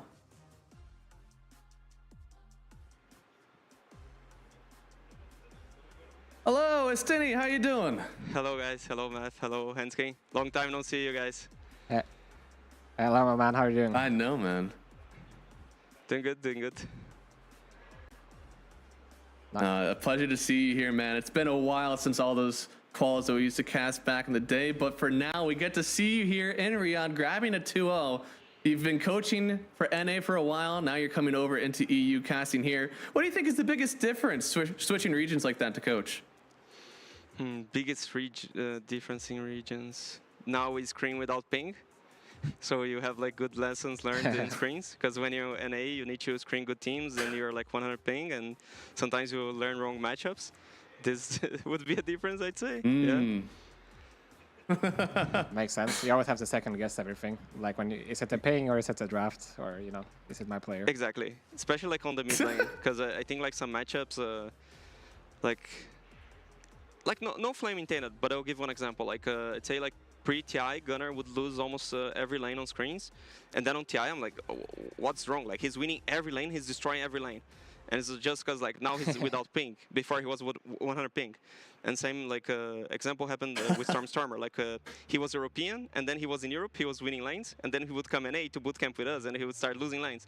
And then it's kind of like a fake screen, So it kind of hurts. It's one example, right? But I'd say the mindset of both NA and Europe is really good to work with.